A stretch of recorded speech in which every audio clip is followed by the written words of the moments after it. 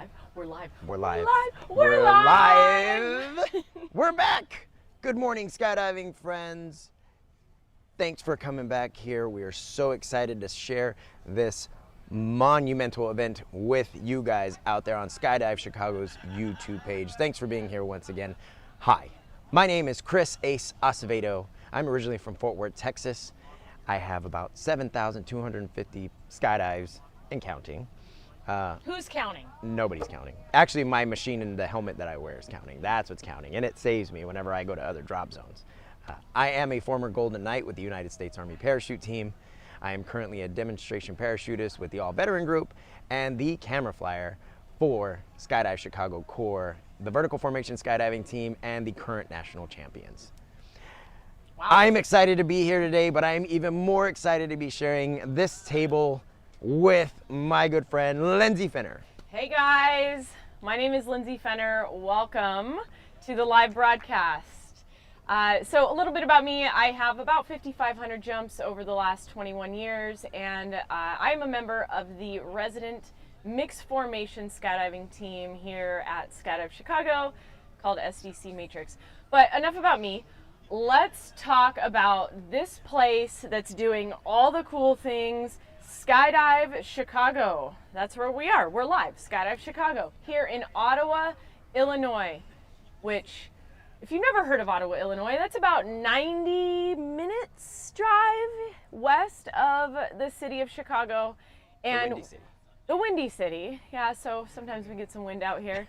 And we're on a 220-acre private airport here. This is like the mecca of skydiving. We've got a campground, we've got a tiki bar, we've got a restaurant, there's a pond to swim in. A pond. There's 60 acres of landing area, a 30,000 square foot hangar. 30,000. 30,000 square feet hangar. There's a maintenance hangar. We have a fleet of 9 aircraft here, and this is where all the cool stuff happens. Team training and massive events just like the one we're doing right now, which is the Dueling 200 ways. Of course. Gosh, and it is an epic event. So big. There's 400 people here, 450 people, 450 excuse me. Of our closest friends. That's right, and they are on site. What we have going on here is the 2 records that you're here to see clearly. The vertical world record, which is a head down. These people are going to be flying like this relative to the earth.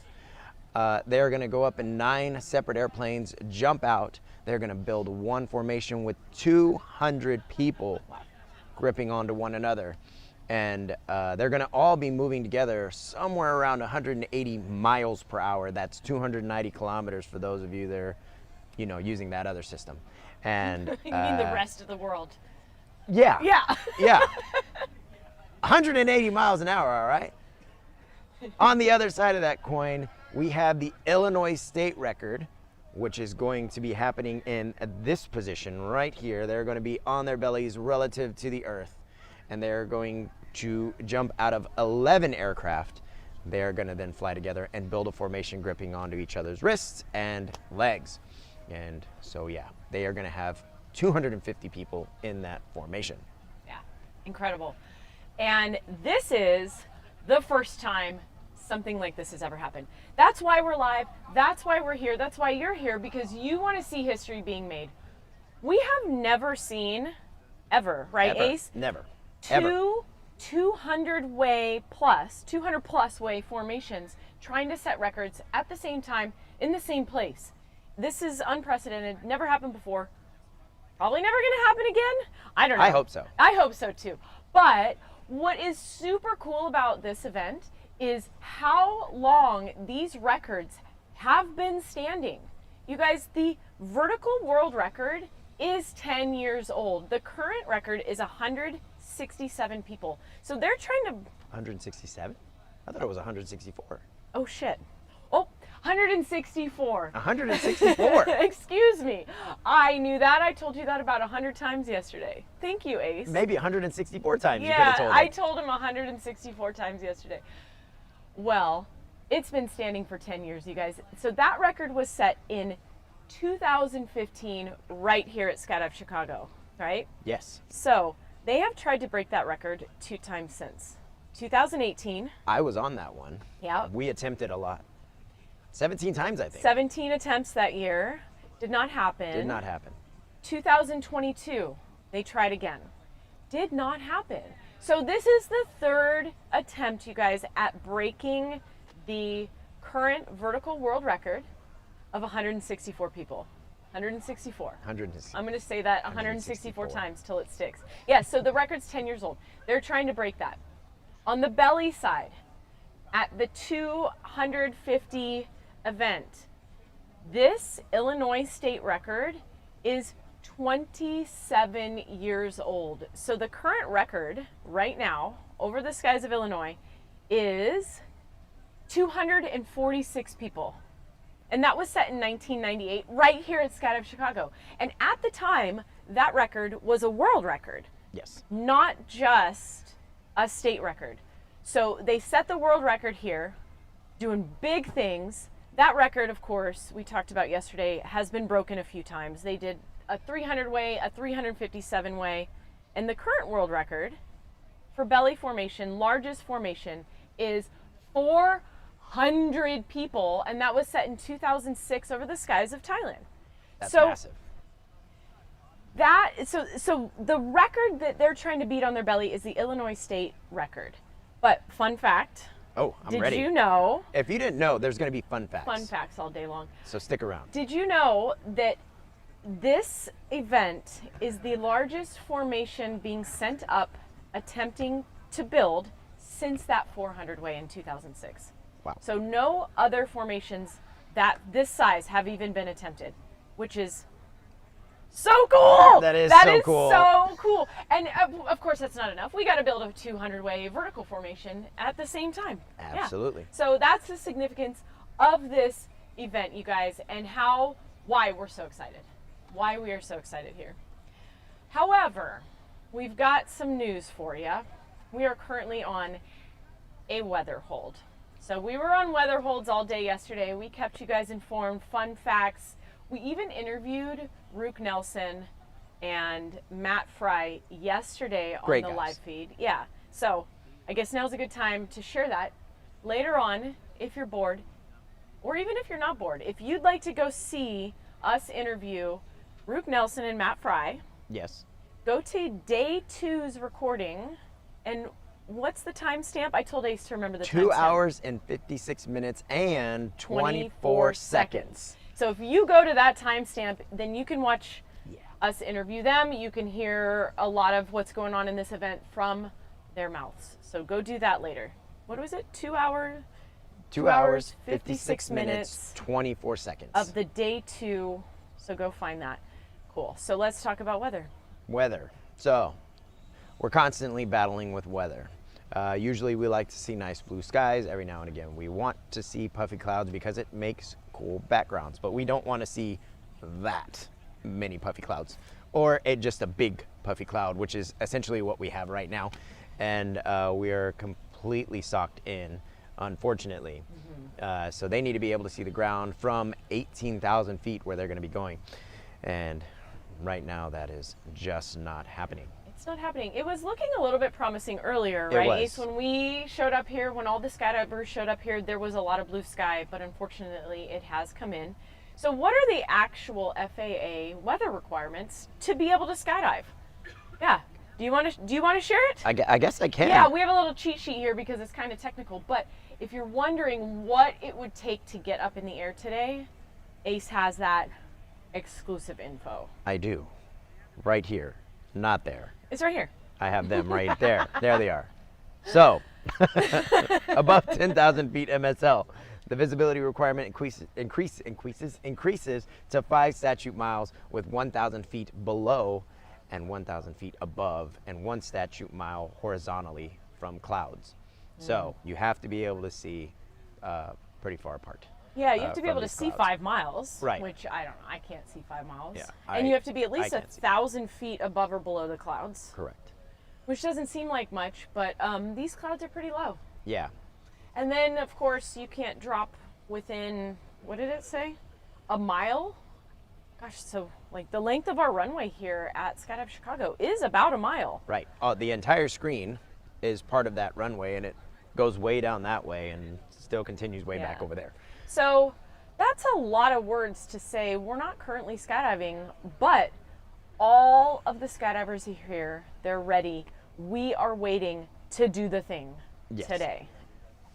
We are. It keeps on changing. This morning, so as we came in, as she was talking about, the skydivers were actually all geared up, waiting to go, and they were actually standing behind their airplanes, and it was looking like it was a possibility of taking off. And unfortunately, this stuff moved in. And so we kind of saw it coming, and we were hoping that as it got closer that maybe it would break up, and unfortunately it didn't. And so we are where we are at the moment. Yeah. So we are currently in the window of time that the vertical world record could be going up. And the next time that they could be going up, if it clears, would be about 9:45 in the morning Central Time. So about an hour from now. And so that will be the next time that we come and update you live, whether they go or not. However, we want to talk about some fun stuff that has to do with big waves. While you're here and while we're here, let's talk about it. Yeah. Yeah. What's on your mind, Ace? I was thinking about talking about oxygen. Okay. So as you go up, you are required, once you get to a certain altitude, to use oxygen, and that altitude is actually 10,000 feet.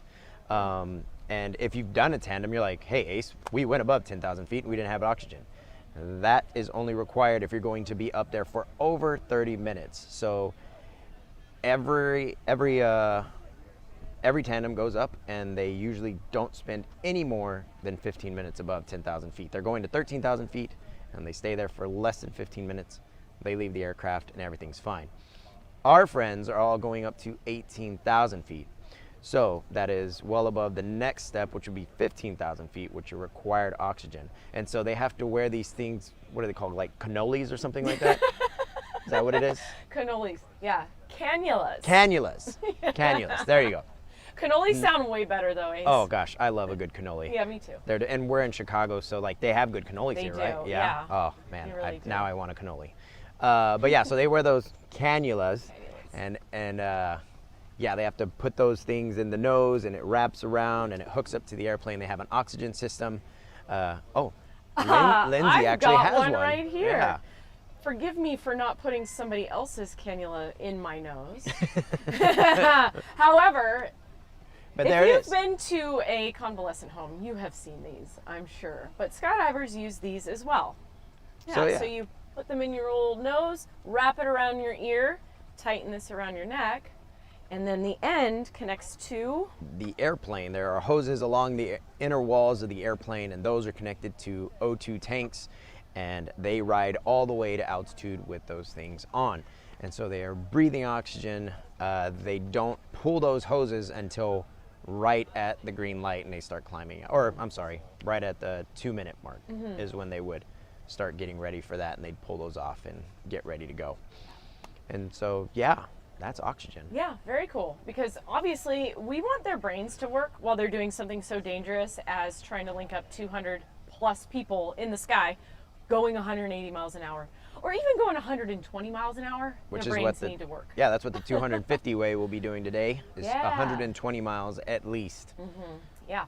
So, did you know that we are going to be showing you live footage in the moment of the actual skydives? So, as soon as the weather clears and they're able to jump, you are going to see us talking about what they're doing, and then the footage is going to change to actual live footage of the skydive. So on each one of the record attempts, the vertical world record and the 250, there is an individual that is going to be wearing a special camera with a live feed right to YouTube.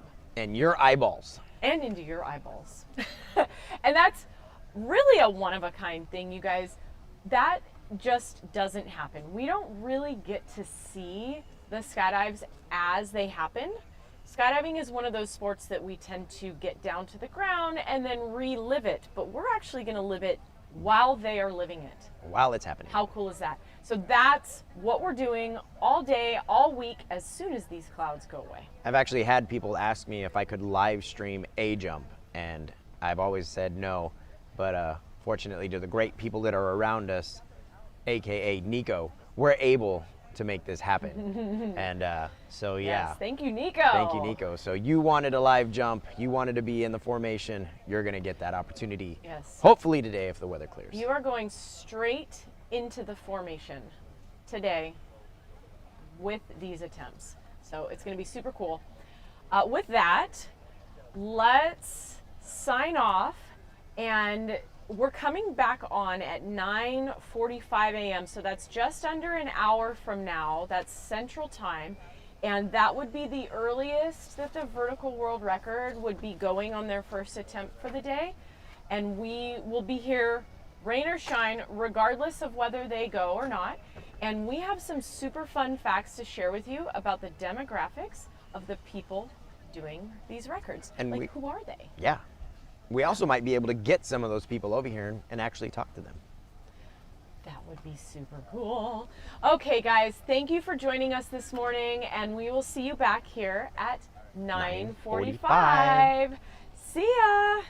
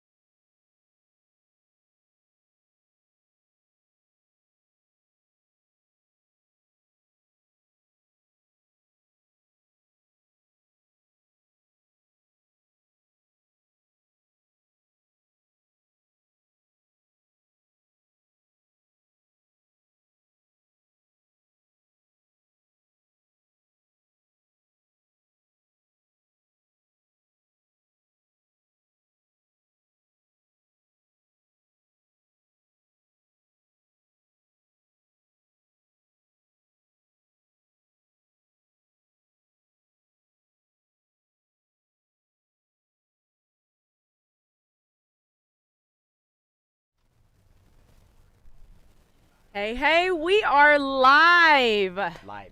Live. Again. Welcome back. Welcome back. We're here at Skydive Chicago. Hi, my name is Ace. And I'm Lindsay. And we are here with the Executive Director of United States Parachute Association, Albert Berchtold. Thank you so much for joining us here at Skydive Chicago during the Dueling 200 Ways, a huge, epic event. That's correct. An epic event where we are trying to set 2 records, and we're doing it in spectacular fashion. So, Ace, tell us a little bit about the event. So, what we're going to have is a vertical world record is the first thing that is on the docket to take off. And these folks are going to be flying just like this in a head-down attitude relative to the Earth. They're going to take off in 9 planes, and there are going to be 200 people divided up amongst those 9 planes. Now, once they get up to the altitude of 18,000 feet, they are going to exit and come together to build one formation, once again with 200 people all attached to one another. On the other side of that, we have the Illinois state record, which is going on. Once again, well, not once again, it's going to be 11 aircraft for them because they have 250 people that are going to be divided amongst them. They are going up to 18,000 feet as well. They are going to jump out and build a formation, holding on to each other's wrists and legs to build a 250-way formation. And that is 2 records that are going to be broken right here at Skydive Chicago. And we're giving it all to you live here. This is such a big event that all the big dogs are here. Hence why we have this man. Yeah, who am I talking to here? We have the Executive Director of United States Parachute Association here. He has been the Executive Director since 2021, and the USPA has been in effect for 79 years, and we wouldn't be able to do what we're doing in this sport without it. So without further ado, I'd like to introduce you to Albert Berchtold, and we're going to be talking about what United States Parachute Association does. Awesome. Thanks, everybody. Thanks for having me here today, guys. Absolutely. Thanks for being here. Awesome to be on the live stream with you guys a bit, and it's great to be here at Skydive Chicago. Nice. So can you tell us what does USPA do? What does USPA do? The big question, right? So USPA supports skydivers and skydiving here in the United States. That mission breaks down into threefold. First is support for airport access, airport and airspace access on airports around the United States. So we have drop zones, over 200 drop zones around the United States, and they're all looking to operate and operate properly. So we work with them. We also work with the FAA to ensure that skydiving has its rightful place on airports here in the US. Next part of what we do is competition and record-setting programs, like what's happening right here this week. Oh yeah. We'll come back to that a little bit more. The third is the promotion of the sport through licensing and credentialing. So licenses, credentialed standards for instructors, and learning how to skydive. So the promotion part and the record-setting part is kind of what we're doing here this week. How are you feeling about it? It's great, you know. About USPA, I'm still energetic and excited about what I do. I've been in this role for 5 years. Before that, I was on the board for 8, as the treasurer for 7 of those. And every day, I still enjoy doing what I do because I get to hang out with skydivers and talk about skydiving all the time. So that's great. Awesome. As far as like walking around here and like from your personal experience, seeing what's going on, like how has that vibe been for you? This is it's an amazing place to be right now. You know, if you've been to a drop zone, you know what it's like to be on a drop zone and the energy that comes along with skydiving. If you've been to a busy drop zone, you know what that feels like. When there's a lot of people around and there's first timers out making their first tandem skydive, and there's experienced jumpers there and there's teams there, you know what that feels like. But what's happening here this week, it's on a whole nother level. Right? There's over 500 skydivers of the world's best skydivers here from the vertical community and from the relative work community, from the belly formation community, and they're all here, and the energy in this hangar is just, it's like nothing else in the world. So that we talk about that they're dueling, and there's always that unspoken thing between the belly flyers and the free flyers, right? And kind of, there's always like this ribbing each other. Have you been seeing that, or have you been seeing a little bit more cohesive interactions? I think there's both. I think the ribbing that goes on is in fun and in jest. But really, the other thing you see here is these two groups are supporting each other more than anything, right? Like we're on the ground right now, and there's groups inside of there, and they're circled around, and half the group is belly flyers, and the other half is vertical, and they're all hanging out, having a good time. And then the other day, when they were all headed out to the boarding area, when one of the groups was headed out to the boarding area, the other one was cheering them on, applauding, giving high fives as they head out. So they're here. These two groups are here to support each other, not just in the logistics that help with having the two groups and taking advantage of those opportunities, but the people involved. And it's going to be really amazing to see how that continues through the week. Yeah, we're really excited.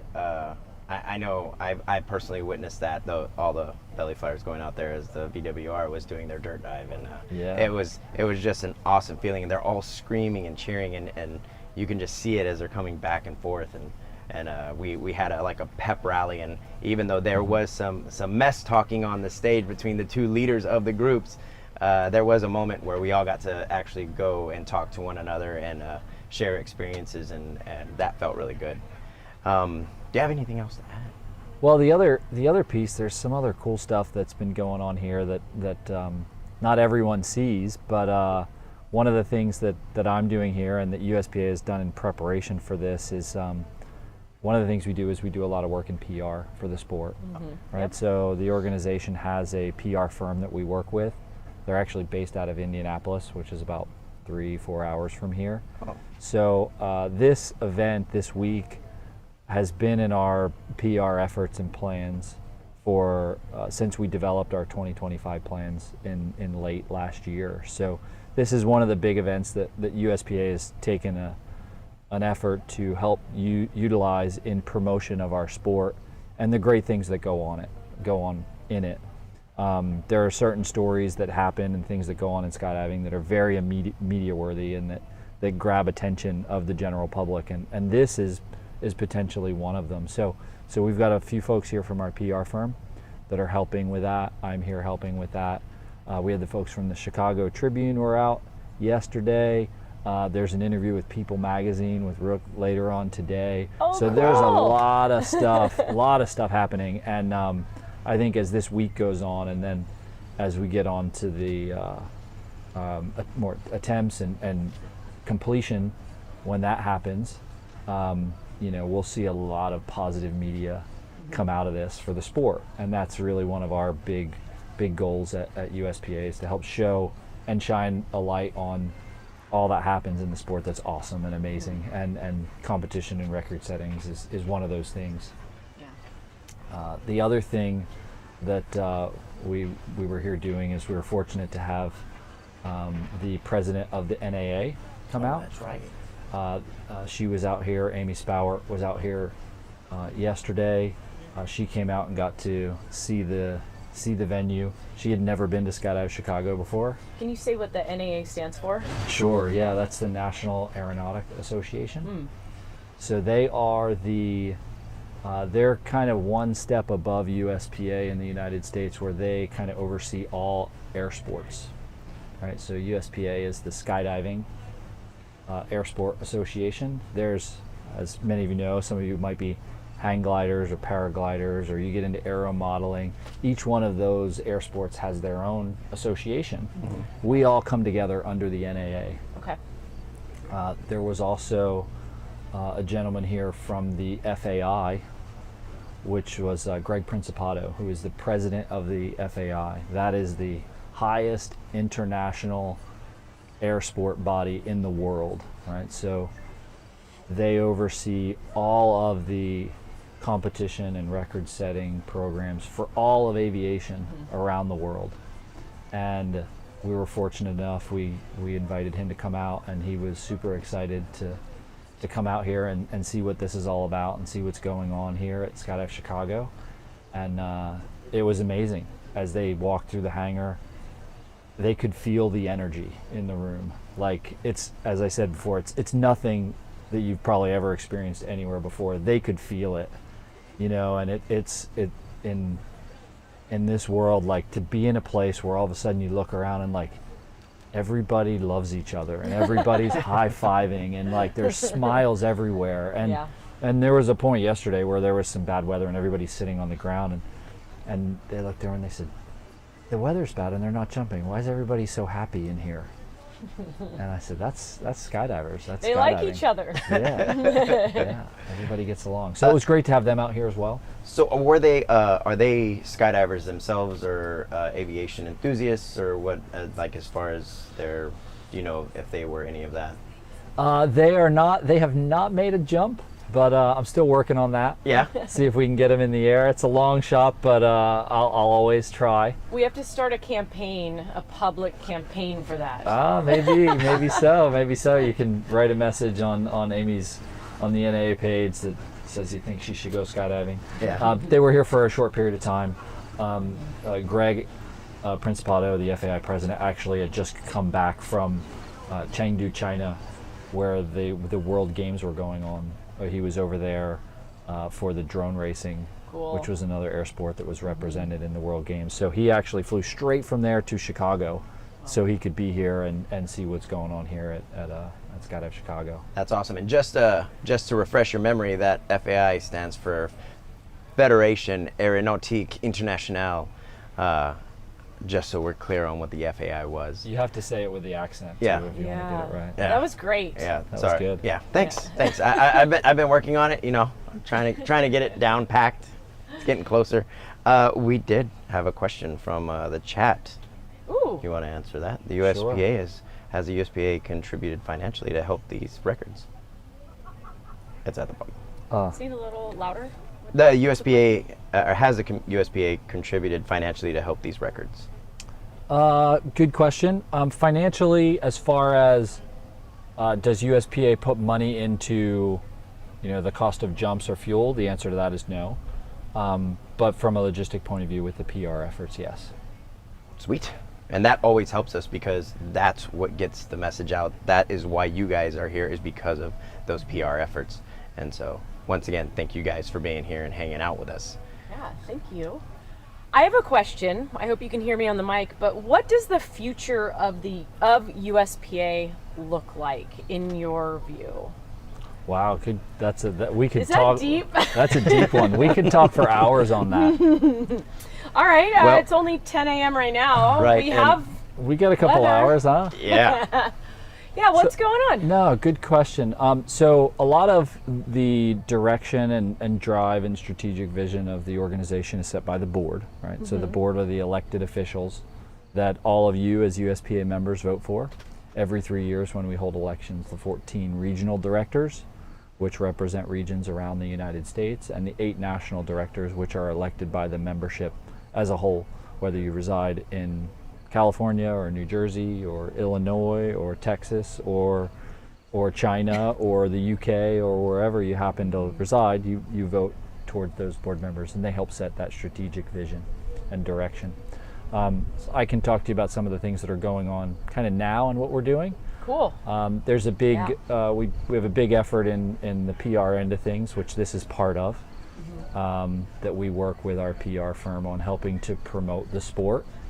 As many of you know, news media is a tricky world. Oh. So we spend a fair amount of time and effort into ensuring that the positive aspects of our sport, whether they be competition, USPA nationals, records that are set, whether it be this one or maybe it's a small state record where Bob does the most jumps in the state of Nebraska at 24 jumps in one day. Small records, big records, trying to reach out to different communities and different markets and show them skydiving and show them the positive aspects. Folks that do veterans related jumps. like the guys up in Wisconsin who do a HUA event every year, and they take veterans on tandem skydives. They did that this year on World Skydiving Day, which is another thing that USPA spends a fair amount of time and effort on promoting, which is a skydiving holiday, basically. It is. Our own day, the second Saturday in July every year. This year was the second annual event. Yeah, I jumped on World Skydiving Day both times. Yeah, Yeah. awesome. It was fun. Yeah, so that's been I contributed to that record. yeah, that's been a big one, and it's gone pretty big around the world, you know, and it's been amazing to watch people around the world grab onto that, and skydivers grab onto that, and really appreciate having a day that is their own. You know, the Minister of Tourism in India made a skydive. Wow. And that So went cool. viral on social media in that part of the world, and we're like, what? Where did that come from? You know, They wanted to set a record, man. Yeah. they did. They wanted a record. Yeah. So from the first year to the second year, were we able, as a world globe, were we able to beat our own record, or? So the record we didn't beat, right? The total number of jumps that were reported was not higher on the second year. Okay.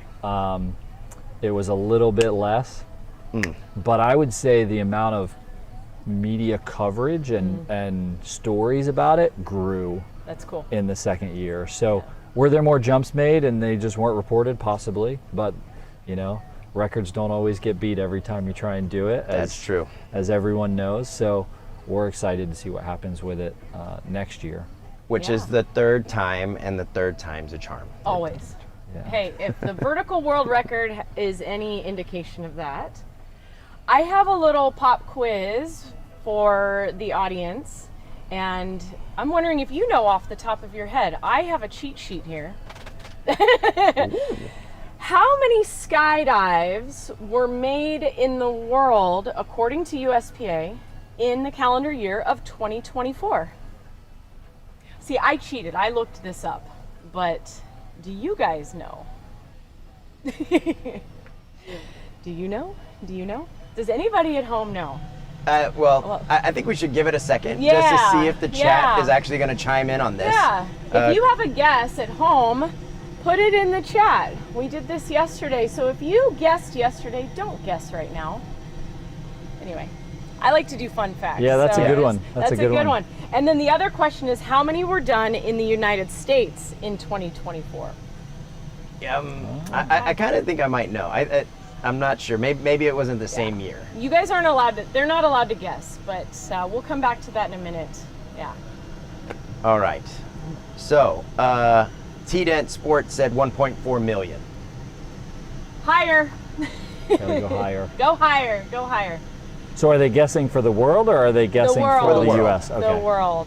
The world. Yeah. Sorry, 1.4 million. You didn't even get what we did here in the U.S. with that one. Yeah. You gotta go bigger for Yes. the U.S. and for the world.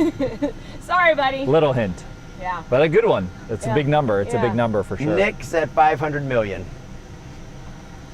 That's outrageous. Yeah, Half a billion.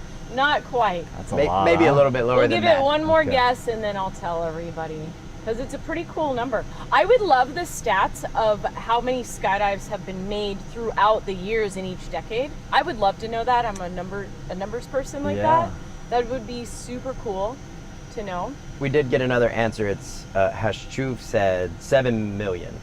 So that's closest. So in the world, in 2024, there were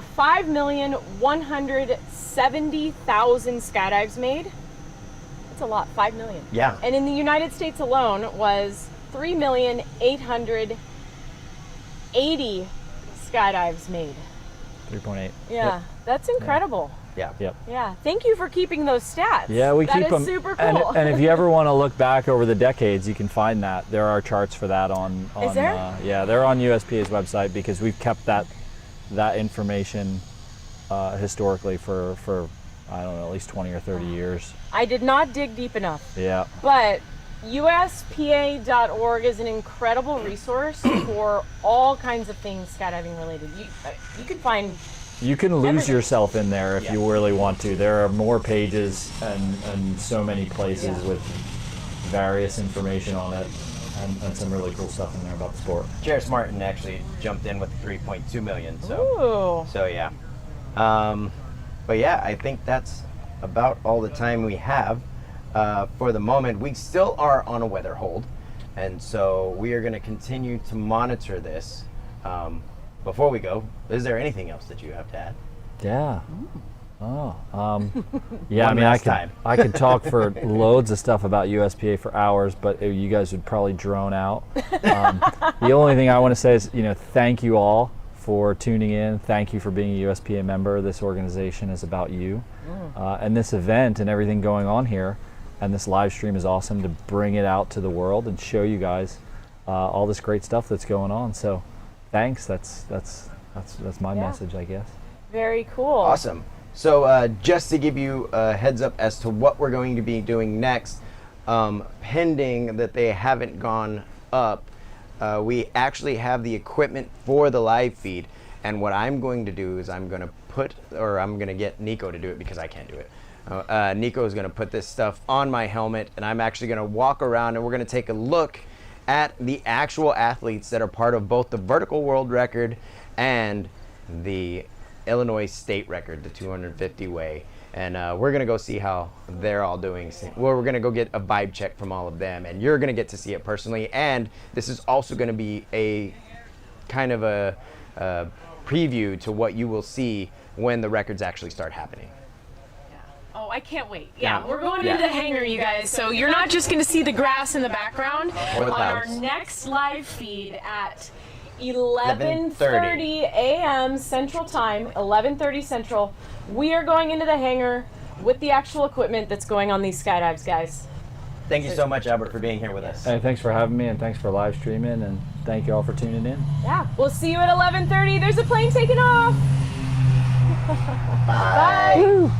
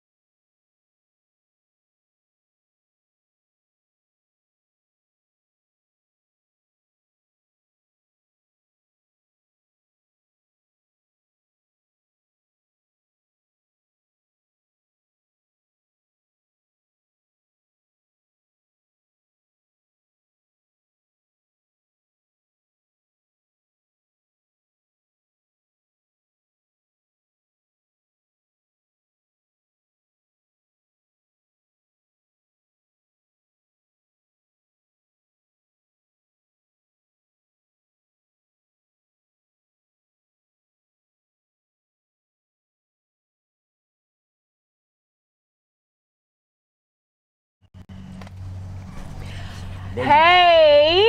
Hi. Welcome back. We are live. We're live. We're live. We're live. Again. Hey guys, thank you so much for your patience. I know we're a little bit later than we said we would be, but you know, that is the nature of doing stuff like this. Ace, who are you? My name is Chris Ace Acevedo. I am originally from Fort Worth, Texas. I have around 7,250 skydives and counting. I'll have more when this whole thing wraps up, which I'm hoping that we can do some skydives. But yeah, I'm a former Golden Knight with the United States Army Parachute Team. I am a current demonstration parachutist with the All Veteran Group and the camera flyer for Skydive Chicago Corps, We're not the worthy. vertical formation skydiving team and current national champions. And I get to share this stage with my lovely friend, Lindsay Fener.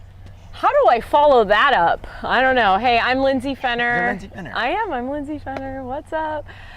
I'm originally from Southern California. I'm here at Skydive Chicago now. Have about 5,500 skydives over the last 21 years. And I'm a member of the mixed formation skydiving team here at Skydive Chicago called SDC Matrix. So, like I said, we are here at my favorite drop zone, what I believe to be one of the best drop zones, the best drop zone in the world, Skydive Chicago in Ottawa, Illinois, about 90 minutes west of the city of Chicago. We are on a 220-acre private airport here. We've got all the stuff. We have all the stuff here. The facility for team training and events like what we're doing right now with the Dueling 200 ways. Hey, we got that one. Hell yeah. Yes. And so what are the Dueling 200 ways, you ask? Well, I have answers for you. They are asking. Yeah, they are. Are they asking?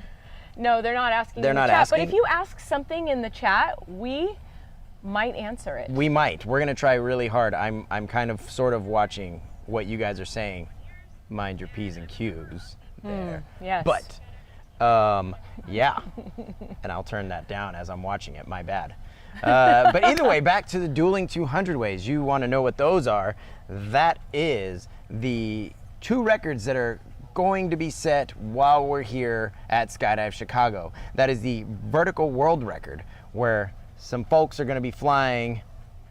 Maybe we just put Lots their of hands on. folks. Yeah, lots of folks. 200 folks, as a matter of fact, are going to get in 9 separate aircraft, and they're going to leave that aircraft in this body position. Maybe not immediately, but to build the formation, they will be. And it's 200 of them. They're going to build that formation, and that is the world record. So we have people from all over the globe who are going to be doing that. Pretty cool. And then on the other side of that coin, we have people that are going to be flying in this body position. 250 of them are going to get in 11 different aircraft. They're going to take off right from behind us, and they're going to go up to 18,000 feet, and they're going to leave those aircraft and then build a 250 way, which is the Illinois state record. Yes.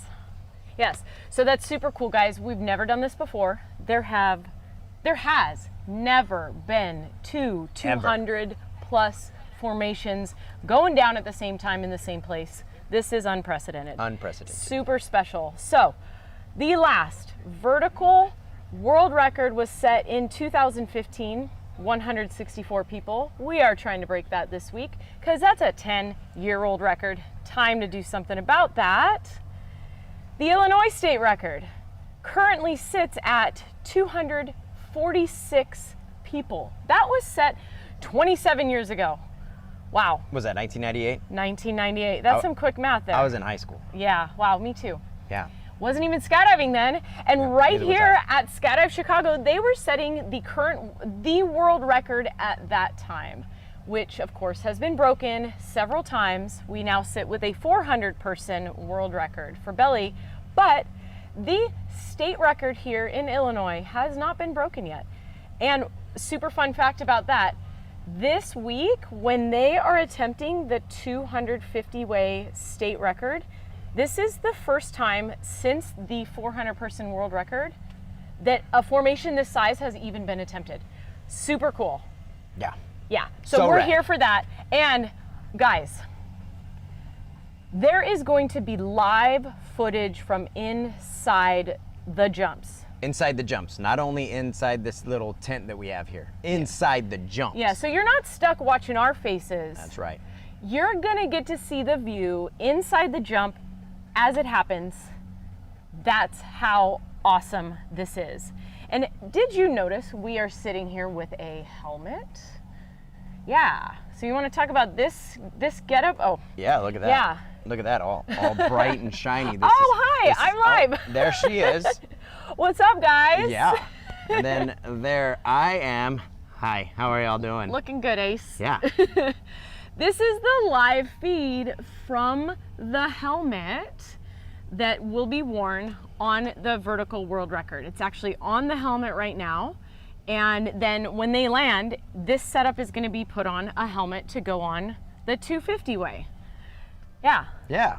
And so the way it works, we're going to go back to the other view, is we've got that GoPro attached to there. And then also we have this little Fanny pack. Oh, fanny pack. I thought it was a satchel. A man satchel. Yeah. No, but, that's a fanny. That's a legit fanny pack. Basically, the antenna that they're going to wear while in free fall.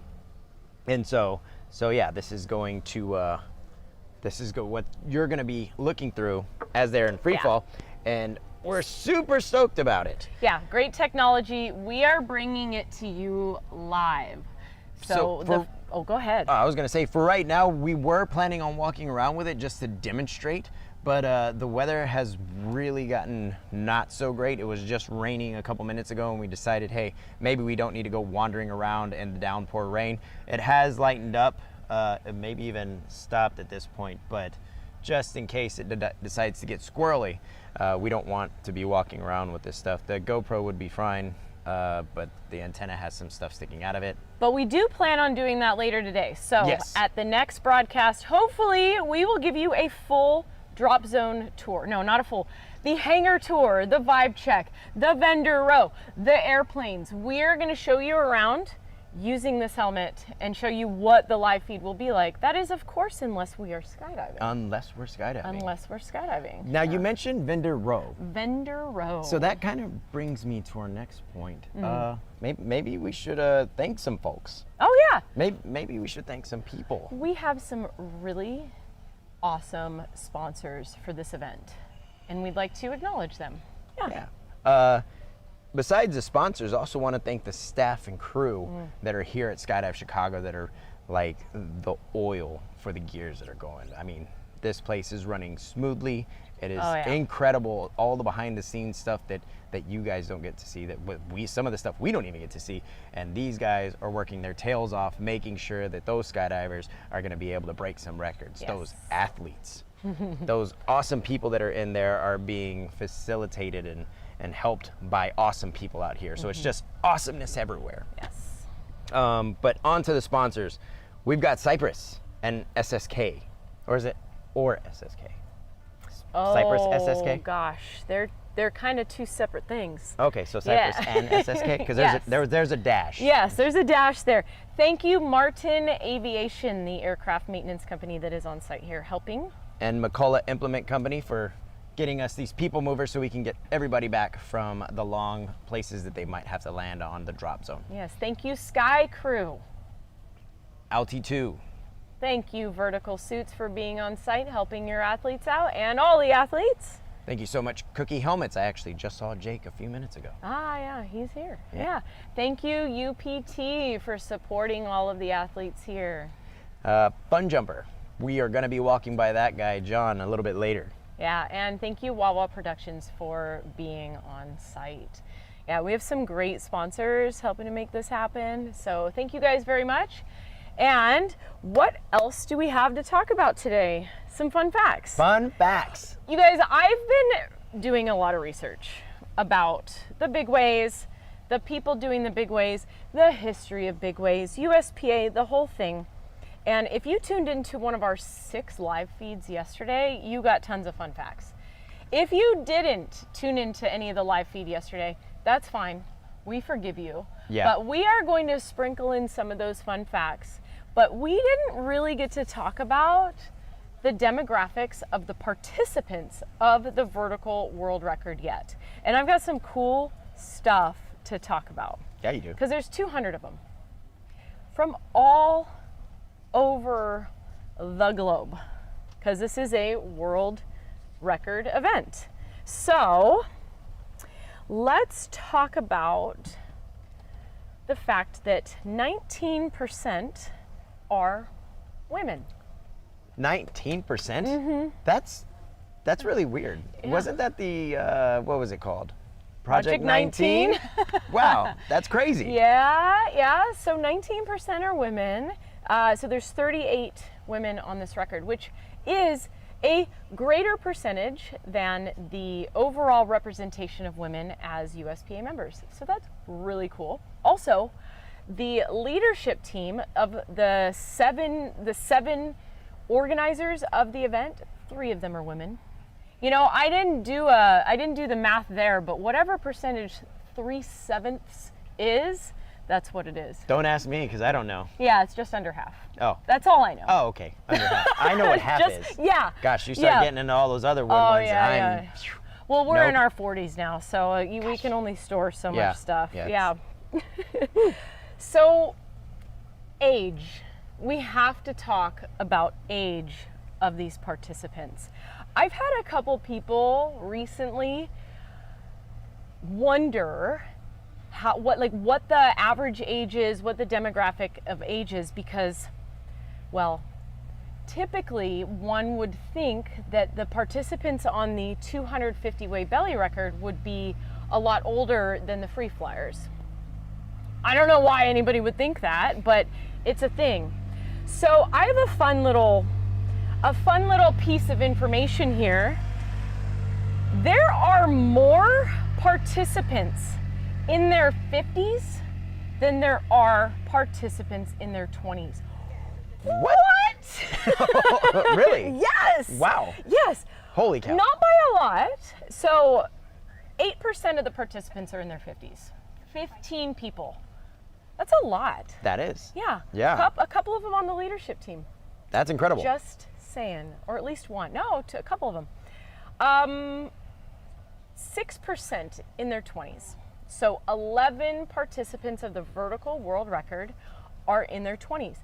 And 2 people have tied for the youngest people on the world record. Yeah. Wow. How old do you think the youngest person on the vertical world record is? Well, seeing as You have a cheat. I actually, I'm looking at the chat. Ah, okay. And we have had a couple comments, but before I get to those, I think that seeing as you have to be 18 years old in order to skydive, I would assume... in the U.S. In the U.S. At a USPA drop zone. I didn't even think about that. Right. I think you don't have to be in other countries. I believe in Australia you don't have to be 18. But I'm gonna say 20. honestly, I don't remember the question I asked you. You asked who's the youngest person. God, you know? Yeah, I would be one of the people in their 40s on this record, which there are many. There are a lot of people that can identify with that brain fart that I just had live. No, the youngest participants on the vertical world record are 23 years old. There's 2 of them. Wow. Yeah. Awesome. Yeah. Good job. Yeah. If you are 23, your names would be Palmer Collette and Shane Onus. I know them. I know. I know those guys. I know. Yeah. Congrats being the young guys. So, what is the oldest person's age? Should we call them out? You know, in the general chat for the vertical world record, there's been a lot of pretending that people are in their 60s, but there's really only one person that's 60 years old on this vertical world record. Larry Hack, you are a badass, and you're the only one in your 60s. Heck yeah. No matter what anybody else says, nobody else on this record is in their 60s yet. But 15 of you are knocking on that door. But far and away, the largest percentage is people in their 30s. So just under half of the people are in their 30s. If I could stop you real Yeah, quick please in the do. middle, because Yes. we've got stuff going on in the chat. Oh, People are God. asking, is it clouded over right now? Yes, Oh, it is, yeah. unfortunately. That's why we're talking so much. Jake Thompson asked, can people come out and watch these jumps? Oh, yes. You want to come out to Skydive please. Chicago? You want to come hang out? There is places you can come out here. You can watch live, not only from us, but with your own eyeballs, and see 200 people separate and pull their parachutes, or the 250 Yeah. way So- do that. So yes, please come out here. Not only are we welcoming spectators, we are encouraging it. Yes. Please do, because one of the coolest things about these big waves is if you are on the ground, you can feel them in free fall. It is like a sonic boom In your bones. as they're falling through the sky, Or maybe 200 it's just or my bones. 250. It's your bones and my bones. Oh, okay, good. Yeah. I was making sure it wasn't just me. You can feel it, you can hear it, and the explosion when all of the parachutes open is electrifying. It is so cool. I kind of have goosebumps right now, Yeah. talking about it. It's so awesome. And then obviously watching 200 or 250 parachutes landing at the same time is a very unique experience. Not to mention 11 aircraft taking off and landing. So please, if you're nearby, please come and join us. Out here at That would be Skydive awesome. Chicago. Yeah, yeah. Please do. We also had somebody say that's a lot of walkers, Brian Ball. More God, that was a lag. It took me a second to get that joke. Oh my God, am we're I talking in my about 60s? we're talking about the demographics. Yeah, I know. Yeah. Yeah, that was funny. Thanks, Brian. Yeah. Morgtastic said, we all know Joey is young at heart. We all do. Indeed. Young at heart. Indeed. He still doesn't have eyeballs in the back of his head, though. And Third Friday said, or asked, what articulating body position mannequins figurines are those? Oh, guys.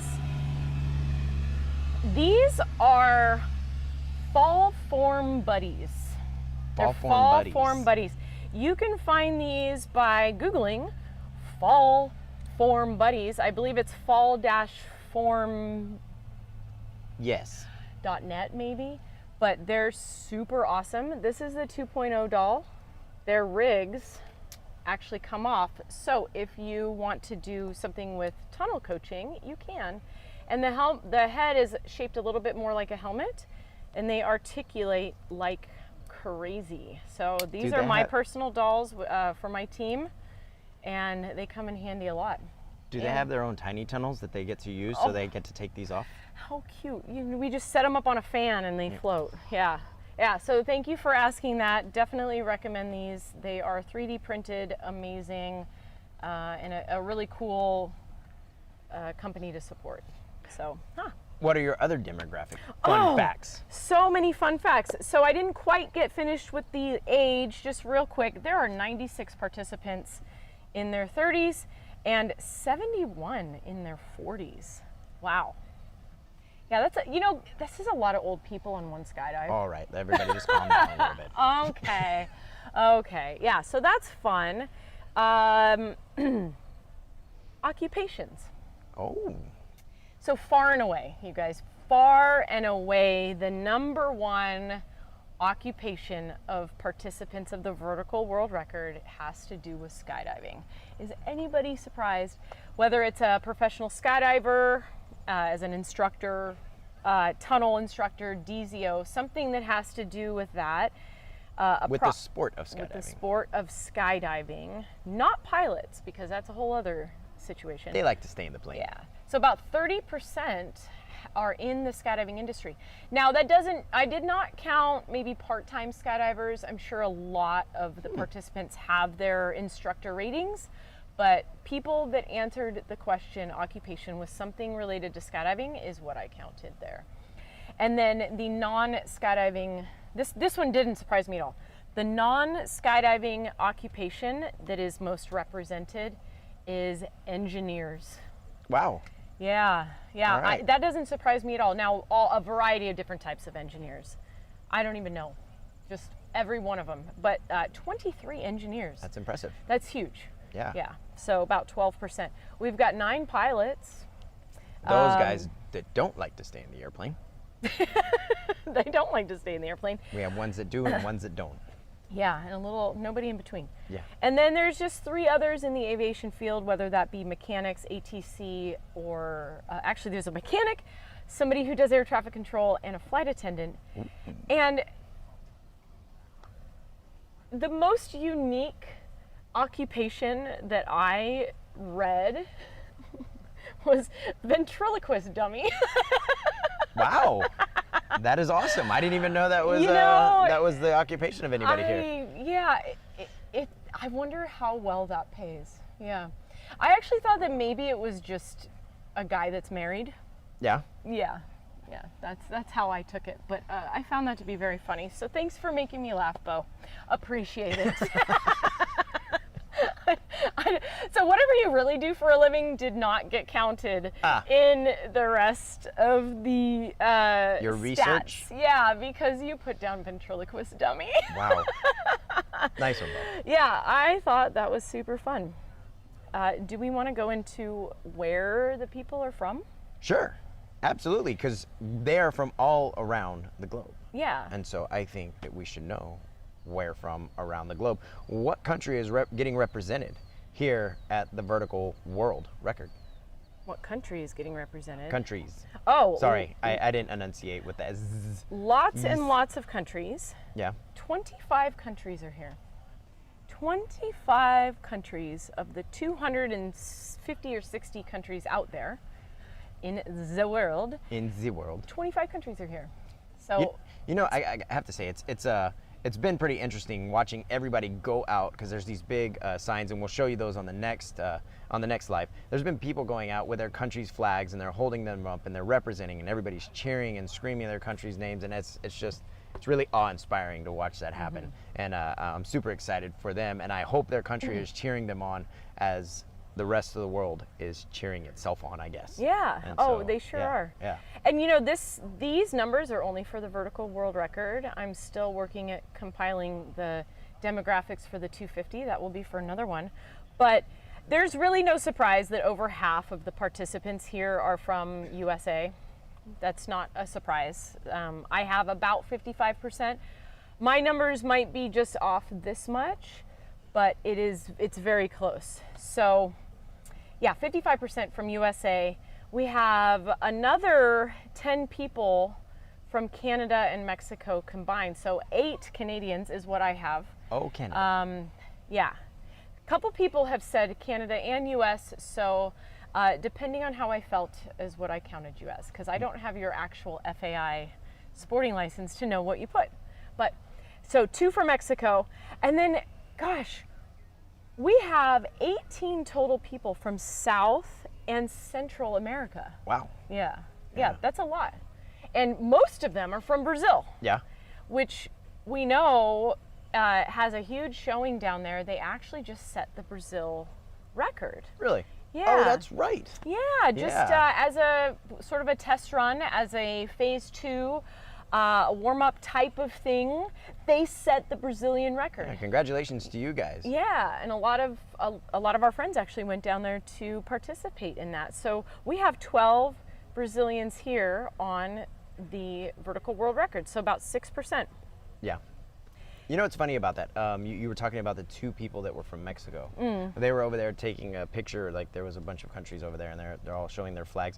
And I remember hearing like Mexico screaming. Oh, and yeah. So I was like, wow, they're really getting. And to now know that it's 2 of them, It's just like 2. that's pretty impressive. They were pretty loud. Yeah, I'd be pretty loud too. I'm from Southern California, so I would be loud too. Yeah. So let's talk about the Europeans. They've really shown up here. And we are also counting Turkey and Ukraine in the European total here. 20% of the 200 way is from Europe. Wow, guys. Yeah. So we've got 39% of you, not percent, 39 of you. There might be 1 or 2 more that are missing there, but roughly that 20%. So that is super cool. Yeah, and we have one guy from Turkey, and I did specifically ask him, would he want to be included in the Europe demographics or the Asian demographics? As you know, part of Turkey is in Europe, the other part's in Asia. So he didn't really give me a straight answer, but I counted him in Europe. Well, there Okay, you go. Con. All right, moving on. Are you in this too? Oh, you're in the chat. Okay. I'm in the chat. So we have 5 people from the Middle East, which is super cool, Yeah. including one from Israel. We have 2 Russians here. That's it for there. No, we have 2 Russians and 1 Indian. Huh. Yeah. And Nice. last but not least, we're going to talk about the 9 people from Australia and 1 person from New Zealand. New Zealand. Good old New Zealand. Yeah, so they And really Australia. I love they them really both. came a long way. Yeah. Yeah, that is a haul. I've been to Australia, and that is quite a flight. And I drive a lot, and so like to be like that was a long flight. Yeah, was- you did not drive to Australia. I though. did not drive to Australia for sure. Yeah, so we have people from all over the world. That was a long way around trying to say that, but very cool to get a sense of the demographics here, trying to set a world record. In fact, England is showing up in the chat right now from Carol Sadler, and she's also shouting out to Laura, Simon, and Alan, who work for Skydive Dubai. Ooh. So yeah, we're starting to have some representation in the chat. I had another stat that I wanted to share. Yeah. So the last vertical world record was set in 2015. Yes. 164 people. I went through and figured out what is the crossover? How many of those individuals, how many of those 164 people are here attempting to break this record now? I did not. Ooh, I did not count some of the people who may have been here in 2018, some of the people who may have been here in 2022. I'm only talking about the people who are here 10 years later, still trying to do this. What do you think, Ace? Have I told you this before? Actually, what do you guys think? Yeah. How many people have returned 10 let's years light up later that chat. to break this record? What do you think? Tell us in the So chat. I'm trying to remember if you did tell me, because you probably did. You definitely told me a lot of stats over the last 48 hours, and Yeah, because So- I did compile a lot of stats. it was 10 years ago, and so Well, I don't want you to guess anyway. I want Okay. the people at home to take a guess. Stephanie Twardek, hopefully I said that last name right, said 69. Jake Thompson asked, can you guys explain how much time people have to get into information when doing these record jumps? Ah, cool. So what we'll do is we will give people a little bit of time to take their guess at how many people have returned from the last record, whose name was in the FAI certified record, that are back here on the 200 way. And in the meantime, while y'all are guessing, yeah, let's talk about how long that is from when they jump out at 18,000 feet to the initial wave of breakoff, which is 75. 7,500 feet. Yeah, 7,500 feet.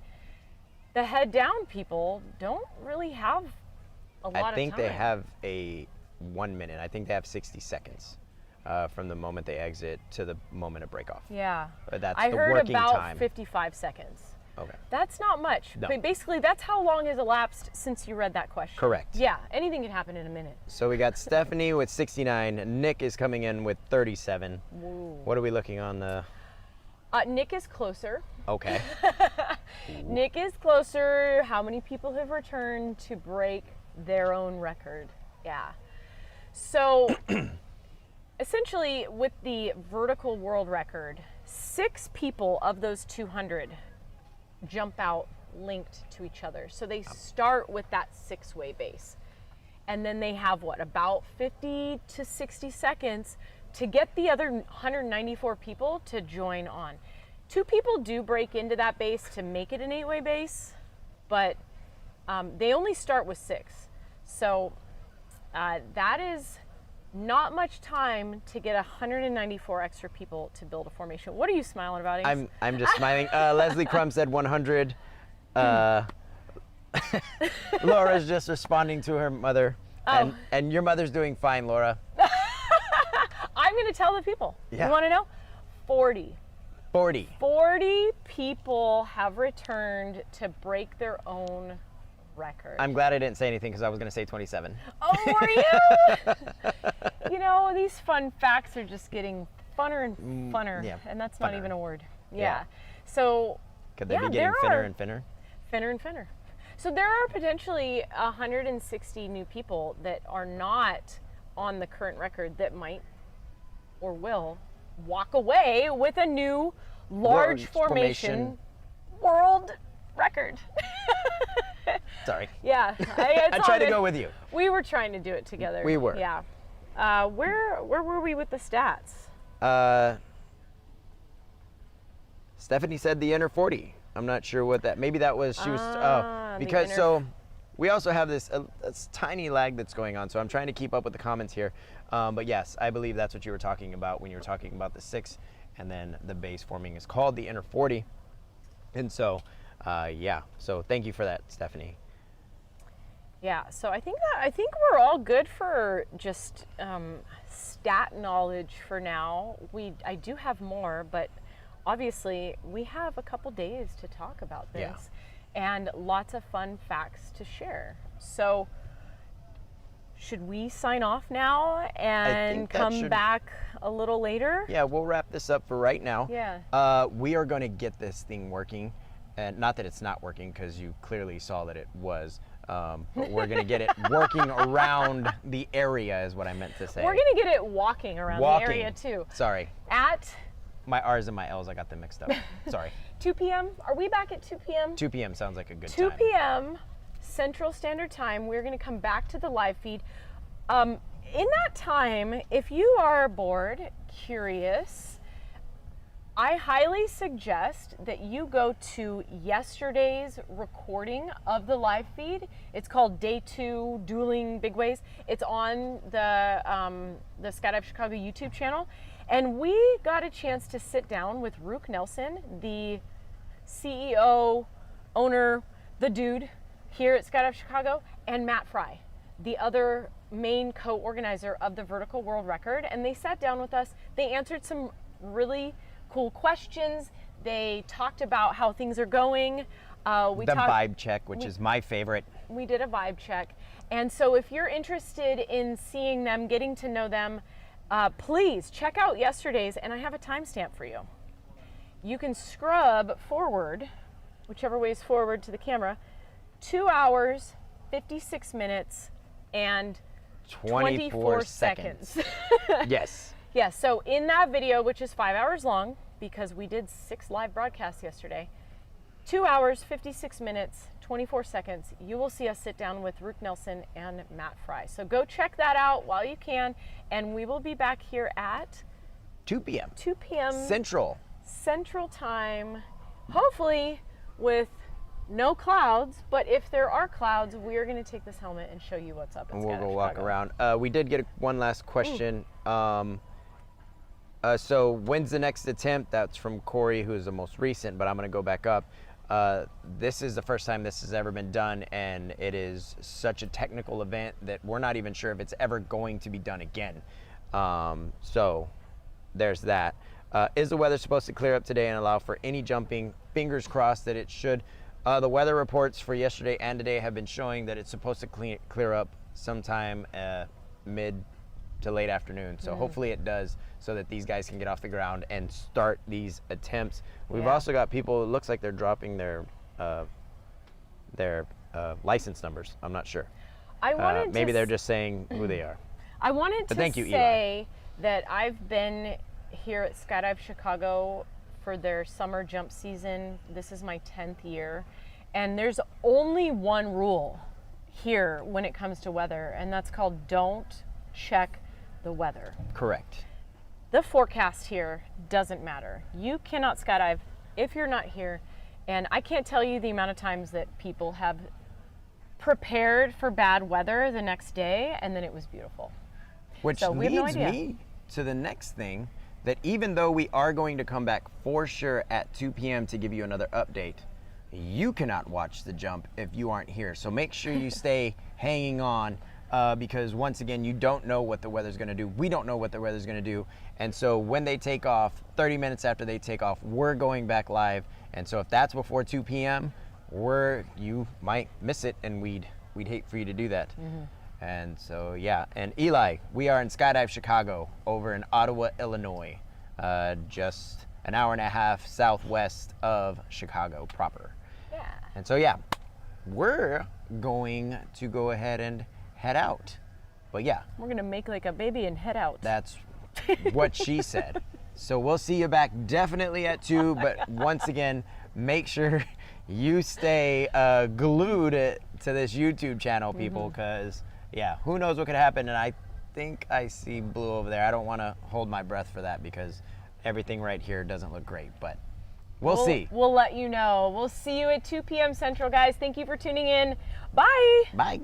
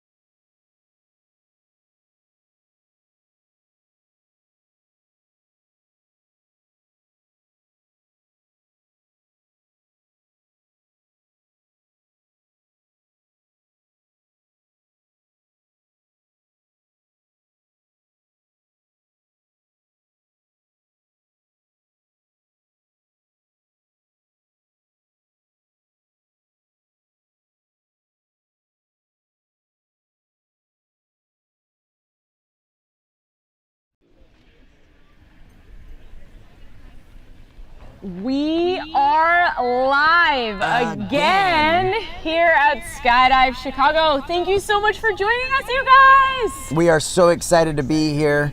Hi, my name is Chris Ace Acevedo. I am originally from Fort Worth, Texas, and I have 7,250 skydives.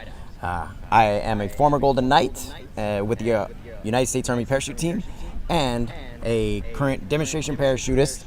Oh yeah, that's right. I have to keep this thing off this time, so it's so weird. But I am a current demonstration parachutist with the All Veteran Group and the camera flyer for Skydive Chicago Corps, the vertical formation skydiving team, and the current national champions. And I am so excited to be sharing this table, not seat, because we're in different seats. But this is Lindsay Fener. Hey, my name is Lindsay Fener. Thanks for that intro, Ace. Hard act to follow. I'm originally from Southern California, have about 5,500 skydives, and I'm a member of the mixed formation skydiving team here at Skydive Chicago called SDC Matrix. Yes. So we're here at Skydive Chicago. Have I said that 7 times already? I think I said it once. Yeah, so that's where we are at my favorite drop zone, what I think is the most premier skydiving place in the world. We have 220 acres here at this private airport, a giant landing area, 60 acres of landing area, a 30,000 square foot hangar where all the action's at, maintenance hangar, 9 aircraft in this fleet here. We're doing team training, we're doing tandems, we're doing fun jumps. We are setting records here for decades. But what are we doing right now? We're doing Dueling 200 ways. That's right. And what is a dueling 200 way? Well, that is 2 records that are being set here. The first one is going to be the vertical world record, which we are going to take 200 people. We're going to pack them into 9 separate aircraft. We're going to take them up to 18,000 feet. Damn. And they're going to leave in this position going 180 miles per hour, and they are going to build a formation. So that is for the vertical world record. On the other side, the second record is going to be an Illinois state record. It is 250 people, once again, packing them in to 11 different aircraft. They're going to be flying in this position, moving at about 120 to 140 miles per hour. I don't know the exact specifics on that big way, but somewhere in between that fall rate, they're going to leave those 11 aircraft and they're going to build together, grabbing each other's wrists and legs. And so that is what is going on here today. Yeah, pretty exciting stuff. I'm wondering if they heard the manifest call that just happened over the intercom system here, because we have been on a weather hold all day. What time is it? It's 2 p.m. Central Standard Time. We were on a weather hold all day yesterday. But if you see me squinting, that's because it's bright out right now. We are getting ready to send some aircraft. The big ways are walking. They're getting ready to get ready to get ready. I do think we are sending up a load of tandem jumpers. So I'm getting goosebumps. I think we are gonna be seeing some records set any moment now. If not records being set, we're at least going to see one attempt. We're trying. Okay, we're just gonna try attempt. first. That's what we're doing. We're going Yes. to attempt, and that is the point here. Yeah. So this, I want to just say the significance of this monumental event, why we're live, why we're doing this, why we're so excited, is because we have 2 records to be broken right now. The vertical world record is 10 years old. That's a long time for them to have a static record here. Yeah. Set 10 years ago here at Skydive Chicago, 164 person head down largest formation. They're trying to break that with 200 people this week. 200. And not only are we doing that, we have an even older record to break. The current record here over the state of Illinois, the Illinois state largest formation record is 246. And that was set 27 years ago. I was still in high school. Oh my God. She was still in high school. I was, yeah. 1998. We've been waiting for this, you guys. So we're doing them both this week, back to back to back to back, and we are gonna be showing you footage as it happens while these 450 people break these old records. How are we gonna do that, Ace? That's right. We are going to be using the equipment that you see before you on this helmet, on this Red Bull helmet with this GoPro camera and some equipment that I am actually wearing right now. Before we do that, I just wanted to hit up the comment section because we love it. Steve Sadler said, "Go Laura and all your colleagues." I actually just met Laura, Steve. She's awesome. Your family's awesome. Thank you for coming into the chat and being here with us. Yeah, thank you for being live with us for the action. Anna says, "We love you, Lindsay and Ace." We love you too, Anna. Shaver was saying that the sky is actually blue behind you. Yes, it is. It is blue. You guys are hearing this stuff. They're making the calls. We are about to send some tandems up. We got to send it. And somebody's just heard a 10-minute call for fun jumpers in the tandem area. So yes, Yep. we are getting totally stoked for this to happen. Yep. But back to what I was talking about. Here is the equipment that our very own Mike Swanson is going to be jumping when he does this. So I'm gonna go ahead and set this down and I'm gonna start this walk. Are you ready? I am ready. Are you ready? Yeah. All right. So we've got this cool helmet here. Yeah, look, and that's what they're gonna So see. we have just switched the feed into this camera here that Ace is holding. I'll take that. And Ace is gonna walk around and give you a tour of the drop zone, what's happening, all the fun stuff. Go have fun, Ace. Show them some fun stuff. So right out here, what are we looking at, Lindsay? This is how many acres did you say?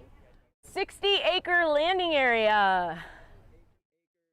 Landing area that they are all going to land at. All 450 people are going to land right in this area, and then we're going to turn right back around.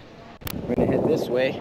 There's the Army tent. We have some volunteers from the Army who are helping us with people movers, which is one of those things. Then right here we have Lindsay there at the table with a camera. Yeah, on the chat. She's taking care of the chat.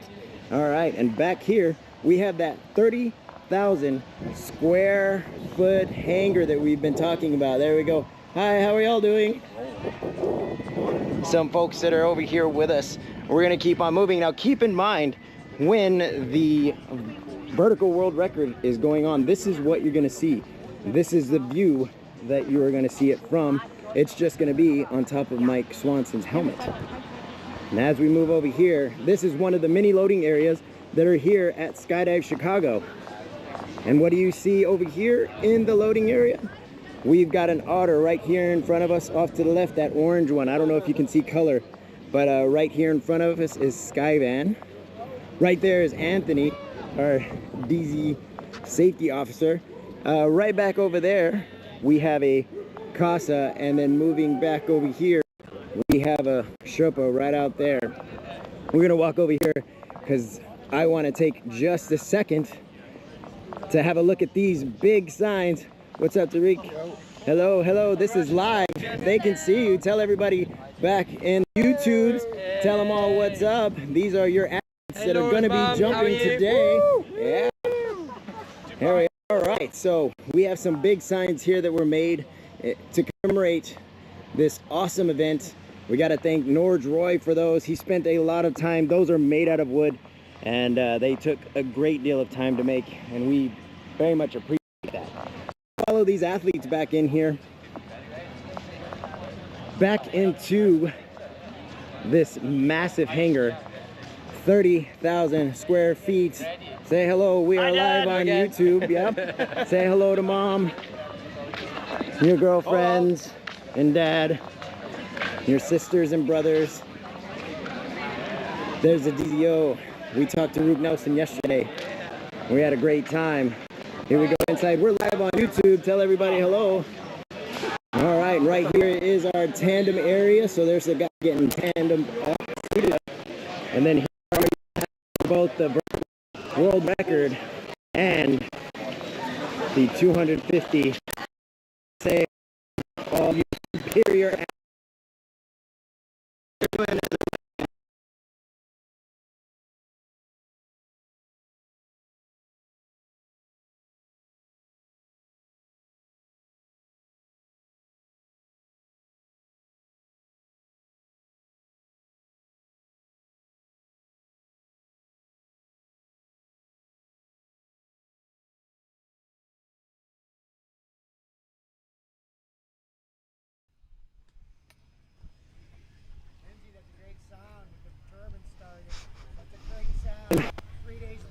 Thank you.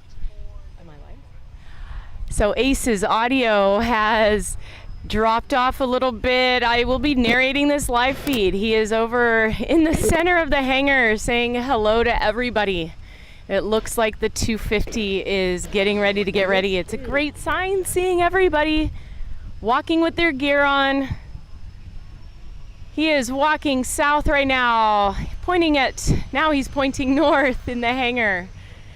And I have audio now. Okay, going to him. People jump. Look. YouTube, looking at YouTube. Yeah.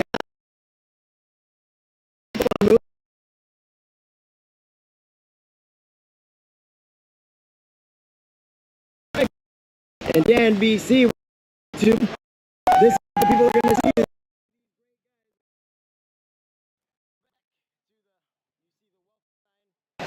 Our 10 people will come right through. Here comes a student right now. That's Rocco and Baxter. How are y'all doing? We're live on. Hey, what's up? All right, and you come right through these double doors. Here is an eating area. We have a little cafe right over there that people can eat at. When you're sitting in here, you can actually look at the manifests, and they will tell you when you are going to be jumping. We're gonna move right over here. We're gonna go right in here and say hello to our manifest people. What's going on, manifest people? It's Erica and Sarah. Say hello to YouTube. We are live right now. This is a live feed camera. Thank you guys so much for what you guys do. Thank you. All right, and so that's a manifest area. Once again, the cafe where people will congregate to eat, and then these people are ordering right there. Up over here, we have offices, and those are used for the staff here at Skydive Chicago. We're gonna move on down the way. As you can see right here, it says AFP room. Here are all of our future skydivers that have started skydiving, and they will learn how to skydive right inside of this room. That might have been a little bit fast, sorry. Try to slow that down a little bit. You guys, and we're gonna come right on over here. We have a women's and men's restroom, of course. And I think these guys are locked. They are. So, this is, oh look, you can see my reflection. This is Maddie. She's trying to open the door to give us a little preview of the store. I told her this earlier. I got to see you one time. It was great. Say hi, Maddie. Everybody watching you on YouTube land. How about YouTube land? Yeah, and so The GSG. this is the GSG store. This is where you can get all of the gear and super cool Skydive Chicago shirts. And even if you want, you can get yourself a coffee. Thank you so much, Maddie. Of course. See you guys soon. And so we're gonna head out this way over to Fener Row. Say hi to YouTube. Hi. Yeah, we're live right now. Oh yeah. So right out here is Fener Row. Say hello, you're on YouTube Live. Yeah. We're moving on down this way towards all those sponsors that we were telling you about, and then some.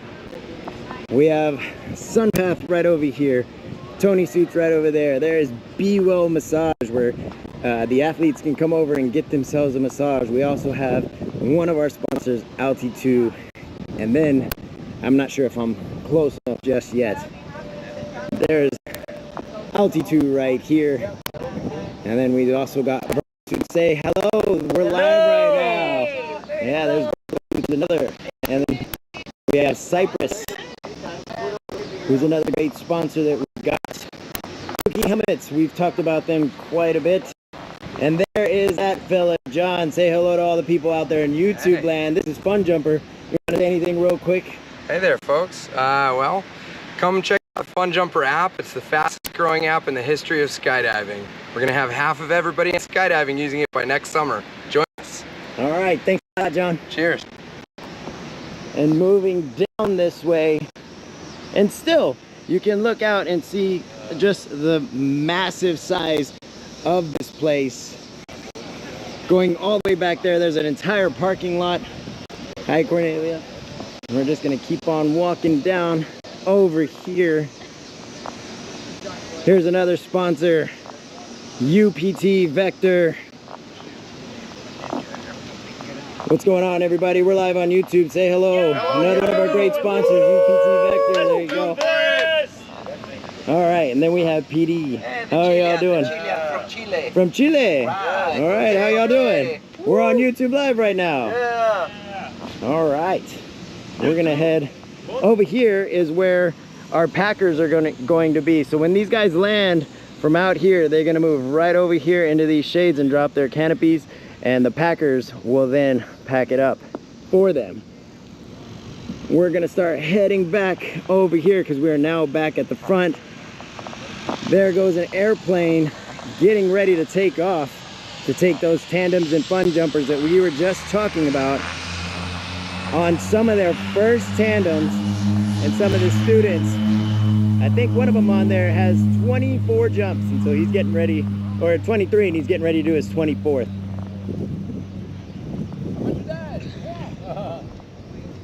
So there they go. The clouds are starting to break up a lot. We're super stoked that we might actually get the chance to get the record going. Hey, how's it going? We're live on YouTube. Say what's up. Hey. Oh, does he make it? Oh, so close. Say hello. We're on YouTube. How are y'all doing? All right, and look, there's Lindsay right there, and we are back. Welcome back, Ace. In the chat, I just said Ace's epic adventure. Yeah. Yeah, that was fun. Oh, I so hope that you guys enjoyed taking that tour of Skydive Chicago. Oh my gosh. So this is the technology that we are using to show you the skydives as they are happening live, which is so cool. I hope you guys are as excited about that as we are. And things are looking pretty good here. I think you just saw an aircraft take off. That was one of the Twin Otters here, not including any of the big wave jumpers. In fact, there have been some first-time skydivers, some tandem skydivers waiting around today, just like everybody else, waiting for their chance to go skydive and go 120 miles an hour. Yeah. Yeah, so there are people here who are getting their very first taste of skydiving at one of the largest events ever in skydiving.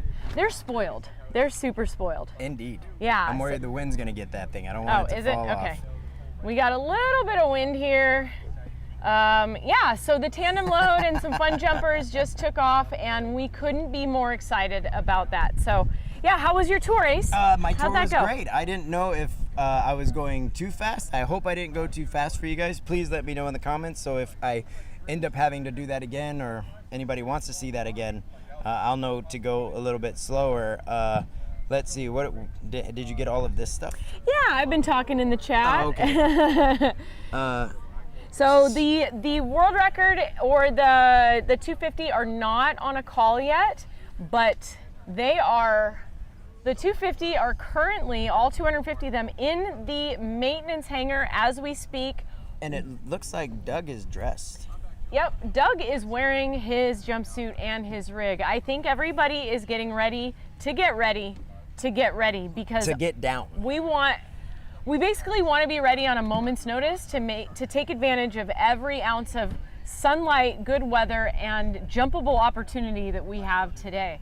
So this is getting really, really exciting, and They just we're gave the here. call for people to go to their stations. Ooh, okay. And then they're talking about doing a back-to-back. What that means is the moment that this 250-way Illinois state record lands, then they will immediately land those aircraft. They're going to come in here, get fuel, and the other jumpers for the vertical world record are going to be on standby with their gear on, and they will immediately walk out to those aircraft and jump on them.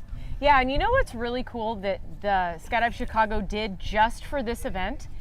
They built 9 separate mobile fueling stations just for this event, so that these 9 aircraft can pull right up to their individual fueling station, not turn off the engine. That's right. Just stay hot, put some more fuel in, load the jumpers, and go. Otherwise, if there was just one fuel station and we had to wait for all 9 aircraft to go through there, it would take forever. Or even more, the 11 aircraft that Yeah. they're using for the Illinois state record. Yeah, so it should be pretty quick, but we won't be live during that point. We will only be coming back live when they're already in the air and about a 10 or 15 minute call until they jump out. So you won't have to watch our faces the whole time that the planes are fueling. But it is this is a well-oiled machine. Once the weather cooperates, We're gonna be moving and grooving. we are gonna be moving and grooving. And I hope you're there, ready to watch these guys do it from inside the formation with this helmet and another helmet that's actually sitting right over there. I didn't even realize it was Oh there. yeah, Chris. Yeah. The person wearing this video setup for the 250 has brought his helmet over and is waiting. Something's making noise. No, And that is was- waiting to have the video setup outfit to his helmet so that they can go up first. So in between jumps, this setup is going to be moving between helmets, and we cannot wait to facilitate that for you so that you can see all of the action. So once this starts happening, we're not going to be able to tell you exact times that we're going to be back on. So if you want to see the action live, you will have to come back to the YouTube feed or just let it play in the background so that the countdown timer will tell you how long until we're on. Because right now, I don't know when the next time is that we're going to be on. Yeah. Because the 250 might go, they might not go. We're not sure yet. But they look like they are all geared up and ready to go. Yeah, they have all their gear on over there. They're currently in the dirt dive right now. Yeah, so what's a dirt dive, Ace? The dirt dive, that's when you go out to your yard and you dive into, no, that's not what it is. What a dirt dive is what you're going to do in the sky. So right now they are all 250 of those athletes are standing around each other, gripped exactly how they are going to be in the sky. And so basically they're talking about the approach, that is them flying from the airplane to their sector and then going to their slot where they will then dock or grab one another. And then after that, they will then talk about the break off. And the break off is when you try to get, or not try, but when you go away from the formation so that you can get separation from everybody else and deploy your parachute safely. Yeah, so they're dirt diving right now. Yeah. But not on the dirt, they're on concrete. Yeah, they're Sometimes they're they on grass dive, Maybe it should be a concrete dive. but we always call it a dirt dive. You know what I love And about they're this? giving cheers too. Yeah, that's you what I was probably just can't about to hear say. it. I was about to say that. I love about the 250 so much is that, man, they are, it's almost like being at a pep rally. They're over there, they're screaming stuff. Doug will scream bass and the entire base screams it right back. And you can hear them over there doing all their chants and they are getting hyped. They are getting ready because they want to break the record first. Because that's what we're doing. We're doing dueling 200 ways. And they Who might can get it first? Yeah, they might get the opportunity first. Yeah. Which would be it looks pretty like cool. that's what we switched to. It was the vertical world record going first, but now I think that they have switched it and they are going to give the Illinois state record 250 way, I guess, the chance to go first. Yeah. Is there a reason why they switched that up? I think So the reason why they switched it up is because to keep everybody on schedule and give everybody, both groups, a fair chance at having a weather window, there's actually windows of time that each group can jump in. And each day it is starting with the vertical world record, and they get a certain amount of time that they can do their jump within that time frame. And then when their window's over and they can relax. They don't need to be on the ready for just a 10-minute call. And then the 250 has their window and they can make the decision, the weather call, to go up during that window at any point. And so right now at 2:26 p.m., we are currently in the window of the 250. So they have the opportunity to go now instead of the vertical world record. That's interesting that you say that. We talked about whoever built the formation, or if they got the record on their particular jump, and if they were in succession of one another, then who technically wins, because you can't send all 450 up at once. And so seeing as they're gonna go first, and we were also talking about time, but yeah, like, I forgot where I was going with that. Oh, well, you're saying if they get it on the same attempt number, like let's say all of the stars and the moon and the galaxy aligned and both groups got it on their first attempt? Oh my gosh. Right. Well, we thought, actually Joey submitted it in the comments, we thought that it would be pretty awesome that whoever built it in the least amount of time wins. Yes. I don't know if everybody's on board with that, but that is what we were talking about yesterday. Is that what you're saying? Kind of, yes. Okay. I mean, that's what I was reiterating, but I was also thinking, what if the weather is a factor? Now you definitely have one that did it on the day prior to the other one. Oh, yeah. But it's attempt numbers, I guess we could right? go back Because to that. neither group has made an official attempt yet. Correct. Which, let's explain that. So on Monday, the vertical world record group, the 200-way, they did do 2 200-way jumps. They actually had all 9 planes, all 200 people in the sky at the same time, but they were still warming up. In fact, not everybody was permitted to take their grip. It was more about gathering data about where their position is going to be. It was more of a low stress sort of warm up situation. So they have had the opportunity to see the sight picture of what a 200 person formation must look like. I just got chills again, thinking about what that must be like to be in the sky falling 180 miles an hour with 199 of your closest friends. That's but right. They weren't allowed, I should not say allowed, they weren't permitted to build the full formation yet. So they technically have not made any attempts. The attempts were to be started yesterday. Yes. And then same with the 250, except on Monday, their warm-ups did not include the full 250. So if they go up right now, this will be the first time that that group has been all 250 of them in the sky at one time. They were doing smaller groups. I say smaller, a 96 way. Yeah. And a bunch of 40 ways were going up on Monday. A small way. Yeah, the small 96 way, you know, and so as we do. Some of the things that they're trying to focus on during these big ways is they're trying to be on level. They talk about these 3 things: level, slot, and then dock. And so when they were doing those looks, the only people that were actually able to grip on the vertical world record were the inner 40, if I'm not mistaken. And they allowed that base to be there and form. But the outer ring, they were not. They needed to worry about their level. They had to be on level. And when they're on level, they are technically looking overhead of one another. So if you will, these people are upside down. And so the level would be, let's see, you would want one level lower so that you could actually take a dock on the other person. Well, it would be a handout, but yeah. And so they're almost shaping into a bowl shape as they're in formation. And now, so that's their level, and then they want to be in slot. And so that was one of the biggest things, is to get into that slot, take a deep breath, and understand what you are looking at. That way, when they go to these attempts, they can actually look across the formation, they can see all of the colors, and they know exactly where they need to be so they can make this complete. And then they want to take the dock, and that is the last thing that they want to do to complete the formation, is actually take the dock. And so they want to be as calm as possible. And can you imagine just trying to stay calm going 180 miles an hour with 199 other people with you, and you take that dock, and to complete that and look across the formation and know we just broke a world record. That's got to be an amazing feeling. Oh my gosh, you're going to see it live, guys. Yeah. You're going to see that live, because that is happening this week. Hopefully we can send some up today. Maybe not. I don't know. We just don't know yet. We know about as much as you do.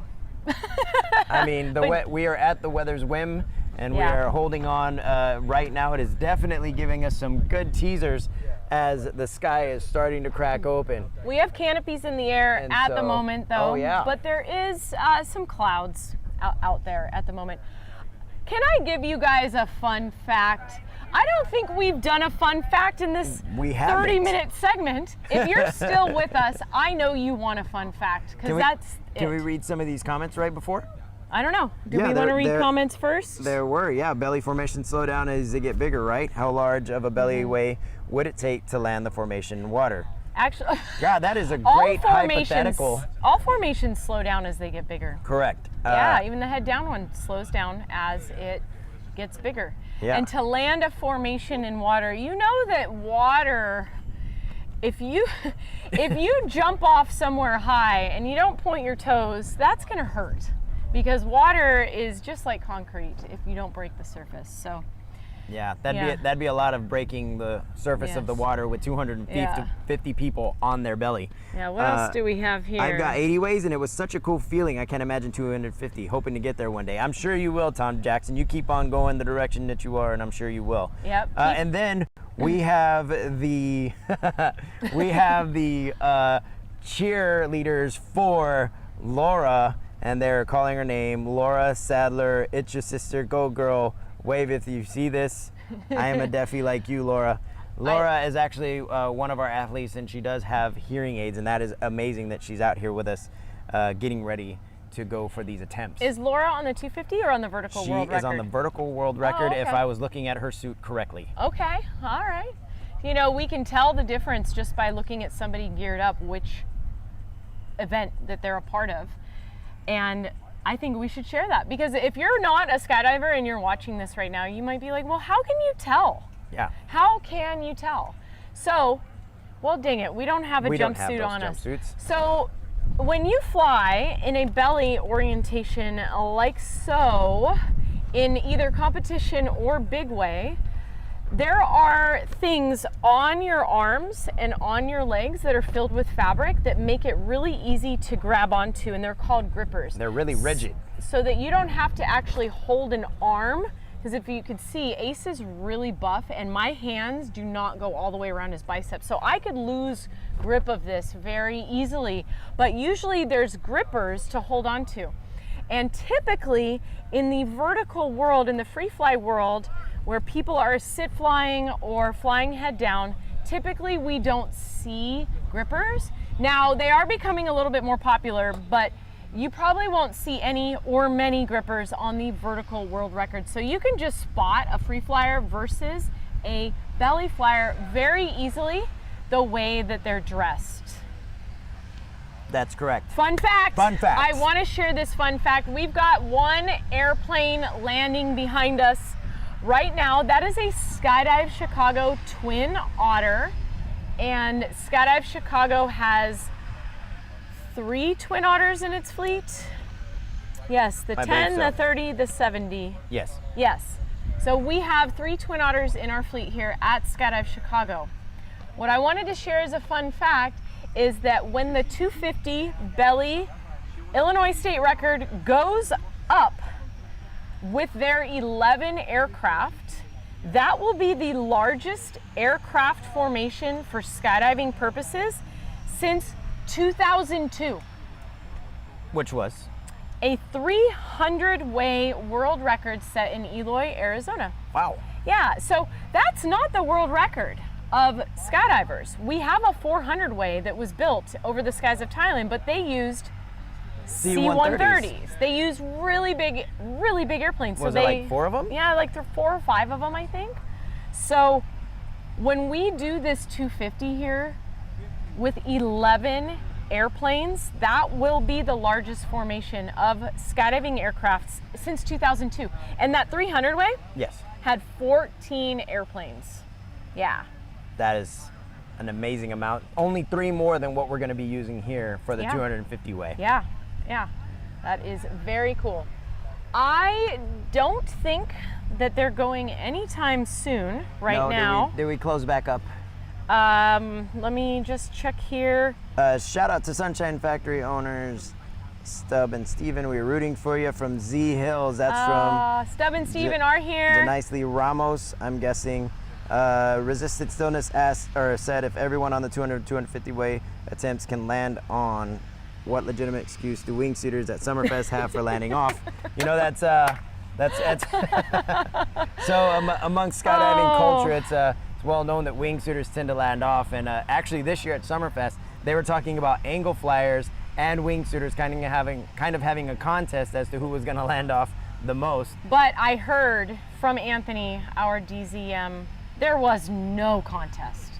The wingsuiters won the landing off contest far and away over the angle flyers. And by landing off, what we mean is they did not make it back to our 60 acres of landing area. 60 acres. Yes, because what happens is we fly our aircraft over the landing area in one direction or another based on the conditions, and that's where skydivers exit.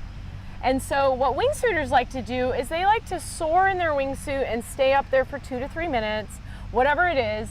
And sometimes they just go a little too far, you know, they're enjoying the scenery, and boom, they are too far away to land back at our landing area. And for those folks that don't know what a wingsuit is, I don't know if you explained it. I did not. But it's most people know them as like the squirrel suits. That's what I generally hear when people talk to me about skydiving that are not skydivers. They will ask me if I've ever flown one of the squirrel suits that you normally see on all the commercials and stuff. And usually it's a base jumping suit that people use. They'll jump off of tall mountains and such, and you'll see them gliding through, and that's what the wingsuit is. And so when we're talking about these wingsuiters, that's what we're talking about. Let's see, Eric, Bjorn, Dana's dad here, thanks for the live feed. Will you be showing the fleet takeoff? How about views and sounds from the ground? Good luck. Thank you so much, Eric. Hope you're healing up. Hi, Eric. We will not be showing the whole fleet takeoff unless for some reason they took off in the next 2 minutes. Right. But the 250 is still in their jumpsuits. They're still in their gear. They are still hopeful. The window for them to make a jump first is still open. They're still hopeful. They're still waiting.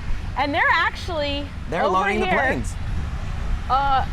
We're getting on the airplane. And we are about to transition this live footage here over to this camera because Chris Webb is about to take off. Hey, that's who's going to be wearing. There's Chris Webb. Hey, Chris Webb.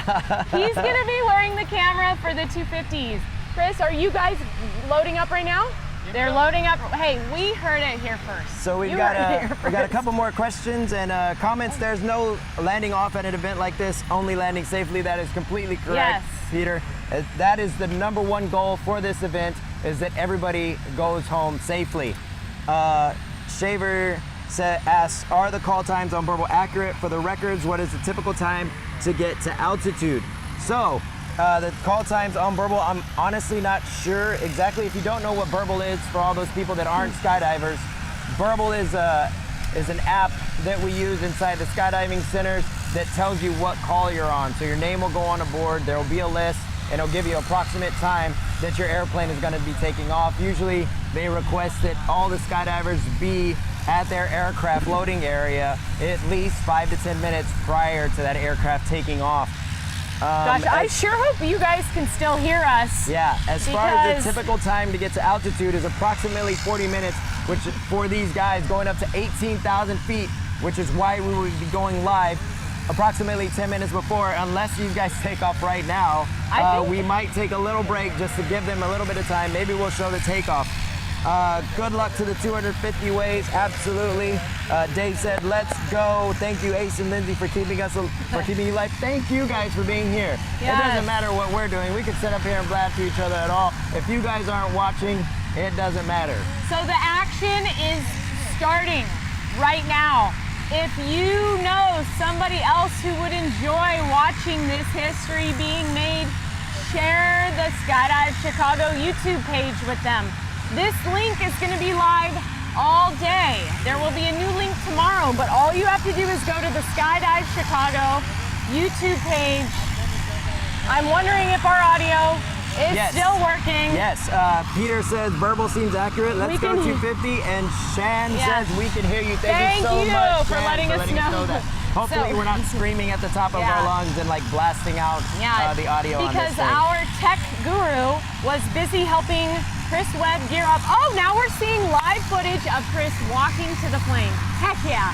So he is heading to loading area #3. which is going to load into the Sherpa, which is supposed to be our lead aircraft on this jump.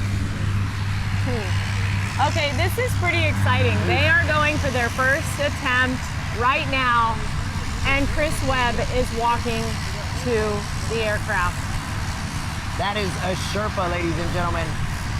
As you can see, there are still clouds in the sky, and it appears as if the organizers are hopeful enough that the window of opportunity to jump will present itself in 40 minutes from now, after they take off. Yes. So that's how tricky that this is to make this call, because they have to look out in the distance, watch the radar, see where the wind is coming from, and try to make the call.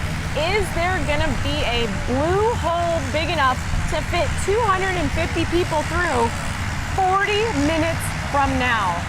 So Shan said, no, we can see his camera, but we hear your voice, and that's excellent, Shan. That's exactly what we want. Thank you for that feedback, Shannon. Music Compass asks, are they going full attempt or no grips? We are going full attempt. This is day 2 of these attempts, and we're trying to break records now, ladies and gentlemen, so I hope you're ready. Yeah, so I guess we can say we will be back here in about 25 minutes. I think it would be really neat to... Maybe we could show at least the takeoff. Yeah. So, we're gonna sit here. Right now, I don't know if you can see that behind us. There's the other view from there we go. underneath the Sherpa. Maybe we can turn the camera towards the runway in a little bit when they start moving and actually get them taking off.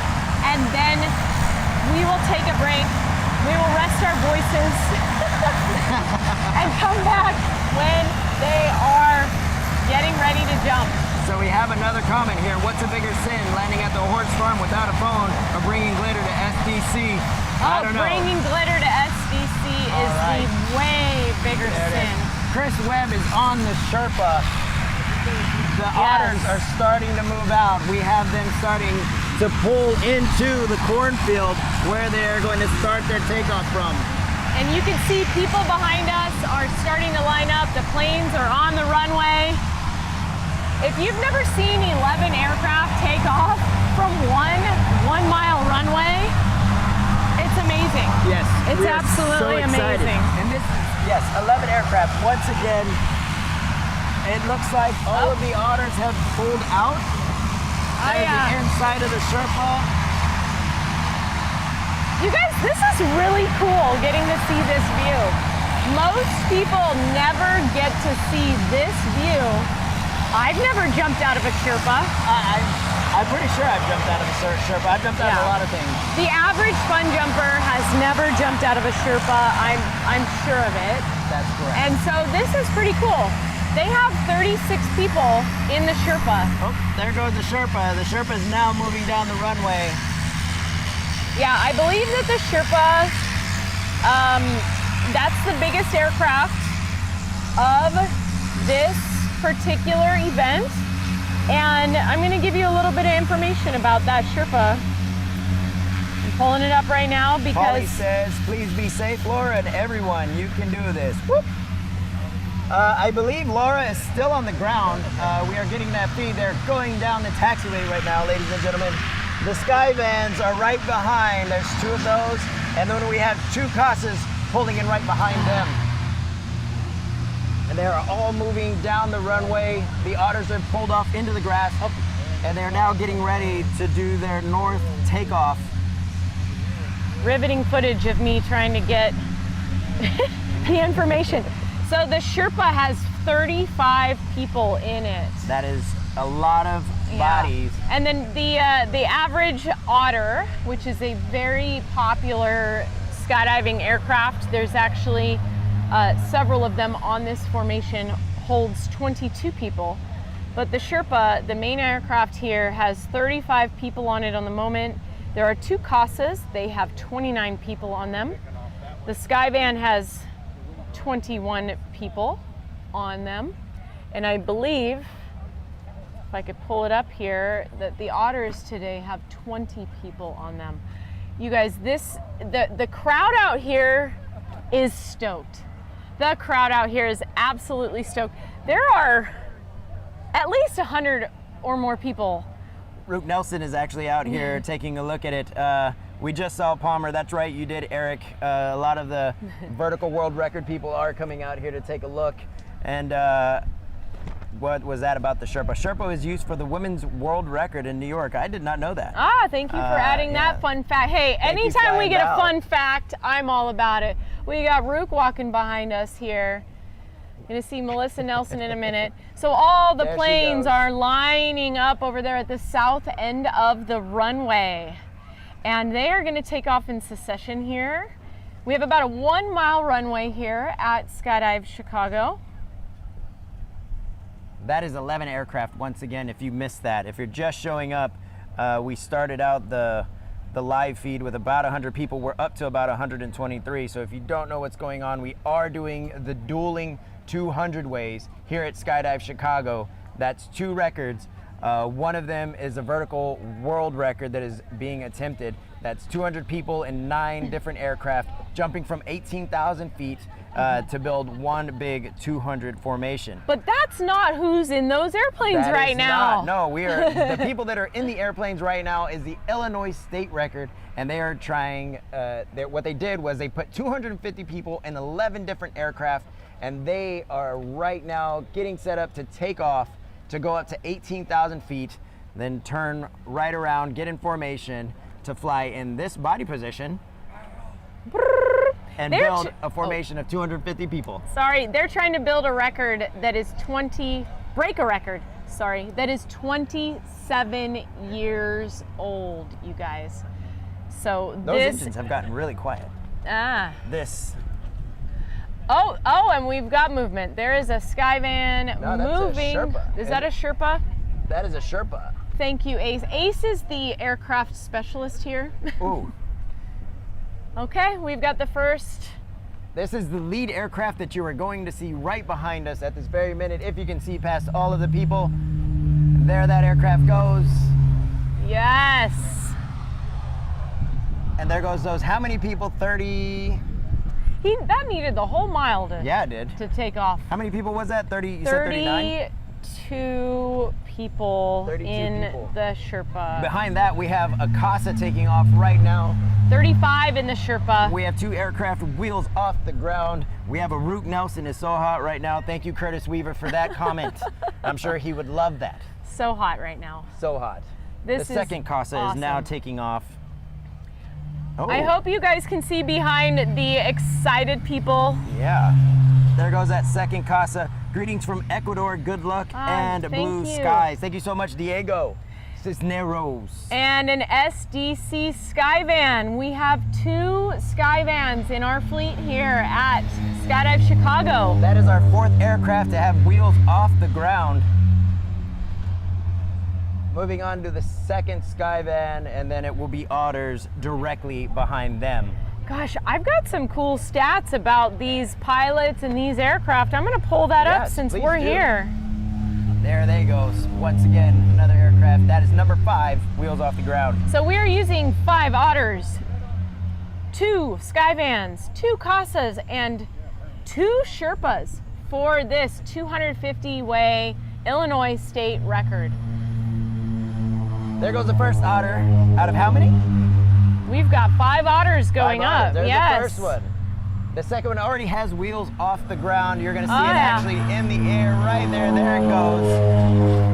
It's cool watching this, thinking years from now I might have the skills to try out for the next big way. You can do whatever you want to, Dan. Whatever you put your mind to, you can do it. Good luck in blue skies from Brandy Lackey. This is our 3rd Otter taking off right now.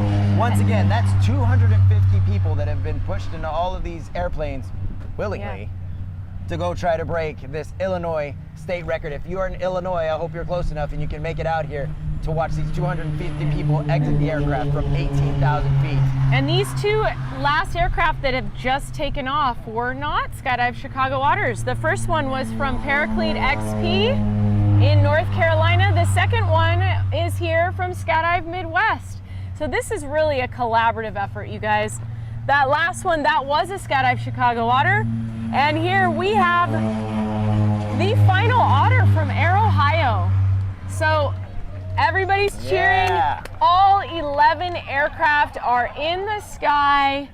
What do you think is going on in the body of these participants? Are they having adrenaline right now, Ace? I think they are ultimately focused. I actually talked to some of the athletes out there while I was waiting in line for some delicious lunch from a food truck that the great Skydive Chicago had brought in, and it was so good, by the way. But they were saying that they are trying to stay focused.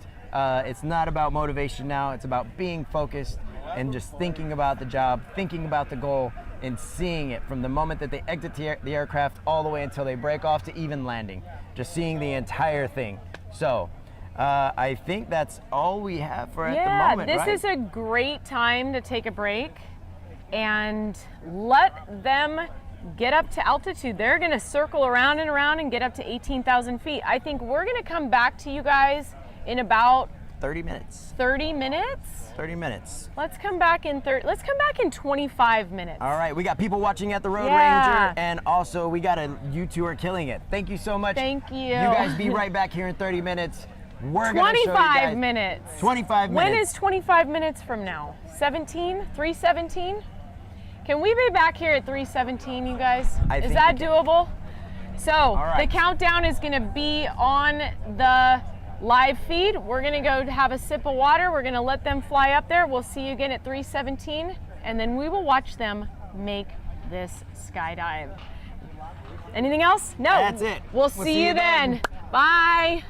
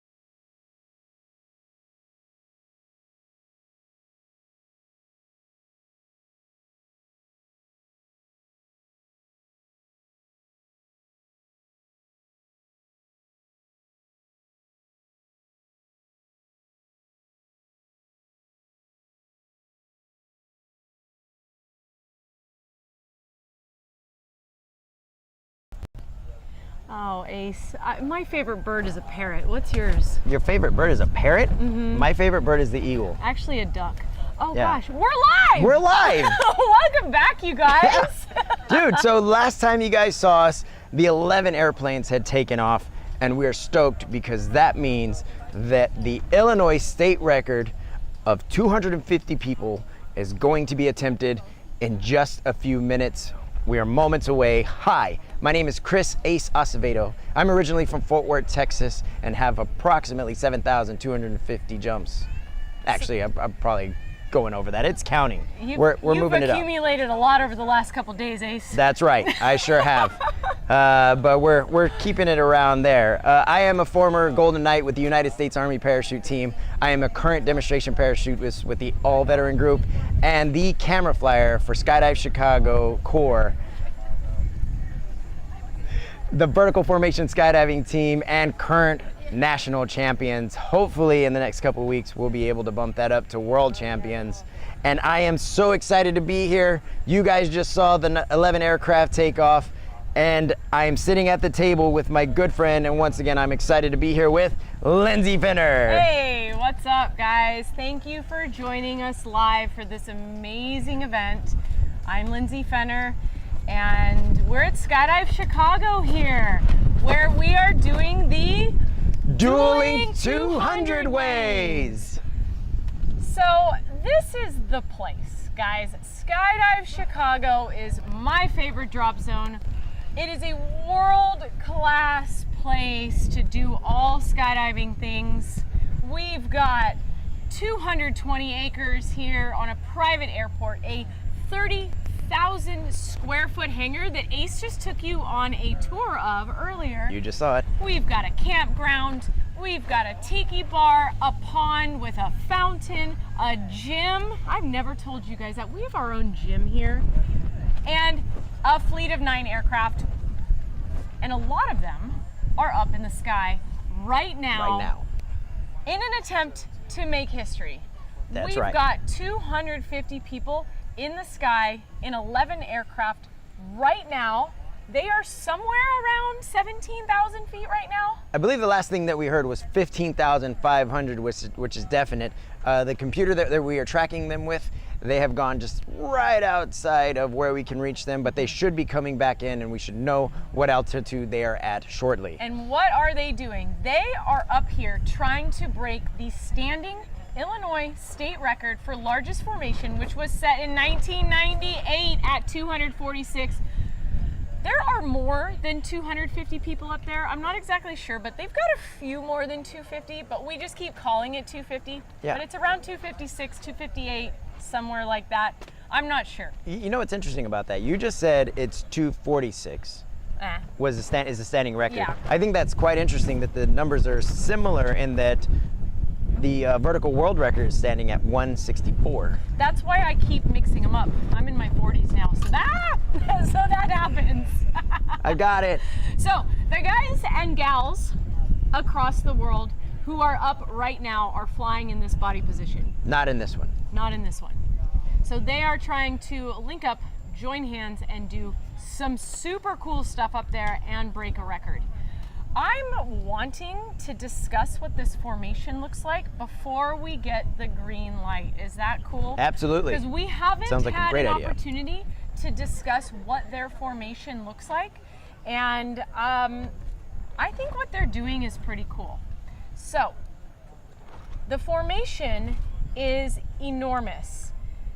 I mean, 250 people laying on their bellies across the sky. That is going to be massive. We have people out here staring at the sky waiting for this to happen. Yes. So let's just talk about the base, the big chunk of skydivers that create a solid foundation for everybody else to dock on.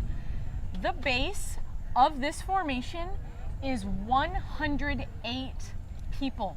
You guys, it's a 108-way base. That doesn't mean they're all exiting linked. No, not at all. In fact, only 6 people are exiting linked at the beginning. So 6 people are jumping out linked, and the other 250 have to come and get them. But how it's gonna go is they've got 6 people in the center. Then They have what's called zippers. It's a certain type of formation where they're holding onto their legs and creating a solid base that doesn't move around too much all around those 6 people. That's 18 in the very center there. Then there's a second row of zippers. And a zipper basically is I'm holding a guy's leg, or if we're facing that way, and then me and Ace are holding here and he's holding another person's leg there. So we've got 2 rows of them after the 6-person base.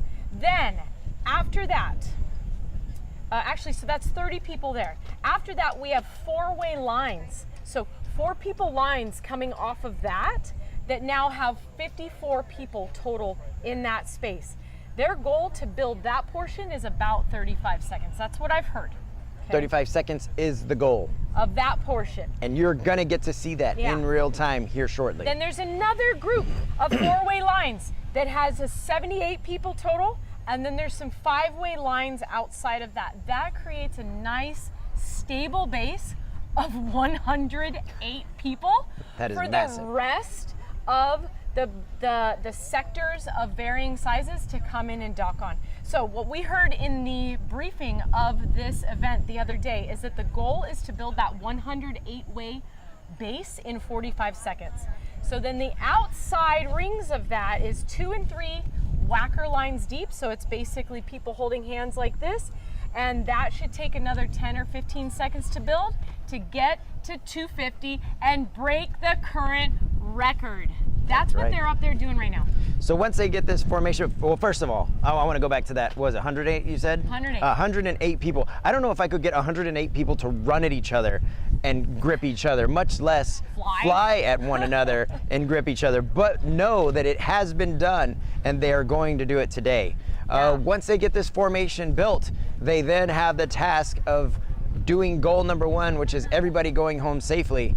And the way that they're going to do that is they have to break off away from each other. And so the 63 outside whackers are going to be leaving at 7,500 feet and then pulling at 4,000 feet. And that is 175 people in the first wave. Wow. And the way that they're going to do that is they're going to turn 180 degrees from the center. They have like sections of the pie, basically. So they have radials that they go on. It's not quite 180 exactly from the base because the people in the formation are sort of at different angles. Correct. But in the big round sort of shaped formation, there are radials coming off of it, and each group of people has their own sector of the radial, of the hypotenuse of the triangle. Yes. And so what they're going to do is they're going to turn and they're going to get into this general body position at an angle, if you will, and they're going to move away from each other. And so that's what they're going to do at 7,500 feet.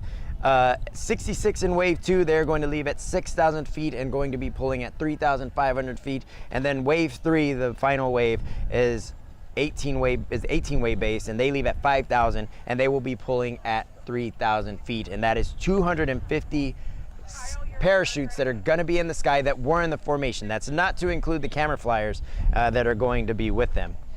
And one of the neatest parts of this, and why there's so many people out here, I know you can't see very many people in back of us, but there are so many people out here waiting to hear the formation in free fall. It sounds like thunder. These people falling at 120 miles per hour together sounds like thunder. And then when their parachutes open, what does that sound like? It's almost like, it's like if somebody were to shake a tarp just a whole bunch of times, whack, whack, whack, whack, whack, whack. And right now we can actually hear the vertical world record. They are geared up right now and getting ready to go as well. So moving on, do we want to talk about those aircraft that the 250 people are broke into? Yeah, so they are up there in 11 aircraft right now. And guys, this is the largest skydiving aircraft formation for skydiving purposes that has flown for formations since 2002. They are at 18,000 feet, or 18,500 feet. Okay. All right. We just got note. They are up there, guys. So they're getting pretty close. So we have 11 aircraft up there. We have 6 Otters, 2 Casas, 2 Skyvans, and a Sherpa leading the way, holding the 250 people in the aircraft. I can hear a lot of radio chatter back here. There's a little tent over here called Air Boss Station, and that is where the ground to air operations is taking place. So there's a lot of chatter on the radio. I think they're getting ready to do something. So, speaking of what they're going to do, we should go over the things that are going to happen just prior to them stepping out of the aircraft. Oh yeah. So, when all the jumpers are on, they have their sweet cannoli. No, they're not cannolis. No, They're cannulas. cannulas. Oxygen. Yes, they're using their oxygen because they're required to have it over 15,000 feet, and they're all breathing oxygen right now.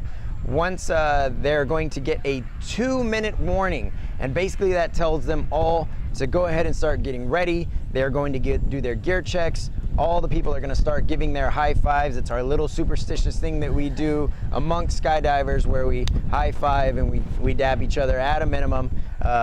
And it's kind of like, hey man, you stay safe out there, and I'll see you on the ground.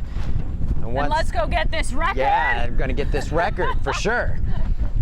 After that, they're gonna move on to what is known as the red light, where a visible red light is gonna come on inside of the airplane. That the pilot turns on. That means what? Get ready. They're getting ready. At that point, They're on the trajectory, the line of flight. All the planes are on the line of flight going straight toward the drop zone. That's what that means. The doors are also going to open at that point, and they are going to start standing up any seats that might need to be let up so that they can exit as efficiently as possible. Once that is completed, they are then going to be given a green light, and when they receive that green light, they will all get into position either outside of the aircraft, hanging on, and everybody else is going to pile in, and they're going to then remove those cannulas off of the aircraft so that they are no longer breathing O2, and they are getting ready to make the skydive. After that, they're simply waiting for Chris Webb to leave the aircraft because I'm not sure actually if he is wearing smoke. I don't believe that I saw him wearing smoke. I did not see him with smoke, but I did see him with a camera on his head that is linked to this live feed. That is right. Yeah, during the last live broadcast, he got the camera set up on his helmet, and he is the one that we are going to be watching his viewpoint as these guys and gals from around the world try to make history. Indeed. Indeed. So we just got a critical update, and the 11 aircraft are up at the top right now and have made the decision based on safety that they are not going to make this skydive. That is correct. Damn. It is unfortunate. Yeah, so there are some clouds in the sky, and we do have some requirements that need to be met in order to drop any skydivers, let alone 250 skydivers. So I'm sure that was a really tough decision to make, a stressful decision to make.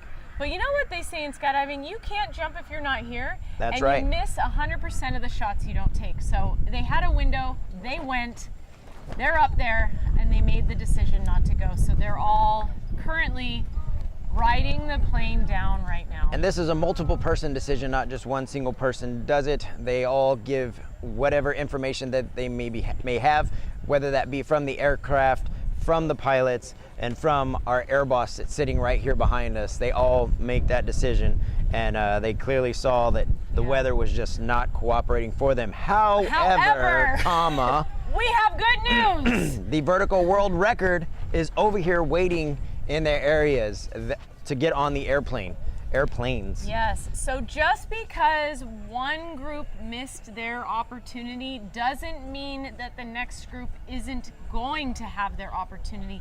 We can't just hold 11 aircraft up there circling and waiting and waiting and waiting. At some point, they have to come down for safety reasons. For safety reasons. For safety reasons, for fuel reasons, for every possible reason. If they stayed up there for too long, that's a bajillion-dollar skydive. Correct. Correct. Bajillion. That is, write that down, kids. Bajillion. So they are going to land. It takes about 20 minutes or so for them to get down. And we will try not to be too sad for them, because what's going to happen immediately is the same thing as if they had jumped. That's right. Those planes are going to go to their respective fueling stations, get a little more fuel. Let those jumpers off, but then they're going to let the vertical world record folks on, and we are going to have 200 people get in aircraft, and they will then take off. So the decision makers must be seeing something in the forecast on the radar that, you know, me just sitting here looking up for 2 seconds don't see. And one of those things is, out in the distance, where the upper winds are coming from, is there a spot of clear sky where the clouds are not at? And how long is that going to take to get overhead? That's a mathematical type of equation that I'm not prepared to do. In fact, can you hear that? I hear some airplanes right now. Those are the 11 aircraft that are flying over right now. Yeah. It sounds like they're getting lower, as a matter of fact, which, like they said, they have aborted this particular mission, and so they're going to land. Yep. And we're going to go ahead and get those guys fueled back up. We're going to let the We're going to let the Illinois state record folks off. The 250 people that were trying for that record, they're going to get off, and then after that, we're going to let those vertical world record people on, and then we're going to try to go for it again. I think we should come back here in about 30 minutes. 30 minutes. What do you think? Well, we got to do some quick math here. Yeah. When you're gonna witness it live, and I'm not great at math, so prepare for a comedy show, folks. Let's see. So. Yeah, why don't we come back in a half hour? Well, if we come back in a half hour, then they might still be on the ground, depending on what altitude they are at right now. Well, we could watch them take off. Well, we could watch them take off. That could be fun. Yeah. Okay. Let's do that. All right. Let's come back live once they've got the planes on the ground, when they start fueling, doing all the next exciting thing to happen. We want to bring that to you. So let's come back at 4:06. Is that cool? 4:06 p.m. Central Time. Yes, and if that changes, be watching the countdown clock on the live feed on Skydive Chicago's YouTube channel, where you're at right now. But as of now, we're coming back at 4:06, and we are going to show you the next attempt by the vertical world record group trying to set a 200-way world record. All right. Cool. See you then, guys.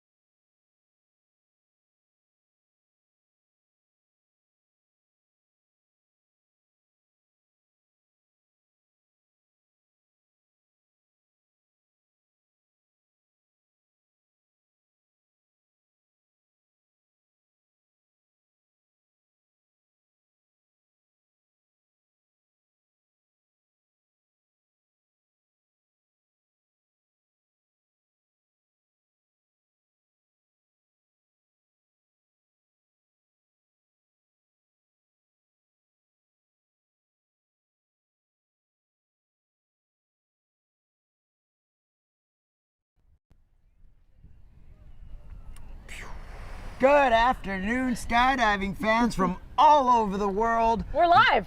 We are live and so excited to be here with you on Skydive Chicago's YouTube channel. Hi, my name is Chris Ace Acevedo, and I am originally from Fort Worth, Texas, with 7,250 free fall parachute jumps. That's right, free fall parachute jumps. Yep, all of them. All of them.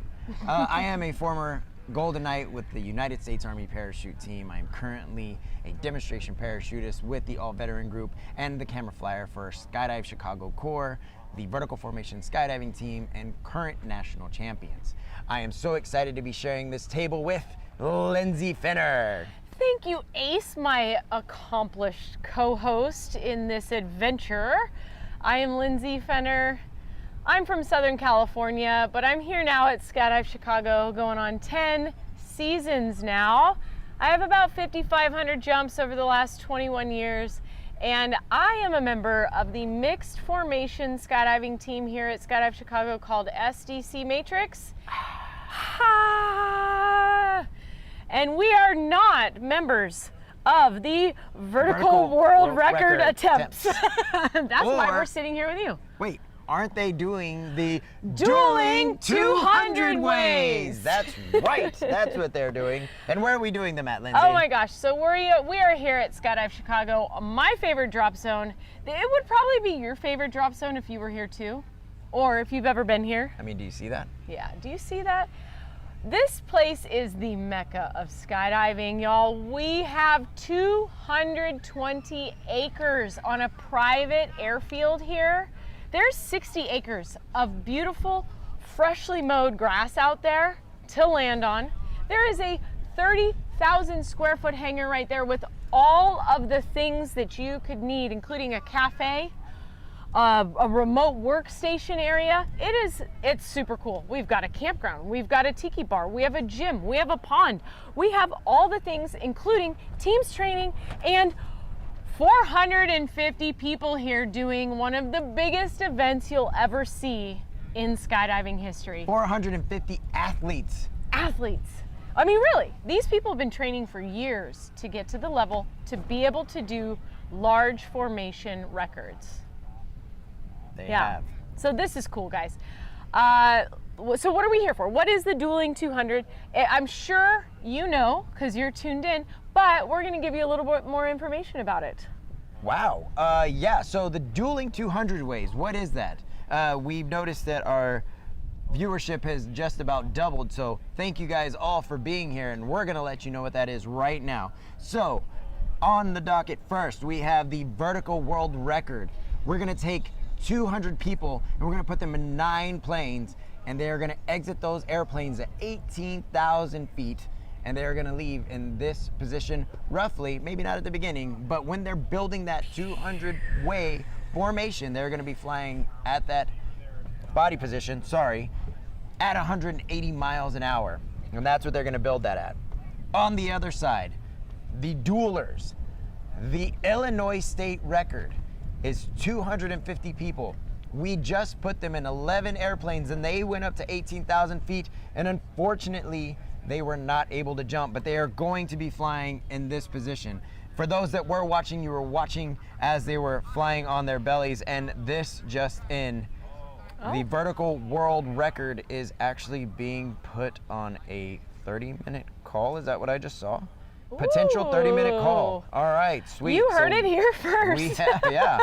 We have things going on. Today is hectic. Yeah, so we are in the window of time that the vertical world record 200-way attempts could go up. And we've been on weather hold on and off all day today, all day yesterday, and there's a lot of blue up there. I'm sure you can see it in the live feed. There is a big old patch of blue here, and they are watching the radar. They are checking to see when the best window of time would be to take those 9 aircraft up. So you just heard it's a 30-minute call? It is a 30-minute call as of a couple minutes. And good morning to Australia. We see that 3v3 Ardeen, her son, is on the Aussie team and we are wishing them well. Yeah, and as you can see, we are monitoring the live chat, or Aces, because he's good at this. So if you have anything to say or anything to ask your questions, because we're here just with you right now. That's but right. there are some things we want to discuss. That's right. For those of you Yeah. that haven't been here, we want to talk about whether and why exactly they were not able to jump a few minutes ago. Yeah, so there are some requirements that the FAA has that make it legal or illegal to send skydivers into. And so we follow those rules here, and they follow them all around the country. And so anytime a skydiving operation goes above 10,000 feet MSL, we need to make sure that the visibility is 5 statute miles. So that's the first requirement. We got to be able to see with our eyeballs 5 statute miles away, because, you know, it's dangerous. Can you see 5 miles away? You know, let's not talk about my eyesight, Ace. I'm in my 40s. I have 20/20 vision, and I can't see 5 miles away that I know of. So, and then in addition to that, there is distance from clouds that we have to adhere to. So if there's clouds, we have to be at least 1,000 feet above them or 1,000 feet below them, wherever they are in the sky. And we have to be at least 1 statute mile away from them horizontally. So AKA, the sky has to be pretty clear to send normal skydiving operations, let alone 200 people from 9 different aircraft trying to link up in the sky. I think I hear a plane. That is there? correct. They Yeah. did actually send a single load with tandem jumpers and I believe some students. It is very blue up there right now. So that is very different from what we're doing at the record. We can just send those planes the moment that we see that the sky is clear. They will send them. But in order to send these record groups, it is 9 to 11 aircraft that they're going to have to send, and that takes a lot of coordination, and it's not something that we can just snap our fingers and say, turn those airplanes on and go, as much as we wish they could. Right. As far as the chat is going, Bettina said you guys are crushing it. Thank you, Bettina, and thank you for being here. Thank all of you for being here. We hope you are having a good time with us. What is the latest they can take off from B-Ball in the chat with what's the latest they can take off? We got word of that just a minute ago, didn't we? We did. There are 2 times that we have heard. It's around 7-ish. 7-ish. That's a hard-ish. That ish is real hard. Yeah. So here at Skydive Chicago, one of the rules that we adhere to in normal operations is that we need to take off 20 minutes before sunset. We also have extended that safety rule to being 1 hour before sunset for student jumps. So I imagine that when they're trying to put 250 or 200 people out there in one skydive, that they're gonna err on the side of caution, so that if anybody does happen to land off, I hear some parachutes. That's right, those are parachutes. If anybody happens to land off of the airfield, that we still have daylight to go get them. And we have a ton of equipment here to go get people that have landed off, but we wanna make sure there's daylight when that happens. So that's a people mover. that is oh yeah, we got a people mover right there. Right here. Courtesy of McCullough Equipment, one of our sponsors. Thank you so much for that. Yeah. So, yeah, we've got some canopies in the air right now. They are some fun jumpers, some tandems, some people who have been waiting around all day, just like the 450 athletes here waiting to break records, because I'm sure that people have come out here to skydive that want to see the action. Do you want to know something incredible? Oh, is it a fun fact? It is not a fun fact. Oh, it is just something that happened not too long ago. Okay. I was sitting here and a gentleman walked over to me and he said, "Hey, what's going on, Ace?" And I was like, "Hi, how you doing?" And he shook my hand. He said, "My name's Vinny." So thank you, Vinny, for coming out and saying hello. He was in the YouTube chat, and then cool. he came out here and he said, "What's up?" He's hanging out with us right now. He's somewhere over here in the crowd. Yeah. He might have headed back, but if you're still watching, Vinny, thank you for coming out and hanging out. And if you are in the Ottawa, Illinois area, please come out and hang out with us. They're going to be skydiving today, tomorrow, and Friday. And forevermore. Yeah, forevermore. But for these records, if you want to see 200 plus people in the air, this is the week to do it. Also got a high greetings from Guatemala, hoping that the records can be achieved from Pablo Bonilla. Thank you, Pablo. Thank you. You know, if you, I hope we so, got too. some canopies coming in right now to land. There they How are. cool is that? So, if you are in the area, or even if you're not in the area, we welcome spectators. We want you to come out and experience history being made, because these records that these amazing athletes are trying to break are very old. These are very old records. We have 250 people trying to break a 27-year-old long record here in the state of Illinois. So if you come out, you're gonna see some serious celebrations. You're gonna see some serious vibes. This is going to be epic. Earlier, when the 250 took off, when those 11 aircraft were taxiing down the runway, getting ready to take off, there were hundreds of people out here with their cameras, their good vibes. It was pretty cool. So I hope you were there in the live chat for that. And if you weren't, I'm sure you will get to see that, because the vertical world record is on about a 25-minute call right now, Yeah, right? and we're super excited for them. I'm trying to look to see if they're standing around anywhere, and I don't believe they are. They might be back inside under the shade of the hangar waiting for it. See, we have a Robert Goberville who says he has the morning off tomorrow and he's going to come out and watch. Come on out, man. We're looking forward to seeing you, Robert. Please stop by and say hello in between the lives. We also have a Circle Evolution saying, crushing it, Ace and Lindsay. Thank you so much. We appreciate you, Georgia. it. And we cannot say it enough. If it wasn't for you, we wouldn't be able to do this. Yeah. We're just having fun, and it's all for you to show you these formations that are about to be, or records, I'm sorry, about to be broken. Yeah, and so if you come back here for the vertical world record, we are going to show you live from inside the formation. That helmet and that helmet camera is set up on the table right here, waiting to go up when they go up in 25 minutes. So one of the things we wanted to talk about and share with the people that are watching, potentially new viewers, was what? I'm old, I forget. The weather. The weather. We already talked about the But weather. what was the other thing? The oxygen. Oh, we want to talk about oxygen. Yeah, that's right. What makes an 18,000 foot skydive different than a regular old vanilla 13,000 foot skydive? Which is funny, because that's what we do. Yep. Normally, every day, these people that just landed did a regular old vanilla 13,000 foot skydive. Yeah. And so before we get to oxygen, best wishes from Germany. Quite late here, but I am supporting you guys. This time you will rock the 200 way, and of course, good luck to all of you. That's from Sven Jaspers. Thank you so much.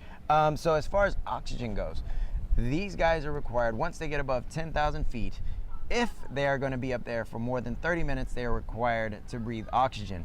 But for tandem for tandems and students, they don't have to, because usually they're up there about 15 to 20 minutes at the most. Not so long. Not so long. And so they'll do their jump and be perfectly fine. Now, once you get up to 15,000, the ball game changes.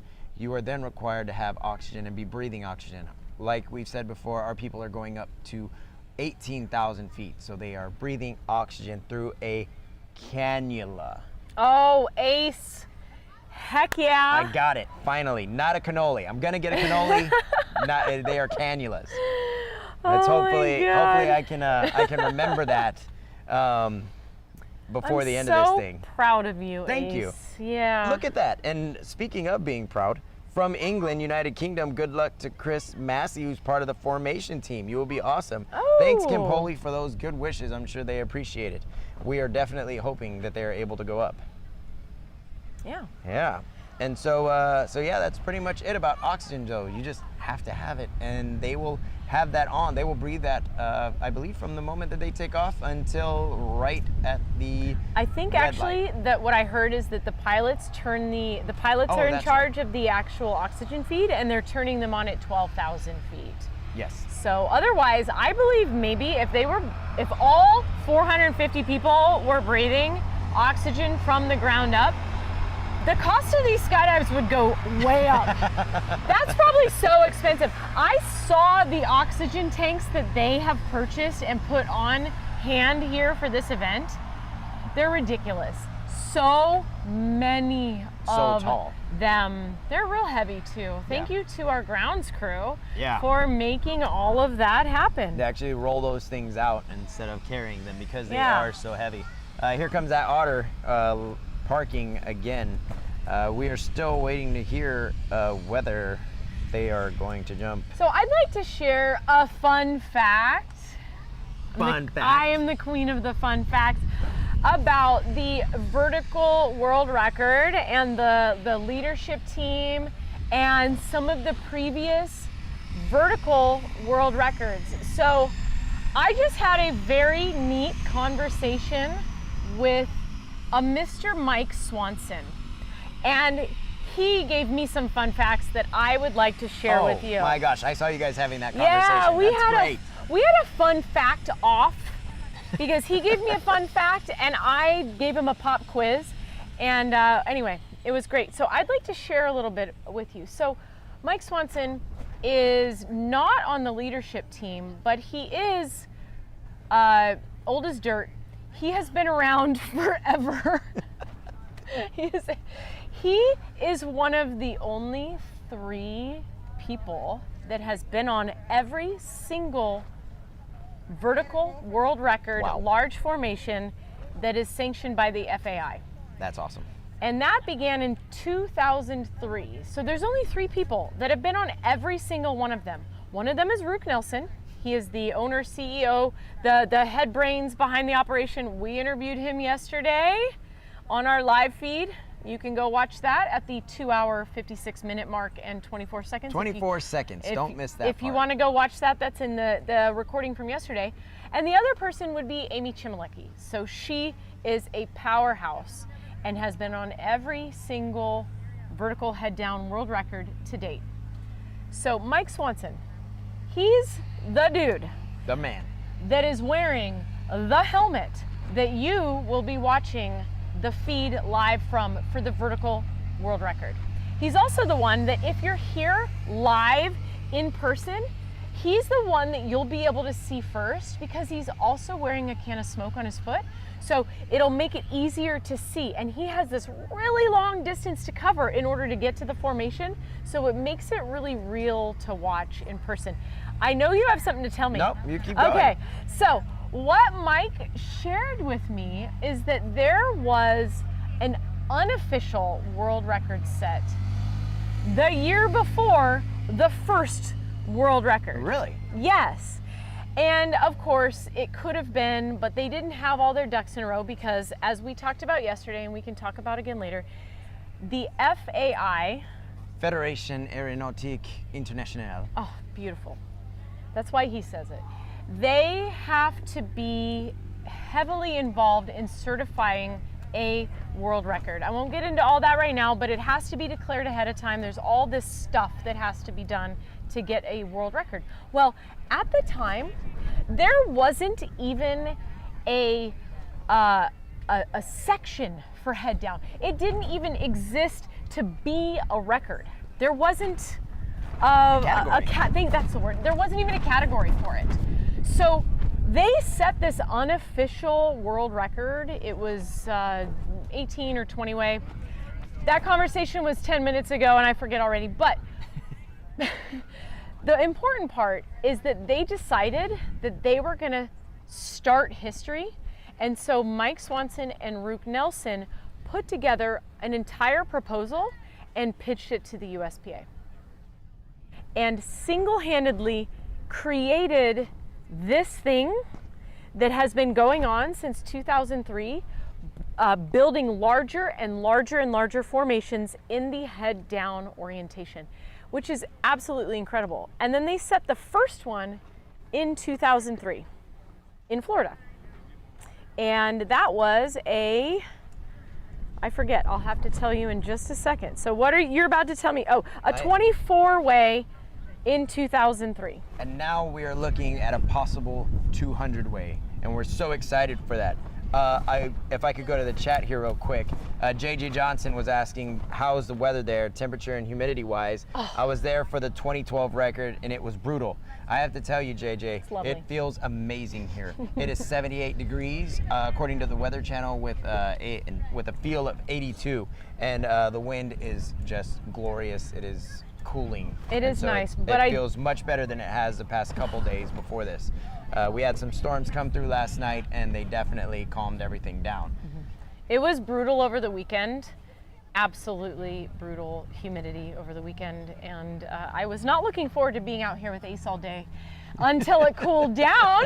Now it's good. Nobody's sweating. We're not even sweating. Not even sweating. Not even sweating. Imagine that. We're in the Midwest and we're not even sweating. The corn is sweating, but we are not. That's it's right. lovely. That's It's the fact there. absolutely lovely. Yeah. Thank you for asking, because you never know. Yeah. And it is. There's a heck of a lot of blue sky up there, guys. Resistant Stillness asked, was Swanson wearing any non-Red Bull articles of clothing during this conversation? As a matter of fact, the only article of clothing I think that is Red Bull is his helmet. Is his helmet. And so, yeah, I was, that's why I was kind of chuckling Little earlier. is trash 'cause talk there. Trying to get through theirs. And then we have, who is that? TM Michelle's. What's the length of time from the time they jump until they're back on the ground? Gosh, that's a great question. So we know from 18,000 feet till 7,500 feet, it is 60 seconds or 55 seconds. The vertical people, I heard it's 50 to 55 seconds. That's what Joey told me. And we know he's always right. Right. Just kidding. But that's what he told me. So about that, from exit to the first break-off wave is about that. But I don't have that stat for the 250. They're going to be A little bit slower. A little bit slower. Yeah, they're going about 120 miles an hour over 10,000, 11,000 feet. But I think that the question also included canopy flight. I'm assuming, right? Yes. Well, the breakouts, they're opening at 4,000 feet, which is just slightly higher than what a lot of people like to open up at. Yeah. I know I personally like to open up no lower than 3,500, which puts me in the saddle around 3,000 feet. But I definitely know people that like to go much lower. And so these guys are opening up at 4,000, and so that's much higher than what we do. Yes, and the size of their parachute and the size of the person also comes into play with how long the parachute ride is. So some people might have a 2-minute parachute ride and some people might have a 4-minute parachute ride. But overall, from exiting to landing, 5-ish minutes? Yeah. Something like that. Somewhere around there. Yeah. Todd is asking if we can tell the team to time the record during their breaks at work so he can watch the live. Todd, I will do that right now. Actually, if you would send an email to skydivecicago@skydivechicago.com, it goes straight to Rook. Yep. Yeah, Also, let him know. If you could order the weather, then that would also be great. If you could do that, then we'll time that, and I'm sure it'll work out perfect. Thanks for watching, Todd. What's up? So, we've got the vertical world record people on a standby right now because I know they're planning to go. Man, if only they were in the air right now. How many times have you heard that as a skydiver? So I don't see them geared up yet, but I know that they are getting ready to go. Their window to take off is until 5 p.m. So that's another 29 minutes. Ooh. And as long as they take off within that window, then they're golden. And then if they don't take off in that window, then the window for the 250 opens again at 5 p.m. I don't know exactly what that extends to, about 6:30. And then if they choose to go within that time frame, then they go. And once again, this is a dueling 200 way. These guys are going at each other. They have been ribbing each other all throughout this event, and it's been fantastic. From day one, the mess talking has been going on, and we need to get Doug Barron actually over here at some point so he can have a chat with us. Let's see. Fly in Val 1 asks, how many of the jumpers were on the last record? Oh, that is also another fun fact. Super fun fact. So I have that stat for both groups. So is that a specific one? I'll give you a fun fact for both groups. So the vertical world record right now, the current record sits at 164 people holding hands, flying on their heads. That record was set here at Skydive Chicago. It sure was. Hey, in 2015. So, is this one of those pop quizzes we should do? Should we have people guess? Yeah. Yeah. Who's been watching? Yeah. Have you been watching this Have whole you been time? watching? Because we gave this, I don't know when. So, of those 164 people that were on the record in 2015, how many are here trying to break their own record in 2025? I have that number. Yeah. We're Please going to let give us you, know in the chat. yeah, we're going to give you about 60 seconds because we know there's a slight little lag here. So the other thing we can ask for the 250 is, I don't have the exact number, but I believe that there is 0 crossover from the current Illinois state record from 1998 to the one they're trying to break now. I believe that there's nobody that was on it at all. However, there is some crossover from the 400-way world record set in 2006 in Thailand.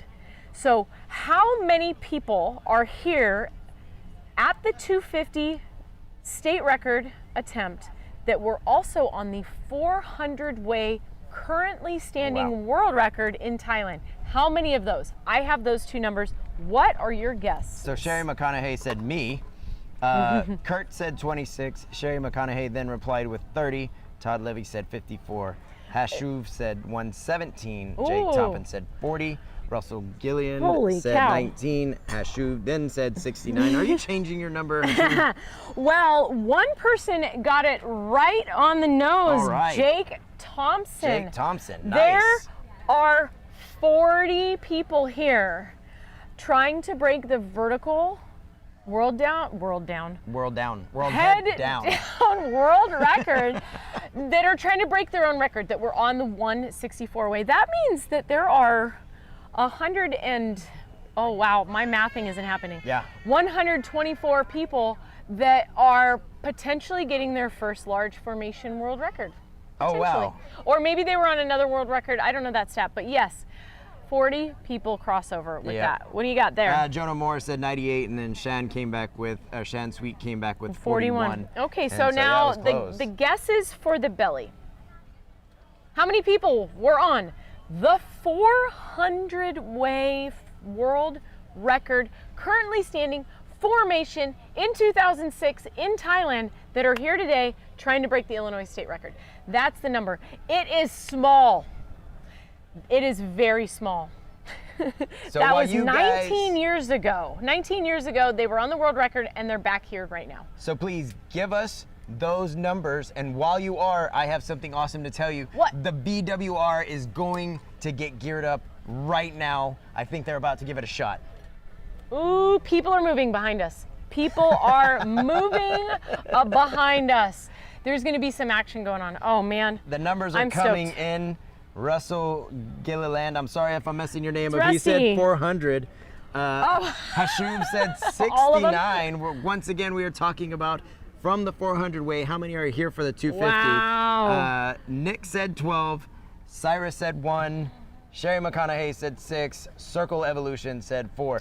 And Circle Evolution, that's Georgia, huh? Yeah, That's that's awesome. our friend Hi, Georgia. So, Kurt said 26. okay, y'all are way off. All right, well let's let those numbers keep going as these guys are running. Oh, we don't around. want to tell them? Not yet. Oh, I'm one of those people that would give the Christmas gift the night before. Yeah? That's me. Yeah, That's I you? think All right. so. Well, we have some more numbers I here. wanna tell these Shan people. Sweet said 5. Todd Oh. Levy said 9. Celine Pelletier said 21. Oh, hi, Celine. So, guys, it is between Shannon and Todd. We are super close there. I'm just going to tell you, the suspense is literally killing me. It's 8. It's 8 people. Now, Wait, hang on. Let me just be clear. 8 people from 400 are here. from 20 years ago. Yes, 19 years ago. 19 years ago. Yeah. Well, to be fair, To be fair. they had to go to Thailand. That's a lot That is. of expense, a lot of flight, the whole shebang. And it was 19 years ago. Pablo Bonillo said 7. Jonah Moore said 4. We do It was close. have a little bit of a delay going on here. So not intentional. with those 8 people, 5 of them are participants, and 3 of them are the leadership of the 250. And I wanted to just say who those 3 people are that are on the. Oh boy. Tia Michelle said 3. So Okay. yeah, once again it was 4 What? people. No, 8. 8. Yeah. So Sorry. of the leadership team of the 250 who was on the 400 way, it would be Craig Gerard, it would be Milko Hodgkinson, and Larry Henderson. They have been doing this forever, y'all. Forever. Forever. And they're here on the leadership team trying to break this record. Oh my gosh. Oh my gosh, you guys. Anna just said 3. Oh yeah. The Heck numbers yeah. are still rolling The in. Sorry, numbers are folks. still rolling in. We are watching right now. Well, I am watching as she's giving you these fun facts. They're wearing gear. Vertical world record have their gear on there, moving across. It looks like they're about. Actually, looks like some of them are heading to their respective loading areas. Yeah. The And so- sky looks good, you guys. I have high hopes High hopes. that something is going to happen and that we're going to be able to show it to you live. This is awesome. And you know something's happening when Mike Swatson walks over here to get geared up with the live camera equipment. That's right. Oh yeah. Looking good, buddy. This So- is going to be so exciting. About an hour ago, we had 11 aircraft take off, and then we all experienced the disappointment when they had to make the safety call and come down without a skydive. Which But I'm- now we're going to do it again, but with the other group. Yes, and it's just unfortunate, especially for a day like today. They have to go up. It's basically like trying to predict what's going to happen exactly with the clouds in 40 minutes. And unfortunately, we just can't do that. We are taking our best educated guesses that we can as a group to make sure that our people are going to be safe, because we definitely don't want them going anywhere near clouds. Yeah, it is. It's got to be really stressful making these weather decisions, not only as the ground ops over here behind us in the Air Boss tent, but as the pilots, as the lead organizer. It must be so stressful. Our job is easy compared to that, you Absolutely. guys. And your job is even easier, just getting to watch it and enjoy live.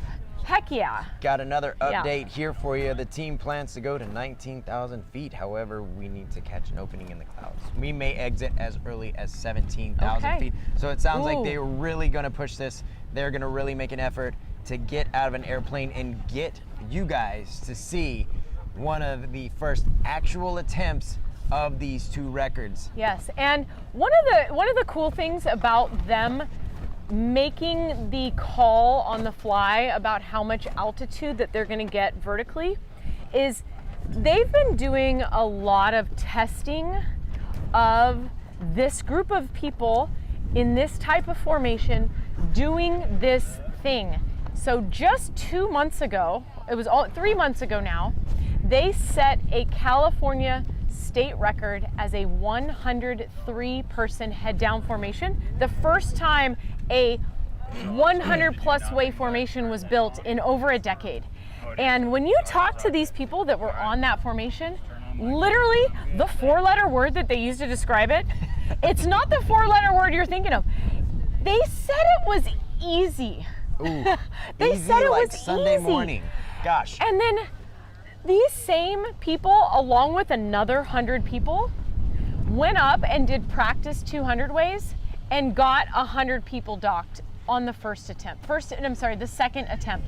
Now, a lot of the people were not permitted to be docked on Monday because that's just the nature of the practice, but they had over 100 people docked. And so the inner 40 people of this head down formation that they're trying to build has been practicing and practicing. They practiced all weekend. They practiced in California. Most of them were on that.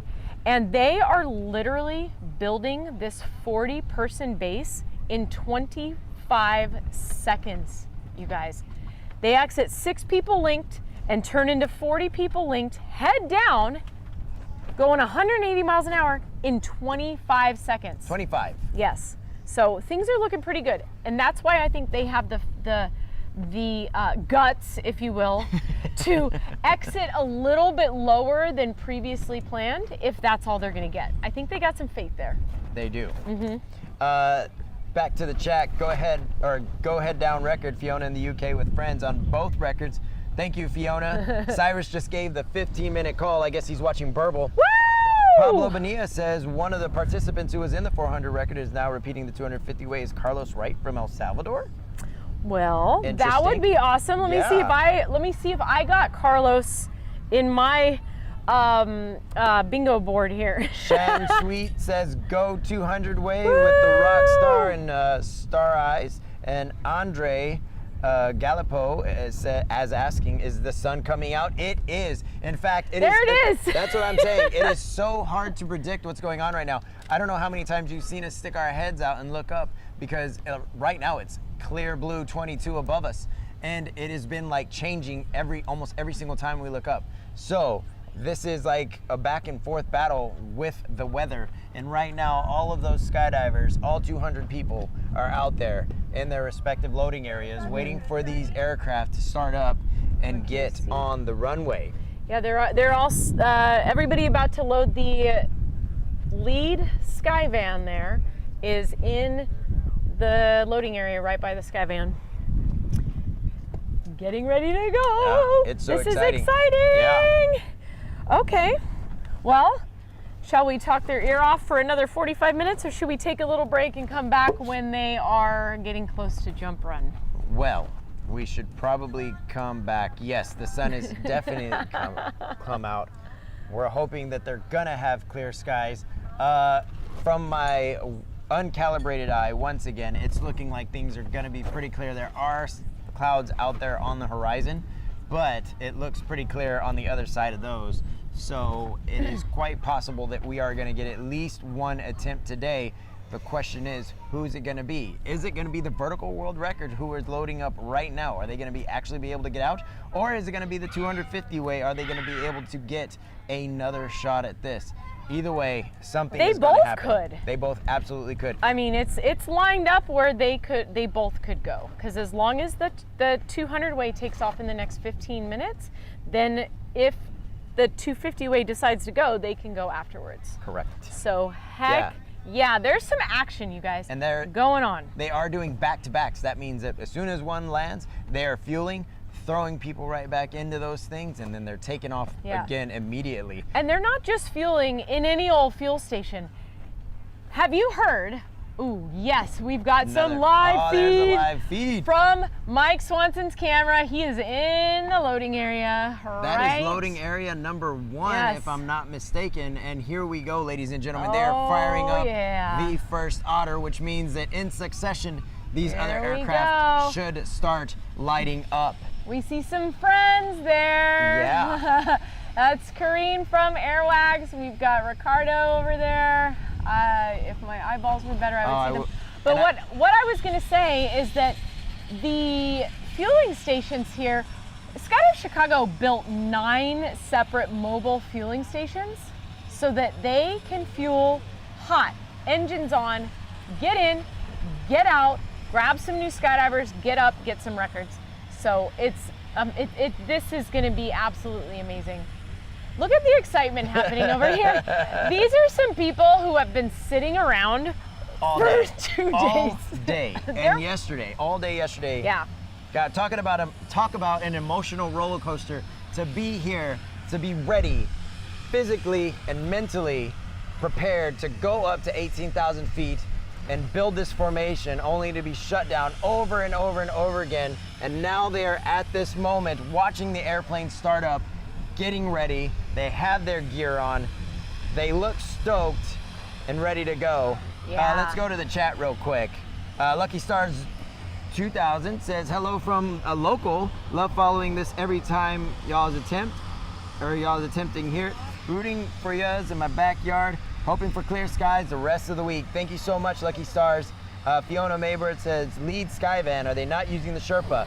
So, as far as the vertical world record is concerned, they are using a Skyvan. The Sherpa is only going to be used for the Illinois state record. I hope you guys are enjoying this picture-in-picture going on here. Yeah. Thank you, Nico. That's pretty cool. Nico's over there doing Yeah. the thing. Fly and Val 1 says, fun fact. Oh, they have a fun fact. First completed fact. 200 way was in 1992 at Myrtle Beach.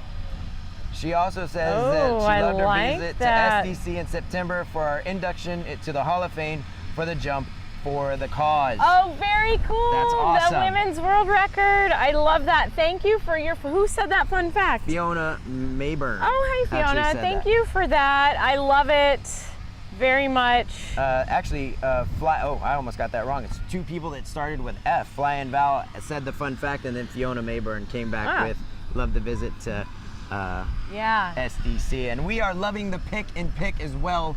Yeah, like you just don't get that anywhere else, especially from a skydiving place. And you're seeing it right here first.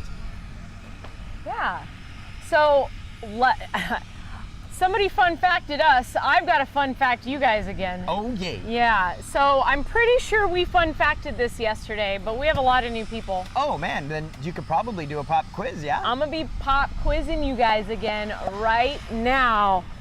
The first ever FAI certified world record, for largest belly formation. Oh, yes, but Ever. Sorry. Oh. They had just asked, is this a feet up record? And I'm like, no, it's a head down. Please go ahead. Feet up.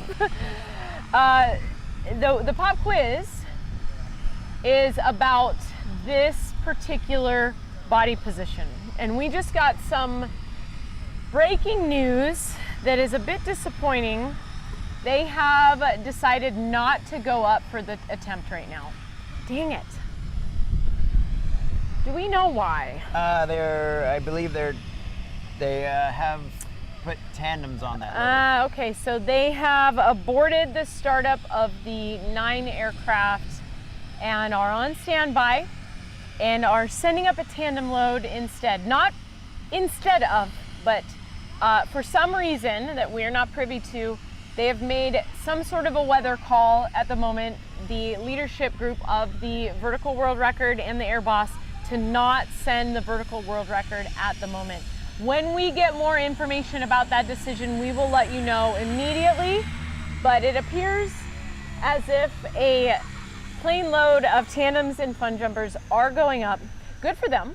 First of all, good for them. There are some people making their first skydives right now, and we will find out why. There is a reason, but I will also say that nobody is leaving the loading areas. They are all staying geared up, so that is a very, very good sign.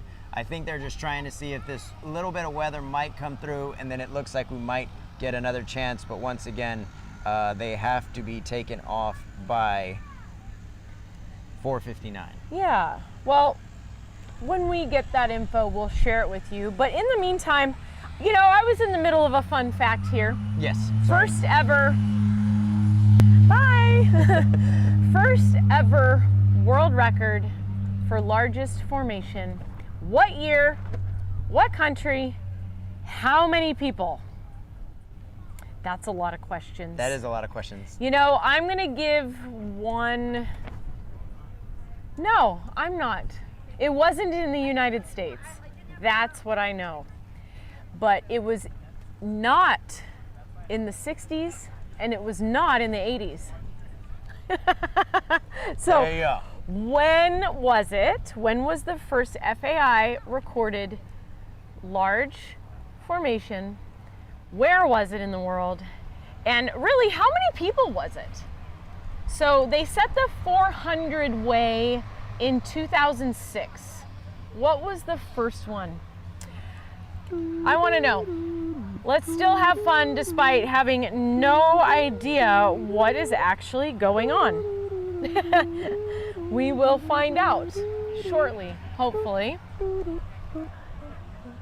So Fiona said, oh no, tandems, checking cloud base with Living Witty, which I guess is an app.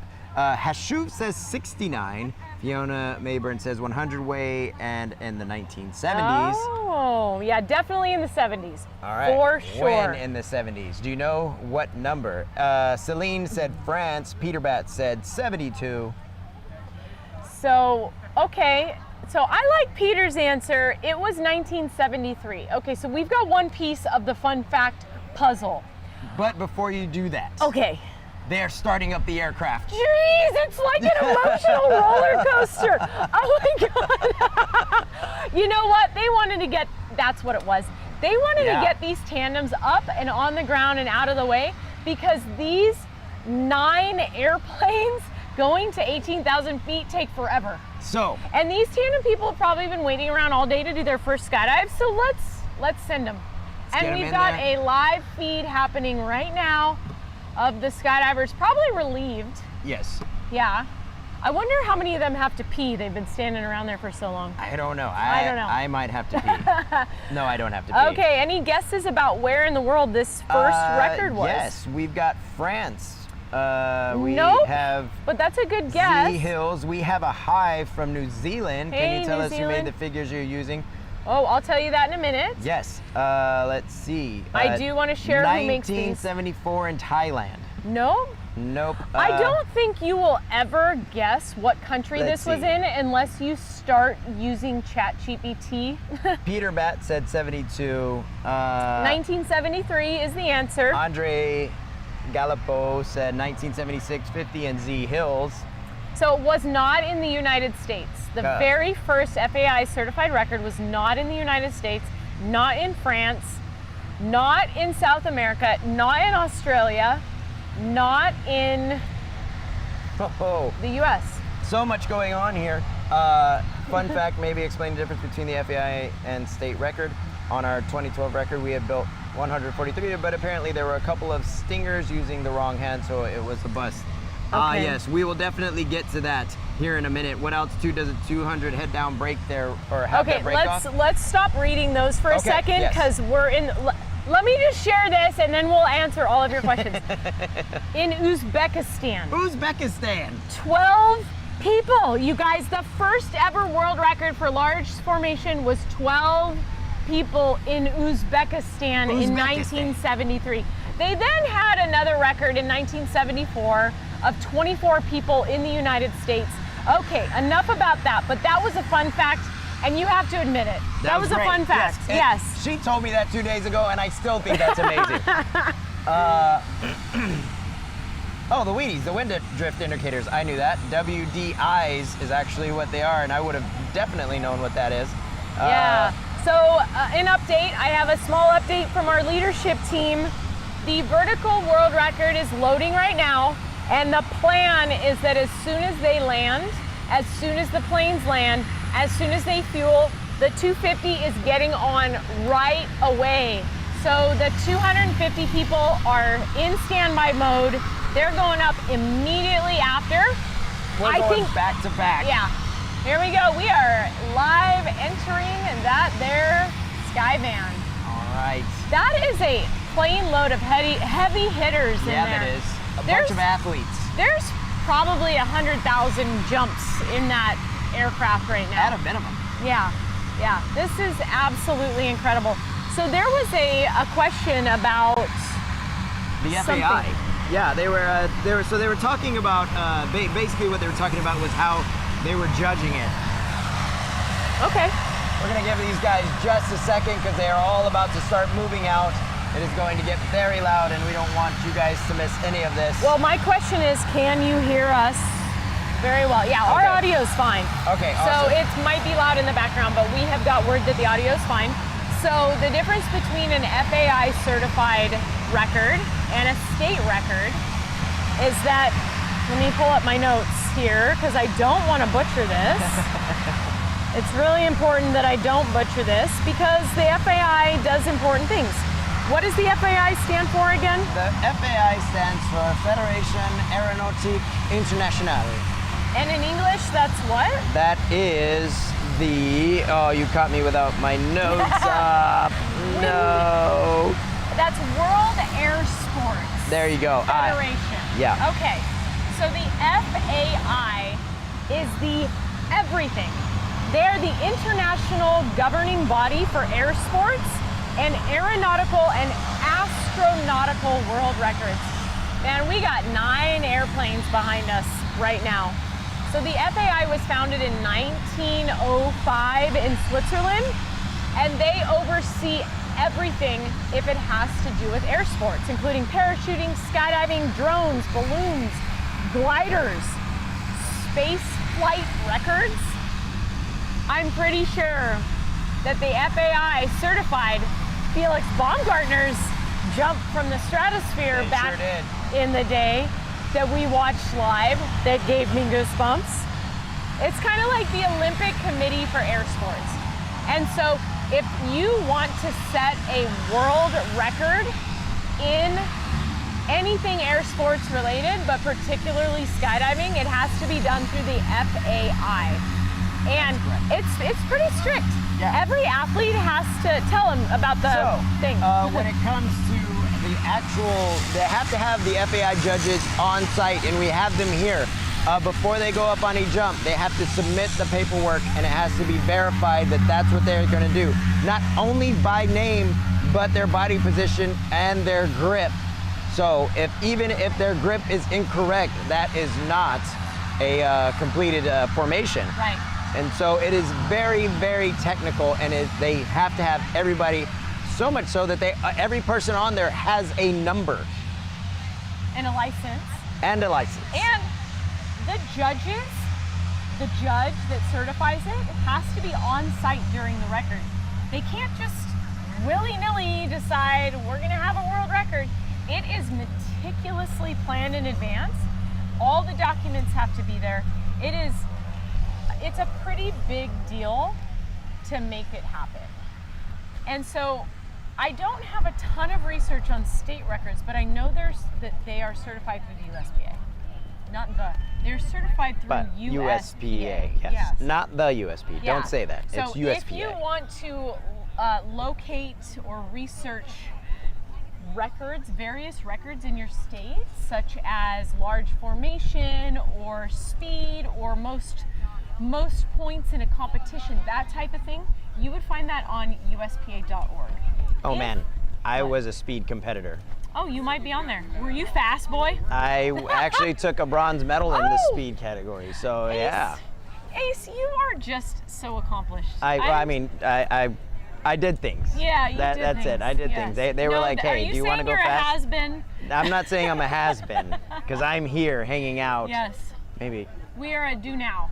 So Yes. if you want to learn anything about how the world records are set, how the FAI works, they have their own website. And that's where I found all of the fun facts about the world records. So it's a really fun place to browse because, as I was saying earlier, there is a record for just about everything. So people are setting records all the time for this, that, and everything. But there's something really special about largest single point formation. Yes. The amount of teamwork that goes into that. It's incredible. Oh gosh, we have the first aircraft Skyvan is taking flying down, off. driving? No. Flying. Well, No. they're on the runway. Driving moving. down the runway at a high rate of speed, about to take off. And we have rotation. All right. First aircraft has taken off. The 60 plane is in the sky. So we have the first Skyvan just took off. STC van. We have this first Casa taking off out of the group. They have Yeah. wheels up. The Casa is a very unique aircraft that it has a tailgate as well as the Skyvan does. So here's the second Casa taking off. And they are now wheels up. You should be able to see them momentarily in the background. I'm so excited. There they go. That is that second Casa. There are a ton of spectators out here right now. And watching, now filming. We've got, so it was really interesting because earlier the 250 was taking off and all the vertical flyers were out here with their cameras. And right now I am seeing all of the belly people out here filming the takeoffs. And then they're probably going to post it and say, look, this is us taking off. that's how much of how big and momentous this event is, though.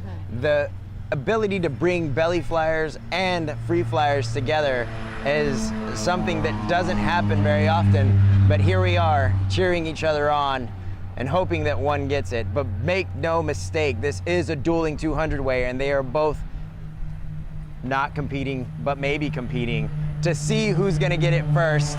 Right now, the vertical world record is taking off. That's 200 people that are going up. The last otter is just getting wheels off the ground right now. But there's one more Skyman. That's right, we're looking down at the end of the runway. So let us know in the chat, guys, who you think is gonna set that record. Yeah, who do you think? Who do you think is gonna set it first? The vertical people or the belly people? And if you want a certain group to set it first, but you think the other group is going to, let us know that as well. There that last Skyvan goes. They're up. There we go. That is 9 aircraft just taken off. That's 200 people currently in the air, getting ready to break this vertical world record. Oh yeah. And if they don't break it, it's going to be the first attempt. Exactly. So we have a couple days of attempting going on until they break that record. But they might get it. They could get it, of course. They could get it on any of these attempts. You know, they want it so bad that I mean, when you put your mind to something, you can make it happen. That's correct. Yes, and I know they all believe it can happen. There's been some testing that has shown it can happen. What? Here we go. Nick said that the vertical people are going to set it first. Pablo Bonilla agrees and says the vertical will go as first as well. Peter Bat says belly. Woo! Rach Adventures says vertical. Pablo Sepulveda Velasquez says belly.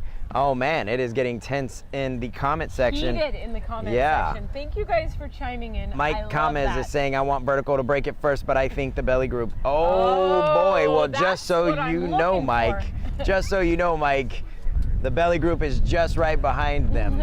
So the moment that they get back down on the ground, those aircraft are gonna come right back down. They're gonna fuel up at those 9 fueling stations, and we're gonna throw 350 people into those aircraft, and they are gonna take off. 250. Or 350. They'll just sit on each other's laps, you know, whatever. Oh my gosh. So I'm feeling some butterflies right now, knowing that 200 of our friends are in the aircraft right now after sitting around for however long they've been sitting around. Yes. And they know that they have to stay focused, that they have to be on, that this is a team effort. If any one of those 200 people is having an off moment, it could cost the record. And then they'd have to go do another attempt. Oh, Fiona Mayerborn says, we had an awesome 100+ way dueling events in Imperia Brava in Spain with head down and belly flyers a few years ago. The belly flyers won there. Ooh. Wow. Uh-oh, somebody's coming out with. Setting a precedent. Yeah. Oh my gosh. Oh, we have some canopies landing. Yeah. I forgot there was a plane in the air. We got canopies in the air. We still have them going back and forth. We're in a drop zone, guys. Yeah. Weird. Just non-stop action Weird. going on here. So what do you say we rest our voices for the next 20 minutes and we come back to you guys live when they get a little bit closer up. So it is 5:05 Central Time right now, and let's come back at 5:25 live. We'll hit you with a new fun fact. Don't test me, Ace. I'm gonna hit these people with a brand new fun fact. So you better come back. And at 5:25, we will be live again, and we will get to watch them jump out and be live in formation, hopefully setting a world record. And then maybe, if we're all lucky, Rook Nelson will come over and talk to us and give us the first look at how that went. You guys keep the comment section going. It's looking great out there. Yeah. Please let us know who you think is going to win this dueling, or not win, excuse me. Destroy. Between the dueling 200 ways, who is going to get it first? Vertical world record is up right now. We'll see you at 5:25. 5:25, guys. See you in 20 minutes. Bye. Bye.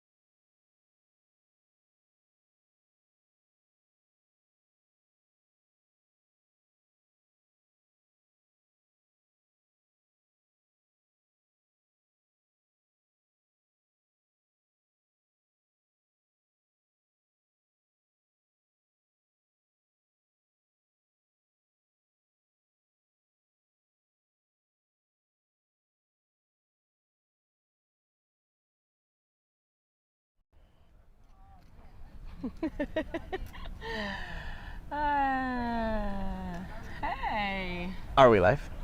Wait. Are we live? Are we live or are we just playing with dolls? We might be just playing with dolls who are in we're just this playing position. with dolls right now.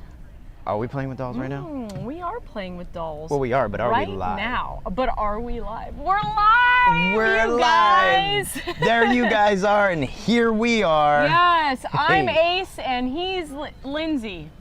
Yes, Oh, and boy. I'm Lindsay, and she's Ace. It has been a day of adrenaline and ups and downs because I'm definitely Lindsay and he's probably Ace. More than likely. Yes, and we are your hosts today of the Dueling 200 Ways! That's right. Here today we are trying to break records. And what are those records, you are asking? Well, it turns out I have What are the those answer. records, Ace? The answer to that is the first one, which is the group that is up right now, is the vertical world record. Moments ago, we just had 9 aircraft take off from the airstrip that is directly behind us. They're up right now. They have crossed over 13,000 feet, and those 9 aircraft, there are 200 people. Wow. Who are gonna go all the way up for another 5,000 feet for a grand total of 18,000. We've been told that it possibly could be 19,000, or if they see a window, they will get out at 17,000. And when they do, they are gonna build a formation in this attitude, in this body position, relative to the Earth. Not only that, they are going to be moving at 180 miles per hour when they build that formation of 200 people. On the other side, over right behind us in the taxiway area, there is the Illinois state record 250 bellyway formation, which is just like this, flying just like that. A boom. A boom. And they are going to leave 11 aircraft and build that 250 way formation in that body position. And, oh, go ahead. No, I was just going to say, they're moving at 120 to 140 miles per hour. And so what we have seen today, if you've been following along, or potentially if we are filling you in, we have had one group go up the 250-way Illinois state record, and unfortunately, due to weather, they had to ride the planes down. But right now, at this very moment, live is the vertical world record up in the sky right now, and we are waiting to see them jump out. One of the members has a camera attached to his helmet that the feed will be in a picture-in-picture. I'm having trouble seeing that. Is there actually a feed there? No, not yet. But as soon as we get the go, we will show you what they're seeing on this record. So, for the vertical formation, I'd like to tell you a little bit about what they're building. Okay. Are we cool with that? We're cool with that. Yeah, so Are you cool with that? We haven't talked about that yet. The actual look and feel and arrangement of the formation that they are building head down. So, the lead Skyvan has a plane full of people, and only 6 of them are holding hands when they leave the aircraft. So, they're going to leave the aircraft, and 194 other people are going to have to join them. 2 people are going to be breaking into that center and creating a formal 8-person base for the rest of the jumpers to add on to. So outside of that 8-person strong round base is going to be daisy chains of people around them of 40 total people. That's called the core 40. I'm sure you've heard us refer to that. That is the essential base. And over the last 4 days, they have been building this core 40 base in 25 seconds. That's very promising, you guys. Outside of that, there are 8 spines coming off of that formation, extending in a radial fashion from the core. And then from those spines, there are multiple ribs coming off of that. So it looks like spines and ribs, and that's actually what they're called. So, I'm sorry. I knew that, and I was like, is she gonna say it? Or is Ace, I said it. Yes, so the formation is round in shape, but it doesn't complete all the way around the edges. So there are people holding hands from the center coming around in a line of ribs, and that is the 200-way formation that we are very, very hopeful will build, if not on this attempt, one of the other attempts this week. They have from exit, which is somewhere between 17 and 19,000, depending, and the first wave of people on the outside to leave the group to get away and go open their parachutes, aka break off, is at 7,500 feet. So that is about 50 to 60 seconds of time to build 200 people holding on in a formation to set the new world record. A world record that is currently 10 years old, and it is dying to be broken. That is correct. And then once they build that, they will then start doing what is known as the break off. And I am trying to pull that up right now. As far as the picture-in-picture goes, we're still waiting for the doors to open, and we should be able to get a better picture for you. Yeah. So stay tuned. It looks like something's trying to come in there. So as far as the break-off goes, so as they are flying in this position, they will then turn towards their sectors. Radials? Sectors? Radial sectors. They're going to turn Away from the others. And then from this position, they are going to clear in front of them, below them, and above them, or below them and above them.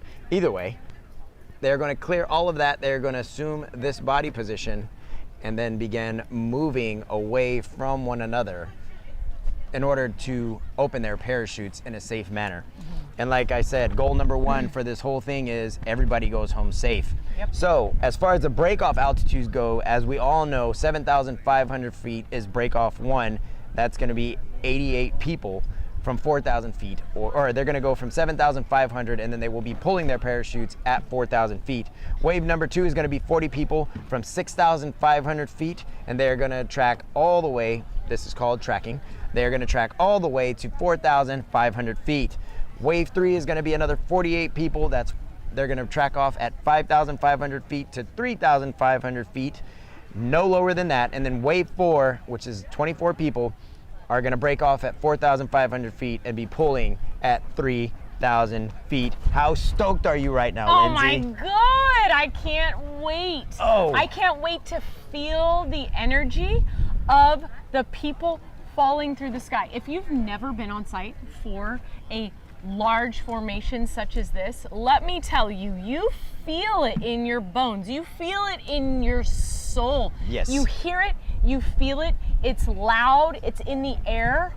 It's an incredible experience to be here on site and not only see them, you see the 9 planes flying in formation, just like a flock of birds basically. That's right. And then you can see them exit.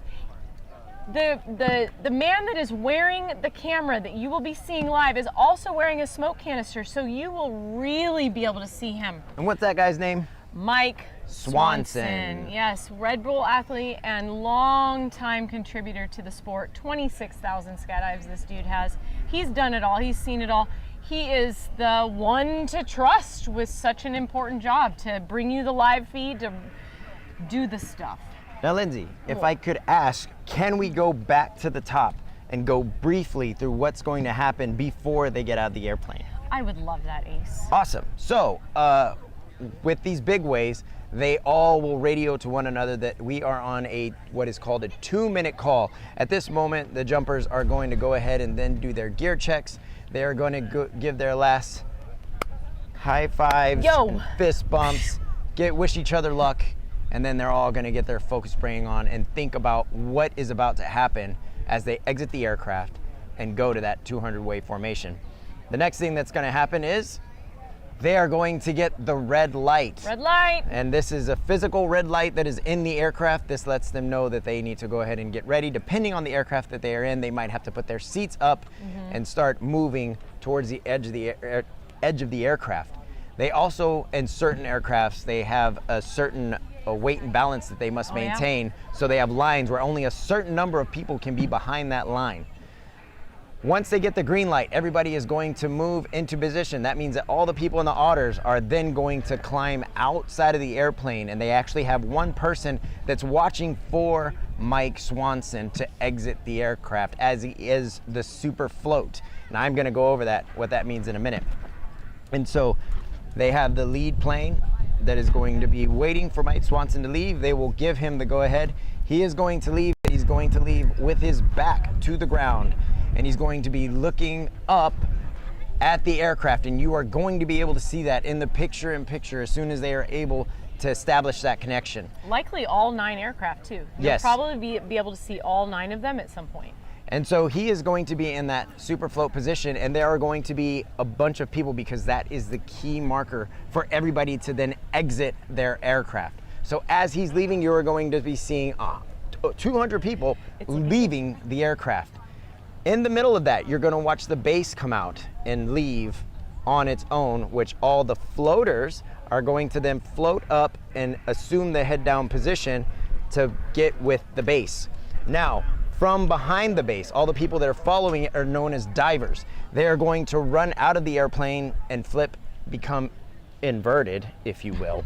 And Because they were inverted. Because they were inverted, and they will dive. And so they are going to exceed that speed limit of 180 miles per hour and probably will be clocking somewhere around 200 to 210 miles an hour while they are in free fall. And then they will have to slow themselves down to match the speed of 180 miles per hour and then dock on the base of the formation, ultimately completing and breaking this vertical world record. Heck yeah. Heck yeah. You know, I promised a fun fact, and boy, do I have a fun fact for you right now, because Ace just explained the concept of floating up to a formation, and we are gonna watch the ultimate floating up to a formation in just a minute. But did you know, high five? No. Oh. We just got the notice. They are 3 miles out. They're 3 miles away. This Fun fun fact. fact better be quick, guys. So I learned that these head down world records did not start with the concepts of floaters. At first, they were launching a base, and everybody dove out of the planes after the base to get to the base. It wasn't until the 5th world record head down, the 108-way world record here at Skydive Chicago on July 31st, 2009, that they actually decided, well, why don't we try launching half of the people out from underneath the formation and float up to it? It was a spur of the moment decision of something to try. It was just an audible call. Like, why don't we try this thing? Because they were trying to build the first 100+ way head down formation. The last one was only 69 before that. And so floaters didn't always exist. And that is my fun fact. I think that's awesome super fun cool. fact. Yep, I learned Because that from Rook. I personally, being on the world record attempts in 2018, I was a floater and I love floating. It is so much fun to watch the base come down, especially seeing everybody come down to the base and to be on that position. We have clear blue skies above us, ladies and gentlemen. Blue skies. There isn't. Okay, 2 minutes has been called. Heck yes. So the green light of 2 minutes to jump is on. That doesn't mean the green light in the aircraft is on. I don't know why they just said that. That's just telling us that the 2 minute call is on, so we are 2 minutes away. Is about to go down. It's about to go down. Yes. So the reason why you are not seeing the picture-in-picture right now is because it is only going to get in. The antennas are only going to capture it once the airplanes get a little bit closer. So right now, all 9 aircraft are flying in formation from the south to the north, waiting to get, they're probably leveling out just right, getting the aircraft just steady, just right. I know they're not all flying at exactly the same elevation. There's a lot of planning that goes into that. So they are all just a couple of miles south of us, heading this way as we speak. I wonder how much adrenaline is going through their bodies right now. Oh my God. I have no doubt that there's plenty of amperage going on up there as they were in when they showed up here on day one to do the warm-ups.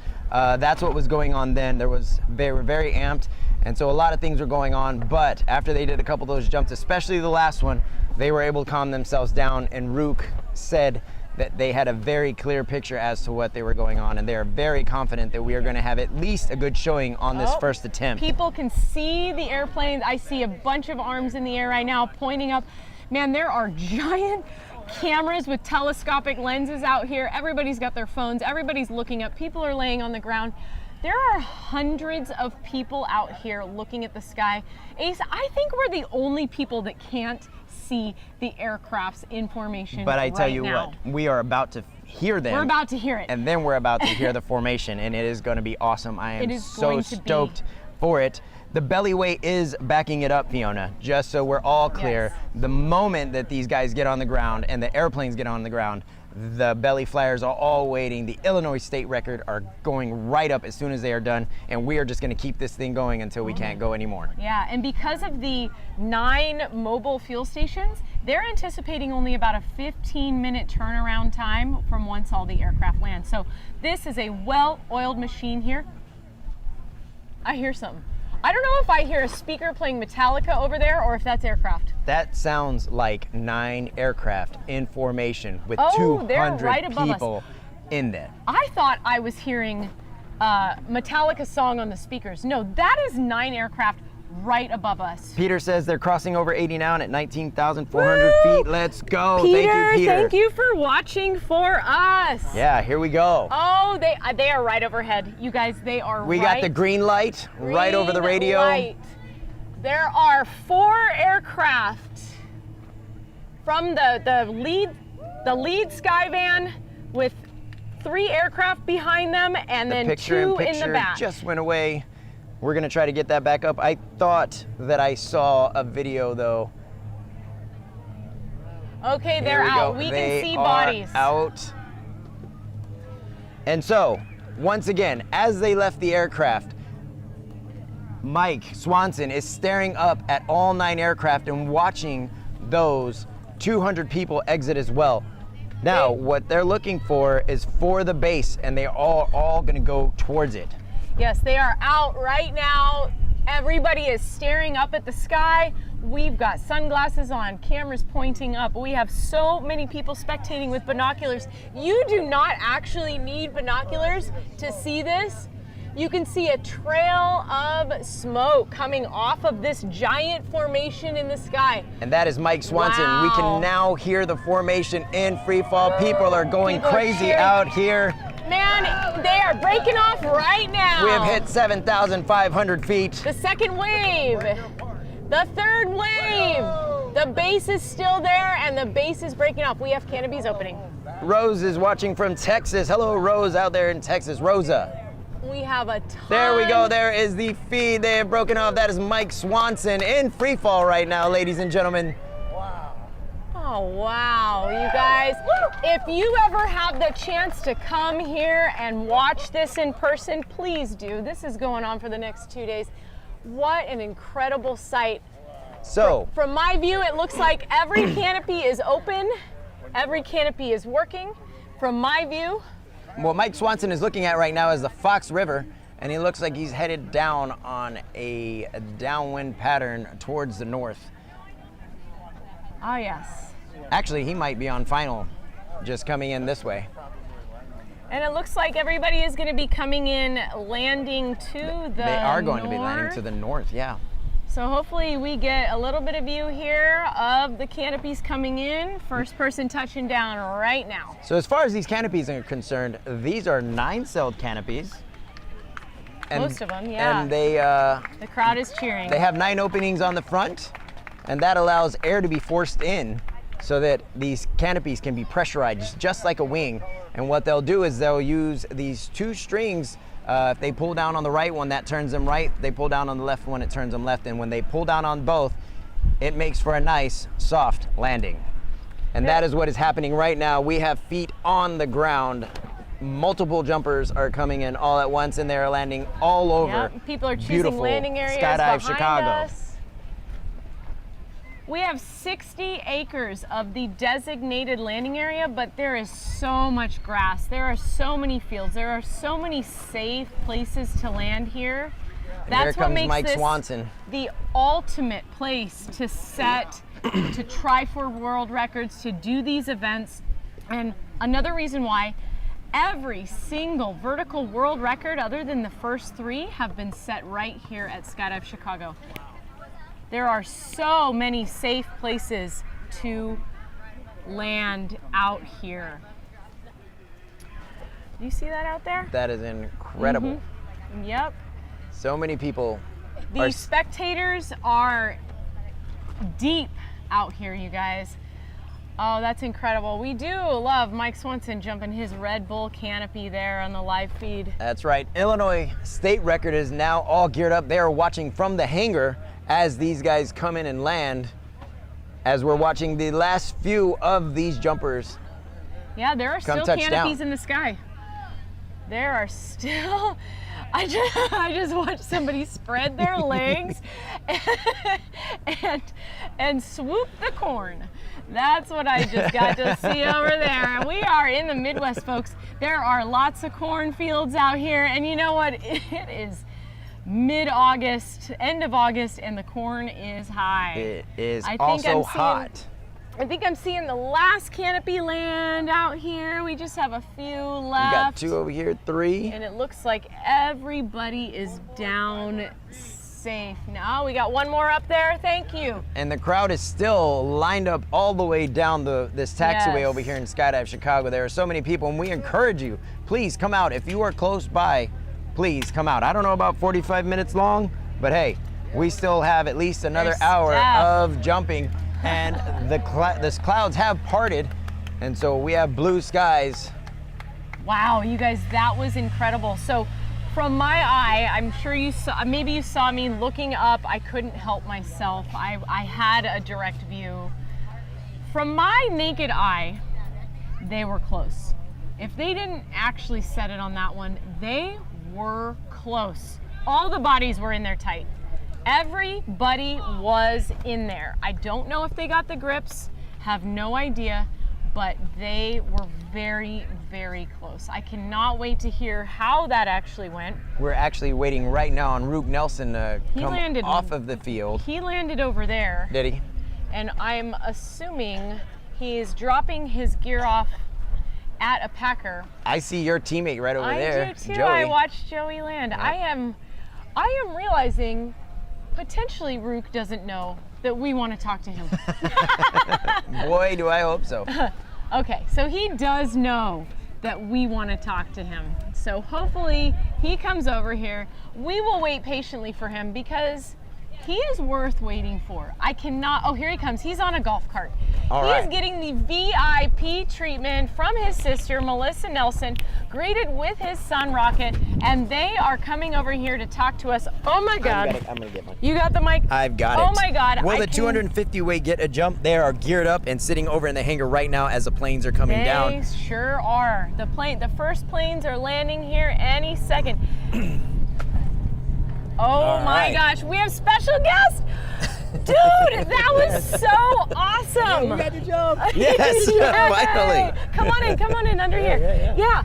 How did it go, Rook? How did it go? It was good. It would. There was a couple collisions early on. We were looking at the clouds just to the north of us, wondering if we could go, and we were able to get it in, which was super awesome.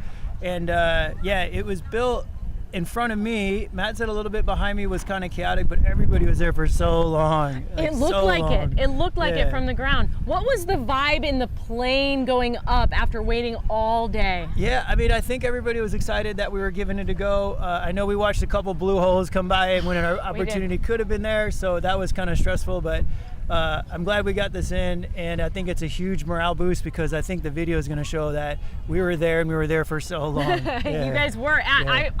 I said if they didn't build it on that one, it was damn close. Oh, I know. Everything Yeah. in front of me was so nicely shaped out, and that was the floating side that had a difficult 2 jumps on the previous Monday. So Yeah, it's good to see that. It was encouraging. And what's it going to look like in this debrief? What's the morale? What are you going to say in this debrief? I mean, just a quickie of it. Yeah, I think that the video is going to speak for itself. I feel that people are going to see that it's achievable and that we just need a couple of reps at it to iron out the wrinkles, and a 200 way is going to be in the bag. Heck yeah. And first, right? Yeah. Yeah. Gonna be in the bag first. Yeah. Rook, thank you so much for joining us. That was awesome. Yeah. There were so many spectators out here I know, watching. it's cool. We cannot wait to see you set this record. Yeah. Very neither. cool. Thanks for Yeah, stopping thank you by, guys. man. Yes, thank you. Yes. The hope is there. The morale is high. So it does sound like they did not actually beat the record, but potentially they are going to. So if they didn't, Are we still live? Oh, yeah, we're still here? Okay. Okay. So it looks like they didn't, but it sounds like they were close. So the morale is high. I don't believe that the vertical people are going to get another attempt today. I think this was the only one, which, so what? They are going to get to go the next 2 days. That is correct. Yeah. So I guess you're asking what happens now. Well, what's going to happen now is all of these skydivers, all these athletes, they're all going to go inside. Oh man, there's a lot of high fives going on over there though. They're all going to go inside. They're going to repack their stuff. Right now, Mike Swanson is coming over here to switch out gear with Chris Webb so we can try that live feed again. And once they get their rigs packed, they are all then going to move into the auditorium, and they are going to do what's called a debrief and talk about what happened on this jump so that they can be prepared for the next attempt, which, as Lindsay said, is more than likely not going to happen until tomorrow. Yeah. Too bad. So sad. But sounds very, very hopeful, and we can't wait to watch it. So these planes are still on their way down. We are going to sign off briefly while they come in, make a bunch of noise, refuel, get the jumpers, and take the 250 way up. So what do you say, Ace? You want to come back in about a half hour? Maybe All right. 35 minutes? 6:25? 6:25 p.m. Central Time. Yes. And yes, Fiona, they do have to refuel. They are only taking up one load of fuel. That way they have one load with one go around in it, and then they come back down. They have 9 fueling stations, just in case you just showed up. They have 9 fueling stations, so when they land, they will all go to fueling stations, refuel, and those extra aircraft will be on standby, ready to crank their propellers and be moving out soon. So we're gonna sign out right now, and we will see you all in 30 minutes. In 30 minutes, 6:25. Be there, be square. L7 Bye, guys. weenie.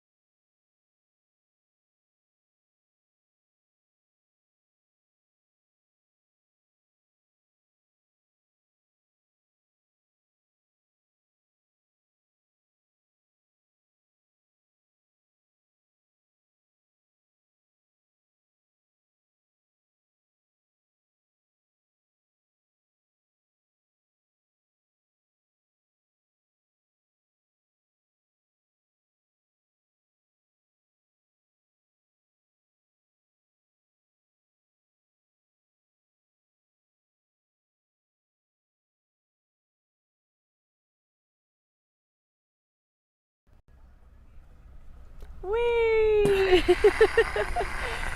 And we're live! We are live. We are back, baby. We're back. We just watched all 11 aircraft take off, and they're up in the air, just Right. breaking over 11,000 feet.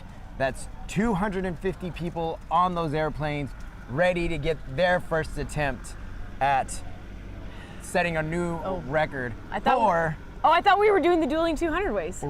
Were we doing it right now? Sure, because For it's the the Dueling 200 ways. That's right. Hi, my name is Ace, I'm Lindsay. and we are going to be your narrators until these people land. The end of time. The end of time. And just in case you wanted to know a little bit about me, I'm originally from Fort Worth, Texas, with 7,250 parachute jumps. Parachute jumps. Yeah, because As opposed to folded laundry jumps. I mean, maybe they could have been high dives into a lake. Totally. Yeah, they could have That's been what that. they were thinking. Yeah, I'm also a former Golden Knight with the United States Army Parachute Team. I am currently a demonstration parachutist with the all-veteran group and a camera flyer for Skydive Chicago Corps, the vertical formation skydiving team here, and the current national champions. Wow. In that discipline. And I am excited because Lindsay is going to tell you all about her. Hi, I'm Lindsay Fener. You've met me before, or maybe you haven't. I'm from Southern California, here at Skydive Chicago for the last 10 summer seasons now. I have about 5,500 jumps, a little over that, in the last 21 years. And I am a member of the resident mixed formation skydiving team called SDC Matrix here at Skydive Chicago. This place is incredible. I can't say enough about my home drop zone, my favorite drop zone, Skydive Chicago. We are in Ottawa, Illinois, about 90 minutes west of the city of Chicago. Is it west? It's not southwest? I don't know, Ace. I thought it was southwest. Sure. I could be wrong. I'll go look at a map and I'll tell If you you tomorrow. get on the 80 and you head west, Okay. you're gonna hit us. All right. All right. I am never one to ever think I'm wrong. Not wrong. Yeah. So I could be wrong. Yeah, so anyway, we're here at Skydive Chicago. This place is incredible. I could go on and on about it, but the biggest, best, coolest thing ever in the history of skydiving is happening right now here at Skydive Chicago. We have two big wave groups dueling it out live for you, and one of those groups is in the sky right now, and we're going to show you some live footage of them. Yes. Hopefully. Hopefully. We would like to acknowledge that the live feed of the previous jump did not come on until roughly break off towards the end of the skydive. We're aware of that. We are working on it. And this wouldn't be a big way event if it wasn't for challenges. So bear with us. We have many attempts coming to get that right. And I think this one might be it. I think you're gonna see it. Yes. I'm super hopeful because of the different way that these flyers fly. So I'm gonna take you back to the vertical world record, which is the first, and they've already made their first attempt, and this is the way that they fly in that formation. They just left the aircraft, those 9 aircraft, in this body position. They attempted to build. We heard from Mook. They're looking at the video. We'll find out later on what exactly happened. The good news is that all of the jumpers have landed. They've all been accounted for. So goal number 1 is achieved, and that's everybody is going home safe as of right now. So we are doing great as the attempts continue on. Moving on over to what is in the sky right now. There are 11 aircraft in a V-shaped formation, and they are flying overhead well above 11,000, I'm sure, because that was the last notice that we got. That is 250 people split up between those 11 aircraft, and they are going to be flying in this body position, and they are going to build a formation holding each other's wrists. She likes to duck. And then holding each other's legs. And so that is the plan for this next jump, and we are so excited They are way out there, so we can't even get a live feed to you just yet. Yeah, They're not yet. miles and miles away. I think I heard earlier that they were like 3 times the distance from Ottawa that they normally go. Yeah. So yeah, they've got to make a big old circle around here. What's cool is that this is the first time right now on this particular skydive that 250 people have been on the same formation, whether they actually get the record and build it on this one or not, in the sky together since 2006, when the 400-way world record currently was set in Thailand. So this is a huge feat on its own. Like this just hasn't been attempted since 2006. So we're gonna see that right now, whether or not they get a record, whether they break the record they're trying to break, which was set in 1998.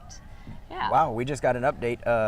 Oh, an Fiona update. said that flight radar is saying they're over 14,000 feet right now. Okay, they're getting All right. close. So 4,000 feet to go. I would love to talk to you guys about the formation that the 250 are going to build to break this record. It's a pretty cool formation. I had the opportunity to sit in on the exclusive announcement the other night from All American Bigways. That's the group of organizers that are heading up this endeavor, and they released the formation to the entire group, and Ace and I got to sit in and learn a little bit about this.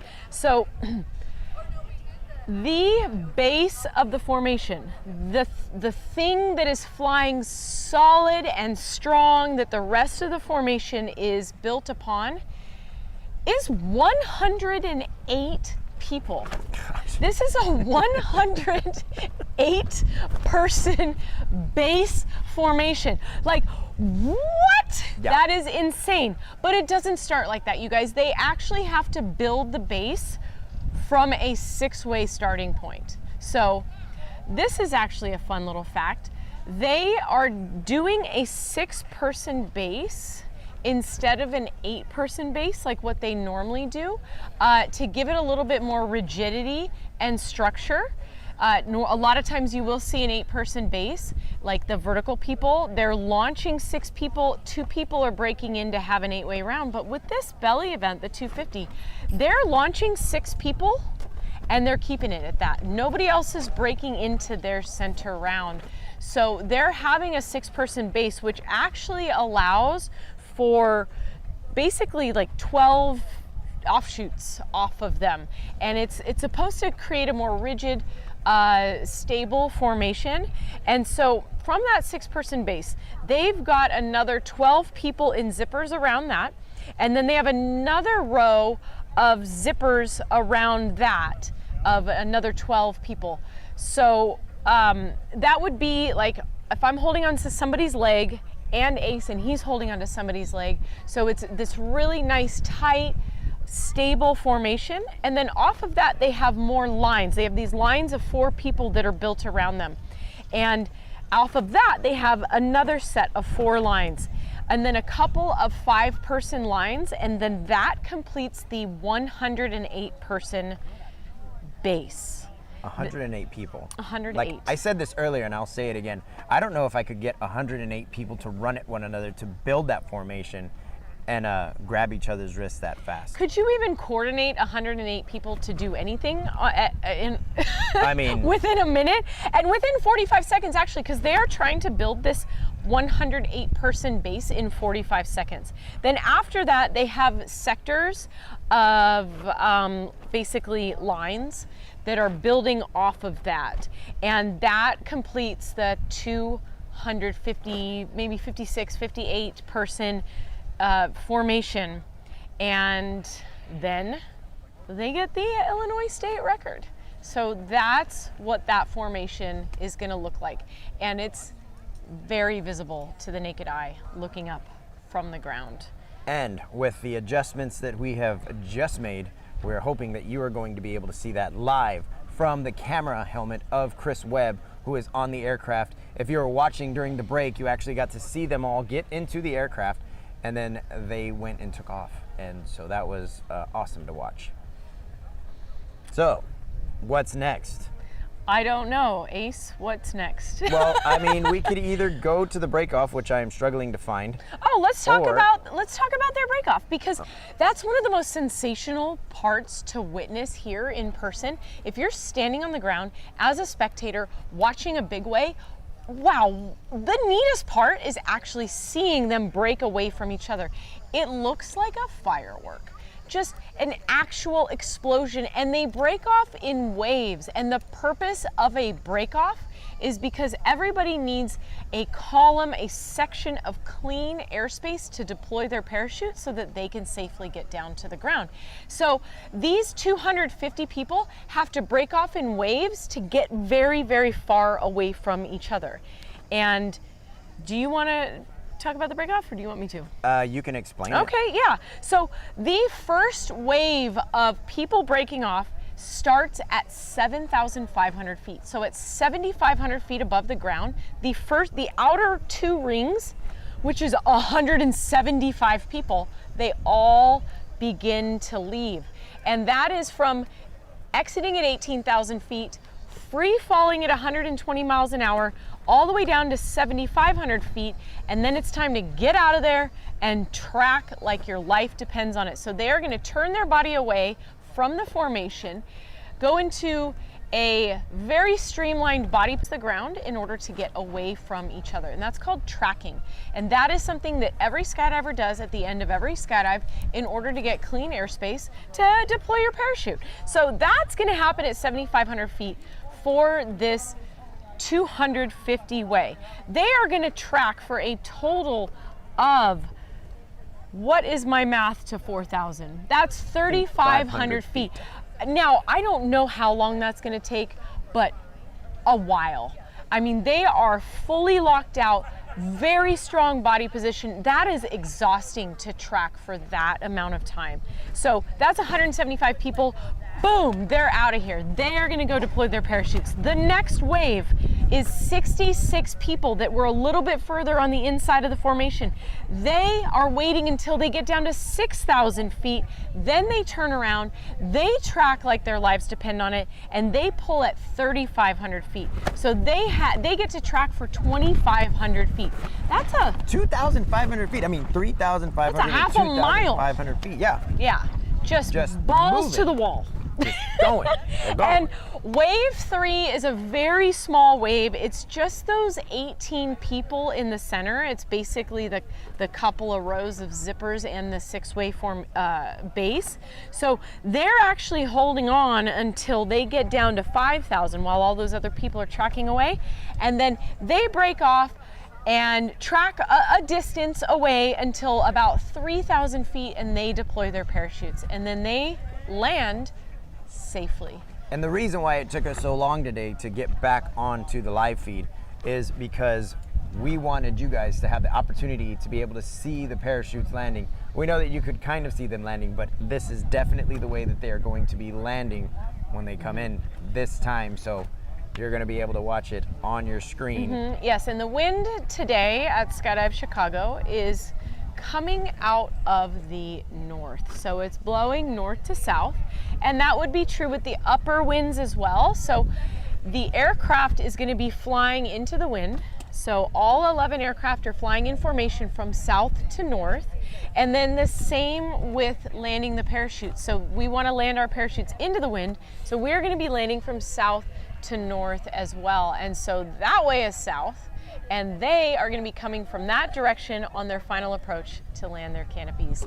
And gosh, I haven't seen 250 canopies in the sky at once, ever. Have you? We just watched 200 just now, so they're adding another 50 people to their belliway so they can do this, and we're super excited. We're also super excited to talk about our sponsors really quick. Yes. First off, we'd like to thank the staff and all the volunteers who have come out here to help with everything that's going on with these Dueling 200 ways. We couldn't do it without them, from the people that work in the cafe, to our parachute maintenance technicians over in the loft, to our gear store people, the mechanics, all of everybody that's over here working to make this happen. And we definitely have a bunch of volunteers who are manning different stations and we thank all of you very much. This is a legitimate team effort. Countless amount of people to make this event happen. So yes, thank you everybody on the ground, in the air, for everything that you're doing. So first on the list is Cypress, an SSK, for their automatic activation device, which is a little machine that takes barometric pressure readings and it pulls your reserve out, Yes. essentially. And thank you to Martin Aviation. They are an aircraft maintenance and repair company based out of Alabama. They brought a crew of people here to be on site to offer support because we have a ton of aircraft and, you know, they need maintenance all the time. And so doing regular maintenance, having a crew on ground is incredibly helpful, and they're just here to support Eagle Air, which is our on-site aircraft maintenance company. So thank you very much, Martin Aviation. Next up is McCullough Implement Company.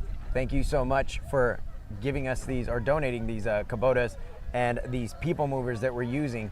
As you can see, that is a large field behind us, and we need to expedite all of these people getting back to here so that they can debrief, especially since the past 2 days have been weather, and now we have a clear blue sky above us, and we are so excited.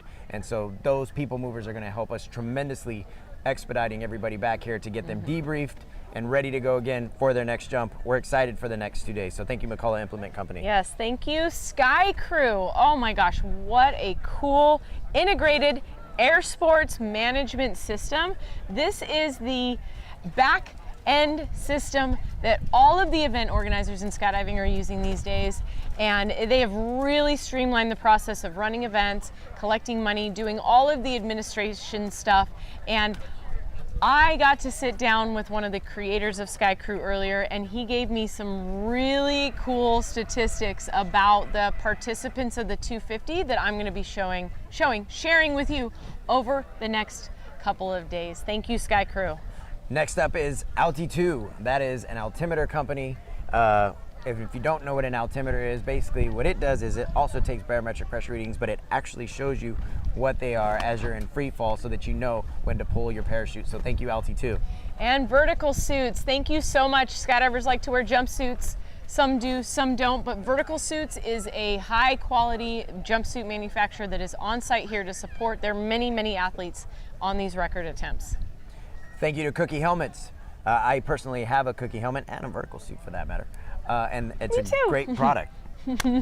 And not only do they look cool, but they are also crash rated. So thank you, Cookie Helmets. And UPT, United Parachute Technologies, they make one of the greatest container systems on the market, the Vector. So thank you for being here on site, supporting your athletes and supporting this event.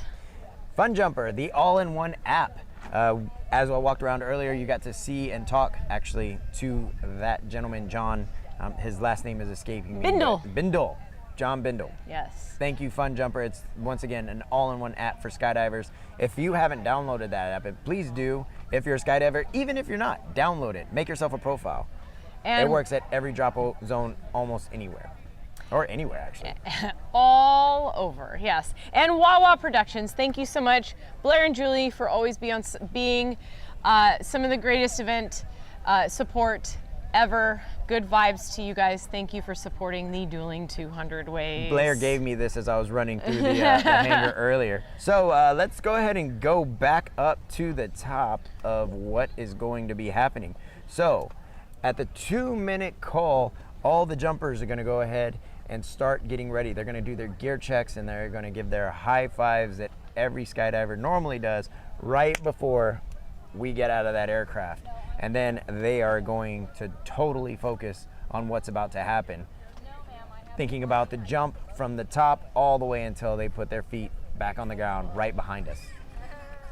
The next up, they're going to get what is known as the red light. There is an actual red light that is in the aircraft. Oh wow, they're at 18,000 feet and 25 nautical miles away. So hopefully we will be getting that live feed up at some point here in the next, 22 nautical miles? Because that is still pretty far out there, isn't it? I have no idea, Ace. I just know they are up there. Yeah. So back to the red light though.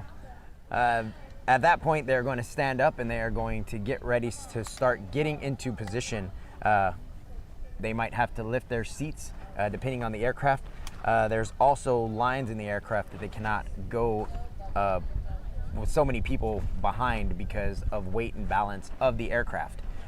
After that, they are going to get that green light, and that means everybody is going to climb into their positions and get ready to exit the aircraft. Specifically for the otters, that means people are going to climb outside and be physically outside of the aircraft, looking at that lead aircraft to exit. And they are looking, is it Chris Webb that they're looking at, I believe? I believe so, the man with the cam. He is the one who is going to cue the whole thing. Yeah, our friend Chris Webb. Yes. And then they're going to go into free fall and do everything Lindsay just told you that they were going to do. So you just mentioned something cool that I don't want to gloss over. Okay. You mentioned the phrase climbing outside of the aircraft. As skydivers, I think we might take that for granted. But if you're not a skydiver, that may have just blown your mind. We regularly climb onto the outside of the aircraft. There are handles out there. There's handles, there's bars, there's steps. We regularly will climb outside of the aircraft to get a different type of exit. And on these big ways, I don't know about the 250, but I know on the vertical that sometimes there's 7 people. Yep. I would imagine it's somewhat close to that as well. Like literally hanging onto the outside of the aircraft. I take that for granted, but I'm thinking that might be a pretty cool thing to think about. Since you said that I glossed over it, I think I do as well, because I am the first person from my team to actually climb out. Yes, he does it every jump. Yeah, every single jump that I do with my vertical formation skydiving team, Skydive Chicago Core, I'm the first one to climb out. Don't think we're not looking at the chat. We're just trying to get through a lot of information because this jump is coming up soon. They are at 18,000 feet and 20 nautical miles away. Yes. Speaking of the chat, should we go and answer some questions? We should. All right. I'm seeing people starting to file out of the hangar right now to come and watch. Yep. I see a lot of the vertical flyers coming out to see what's going on.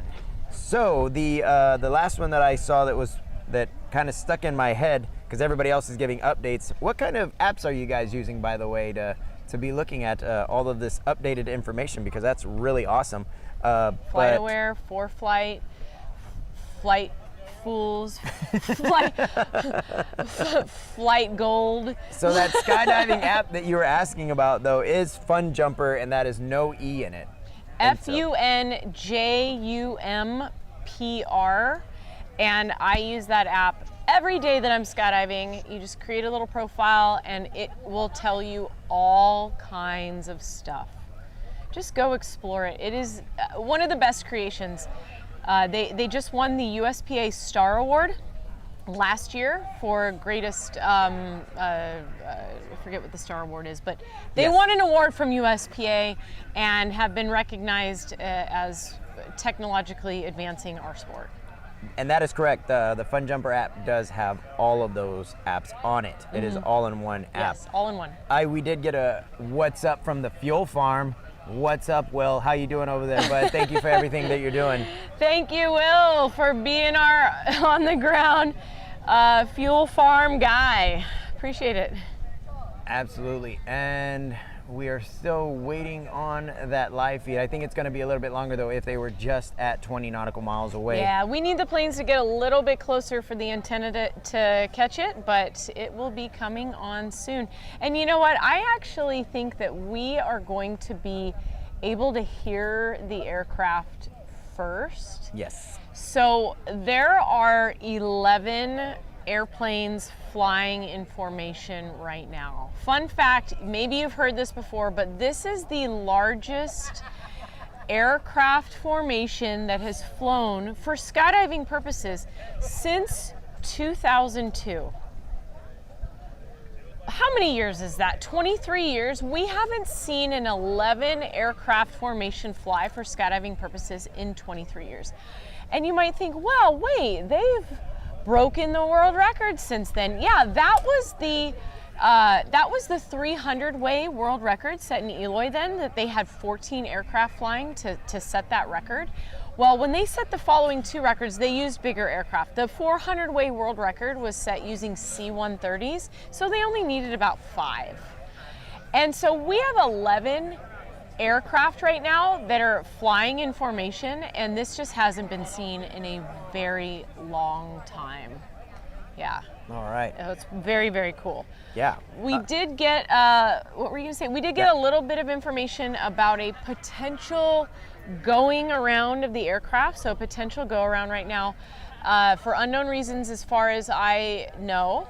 And what they're going to be doing is, instead of just coming down, so it is because of clouds, unfortunately, instead of just coming down, what they're going to do is they're going to take all 11 aircraft in formation, fly out and around a number of miles, 20 miles or so, fly all the way around and come out and do it again and try to fly over the drop zone and get a clean drop away from the clouds. So it does mean we've got to wait a few more minutes. They're not a couple minutes out anymore.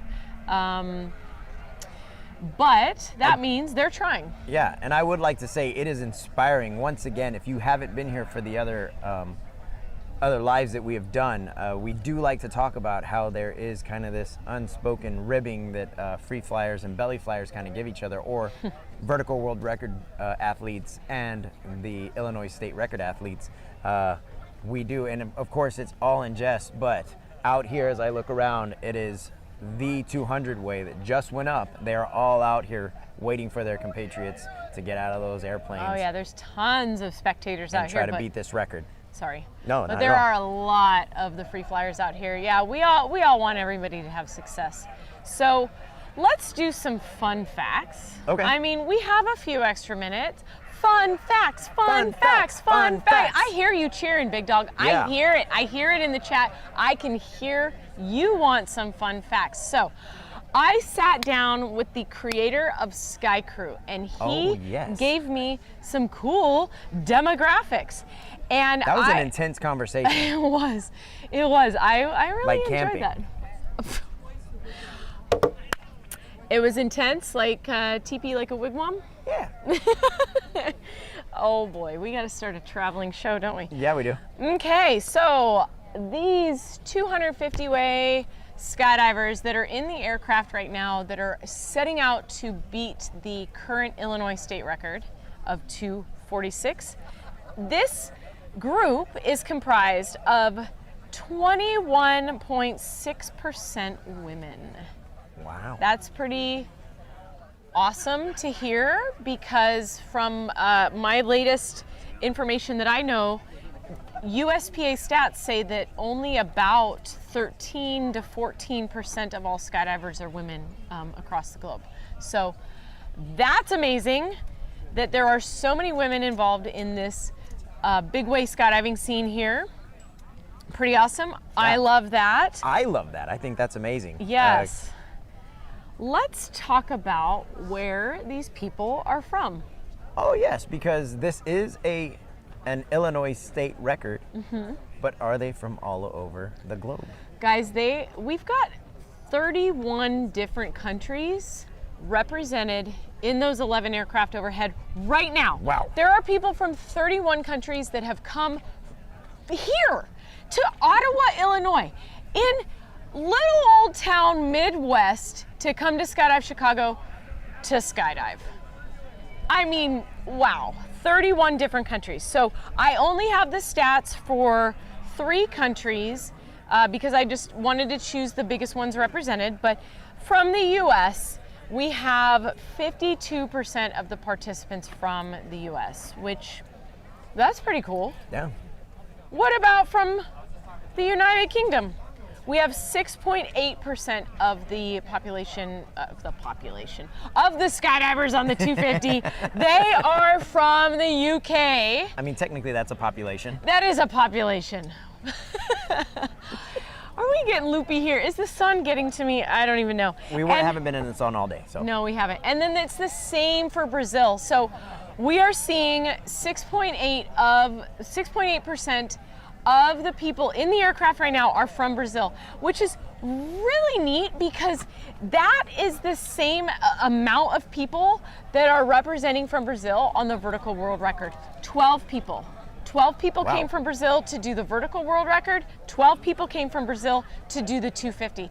That is incredible. I mean, I love that. Yeah. I love that. That is super neat. That so is. we are coming from all over. And if you want to talk the demographics, the 250, the belly flyers totally beat the free flyers in this because the free flyers only have 25 countries represented, but the belly flyers have 31 countries here Wow. representing. I can't tell you if there's crossover or not. I don't have that information, but maybe, maybe not.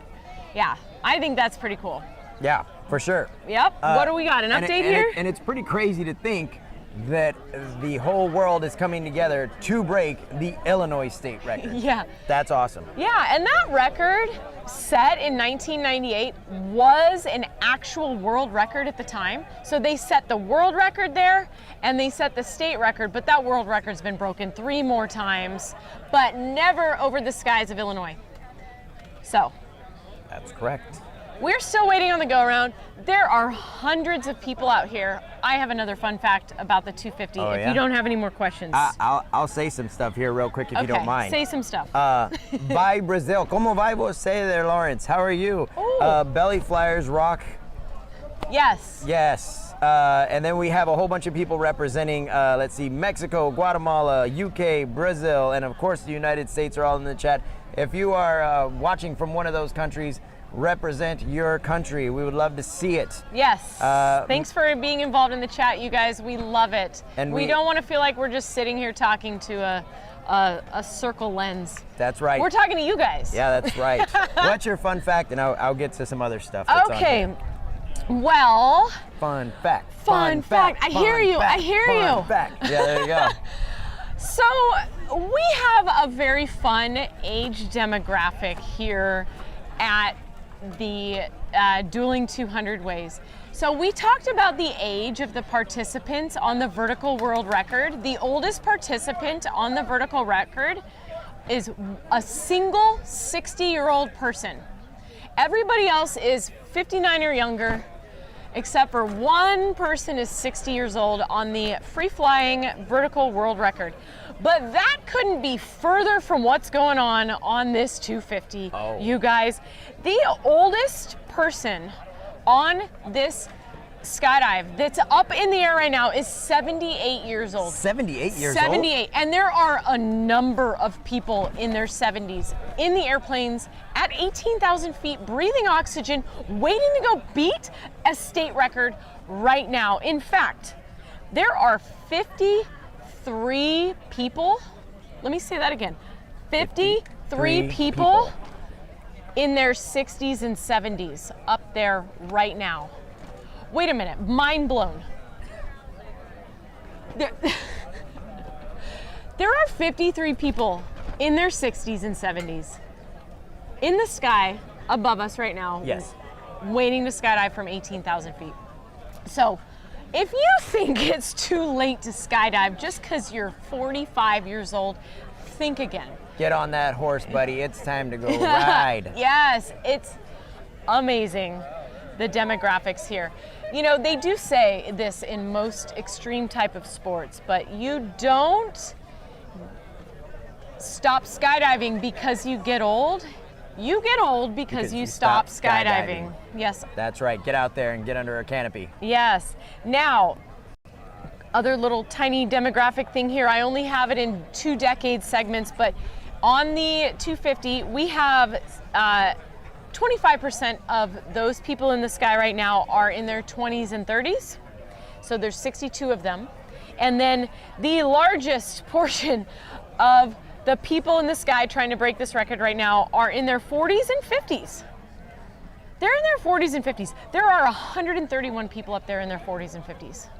It's pretty cool. That's right. Yes, I love that. That This is is awesome. that is the funnest fact I've ever given.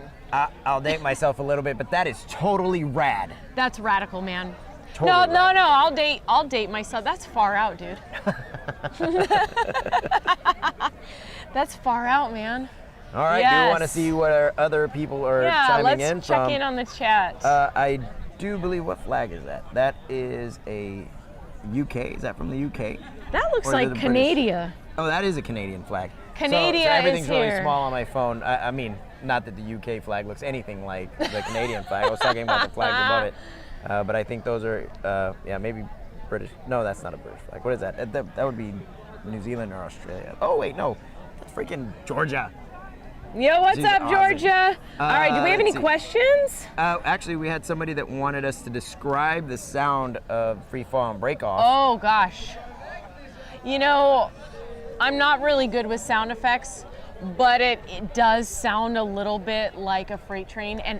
And do you want to give your best impression of the sound? That's it. Yeah, it sounds like that. I don't know what that sounds like, but yeah, it's loud. Especially when it's right above you. You can feel it. It's pretty amazing. So we just got word they are at 19,000 feet. They're 25 nautical miles away. So they are coming overhead. That Looks like pesky the sky little is cloud. starting to clear up. Yeah, that pesky little cloud that just happened to be overhead when they were coming has moved. So we did get a comment earlier that said the skies look blue, and you are correct. The skies do look blue over there, but as you can see right above us, or actually these aren't even right above us, these are what was above us just moments ago, have now started to push their way out, and it looks like the skies are opening back up. So the Illinois state record 250 way is actually going to get their first attempt, I do believe. Yes, I do believe. I do declare. We are so excited. There are hundreds of people loitering about here waiting to watch the action go down. I would wager that most of these people have never seen 250 parachutes in the sky at one time. I'm Probably pretty not. sure the amount of people who have seen that with their naked eyes is not, it's very low here. So I think everybody's getting pretty pumped to be able to see this. And We have representation from Paraguay, and of course, my personal favorite, representation from Texas. Hey, So, what's up, yeah. Texas? What's going on, all you Texas fans out there? Thank you for watching. Ah, yes. So, Will we point our cameras up at the formation when it's passing overhead? We will No, not. You are going to sorry. stay right here. My eye is burning like you're going to crazy. watch our face while they are flying in the aircraft, but If you didn't know, if you didn't know, you're going to get to see the skydive live from a camera in the formation. it is sitting on top of Chris Webb's head right now as we speak. We are waiting for them to get within reach of our system that's down here for the live feed so that you can watch this big way in real time. Yes. So, fun fact. I love fun facts. I This- love fun facts. This is my favorite. Fun facts, yes. We can hear you. The average jump number of the participants on this 250 way, and we excluded the leadership team from this number because they would skew this heavily. But the average jump number, should we quiz them in the? We're Yeah, gonna quiz you. absolutely. Put your guess. We excluded the 12 leadership team members that have crazy amounts of skydives. 2 of the people on the leadership team of the 250 have 32,000 skydives. We toss them out. They don't count in this average, and neither do their 10 other leaders. The participants, we average their jump numbers together thanks to Sky Crew. Oh, we got a number, 550. Oh, 550? That's what it says, Oh 550. yeah, more than that. However, give us your best guess. Oh, we got 4,000. Oh, getting better. Are we getting warmer? We are 1750. warmer. 1,300. Okay. We are at 19,000 feet, and I believe they just crossed over 20 nautical miles away. We have a blue sky above us, so They're that way. we're getting excited. We got 2,500, 1,200, 60p, or 600, that's what they meant to say. Nobody has guessed the correct first number. 2,500. Nope. No, Gabriel Gontijo. The I'm first guessing. number has not been guessed. 69, dude. I love the chat. You guys are making my day. Do the with pilots- this chat? Do the pilots practice these formations beforehand? Wow, that is such a great question. The answer to that is yes and no. Yeah. We got 3,700 in the chat from Okay. Fiona. Tom P said 3,600. Ro Amro said 3,734. Wow, thank you to you three for guessing. You're very close. The answer is the average skydives that the participants have is 3,249. Wow, that was really close. Yeah, it was super close. Nice job. Thank you for playing along. As you I can love see, it. we've got some of our free flyers out here to cheer on this Illinois Yes. state record. They are actually surrounding us. I honestly don't know why they're not coming over here, but I think they're just trying to stay out of the Yeah. live feed maybe because They're they've laying been on their seeing us. backs, Yeah. looking They're up. all around us. This is Yeah. 200 people that have surrounded us. Almost wish you could see that as well. Yeah, we got a couple more answers. 3,160, 8,100, 6,000 plus. We got an O from someone. Oh! And then Thanks. let's see, 69 will be correct eventually. Currently watching this 1 mile north. Cool. Wow. Yeah, and Yeah. so Come on out, yeah, man. come say hi. Okay, they are 15 nautical miles away as we speak, and they're flying in formation. So, a little bit about the pilots. Yes, the lead pilots. So, okay, let me start over. These pilots are some of the most experienced jump pilots that you are going to find. Have they practiced this exact formation with these exact aircraft at this exact in this exact way? No, because nobody's done this since 2002. But most of them, if not all of them, have done other multi-plane formations, and some of them do this every single time we have any type of multi-plane formation here at Skydive Chicago. So, yeah, we should ask Dave, our lead pilot here, Dave Schwartz. He's the one who's flying the lead Skyvan for the vertical world record. He's the head pilot here, and I think tomorrow we will be back with some fun facts. Fun facts.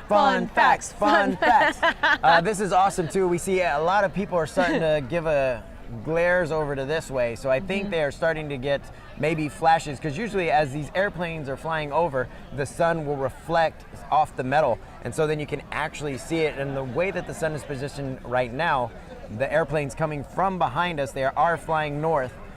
We should be able to see it. Yeah.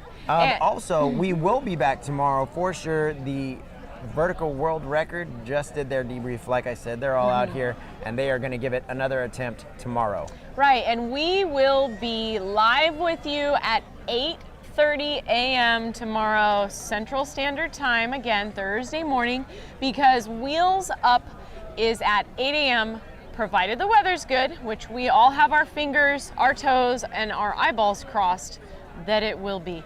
So no matter what, rain, shine, whatever, we are going to be live here at 8:30 a.m. giving you an update about what's going on, maybe what happened overnight, and for sure, you bet your sweet Bippy, I am going to have some fun facts for you. Don't bet your Bippy. We are 5 minutes out from the drop. They are 11 nautical miles away. Oh my God. I just got a shot of adrenaline. That's why I sat here and did this. I was like, I just got a shot of adrenaline. I can't even imagine how intense this must feel for those 250 people in those aircrafts. Oh my God. Especially after having to ride back down from altitude on that last go. The adrenaline dump. Yeah, Holy for sure. smokes. I've had to ride the airplane down due to weather, for weather reasons, more times than I'd love to talk about. And gosh, there is nowhere for your adrenaline to go. It is a very weird feeling. It's a Indeed. weird feeling. And when there's so much at stake, like a world record, a state record, 200 other people counting on you, and you are ready and focused, and then you have to ride the plane down, oh my God. But that's not gonna happen this time, because we've got blue skies! That's right, we have blue skies all over Skydive Chicago. It is glorious, and unless there's some extenuating circumstances, they should be exiting the plane in just under I don't know, 4 minutes. 4 minutes, something like that. About 4 minutes. Yeah. There's some more stuff we've got. What is the spot for this jump, given climb out would take some extra time? Oh, I don't really have that information. Yeah, I don't think they've given that to us today. From what it looks like down here, everybody's looking straight up. In fact, everybody's looking at an angle, so they can definitely see the aircraft right now. I am personally waiting for the sound so that I know that the aircraft are close enough. I know that when we watched the vertical group get out an hour and a half ago, they were definitely right over the top. That they were right over the top. It didn't look like there was any sort of variation east or west. They were flying from south. They were flying from south to north, and they got out right over the top. All right. Something has happened. We are getting some information right now. Okay, I've got, oh boy.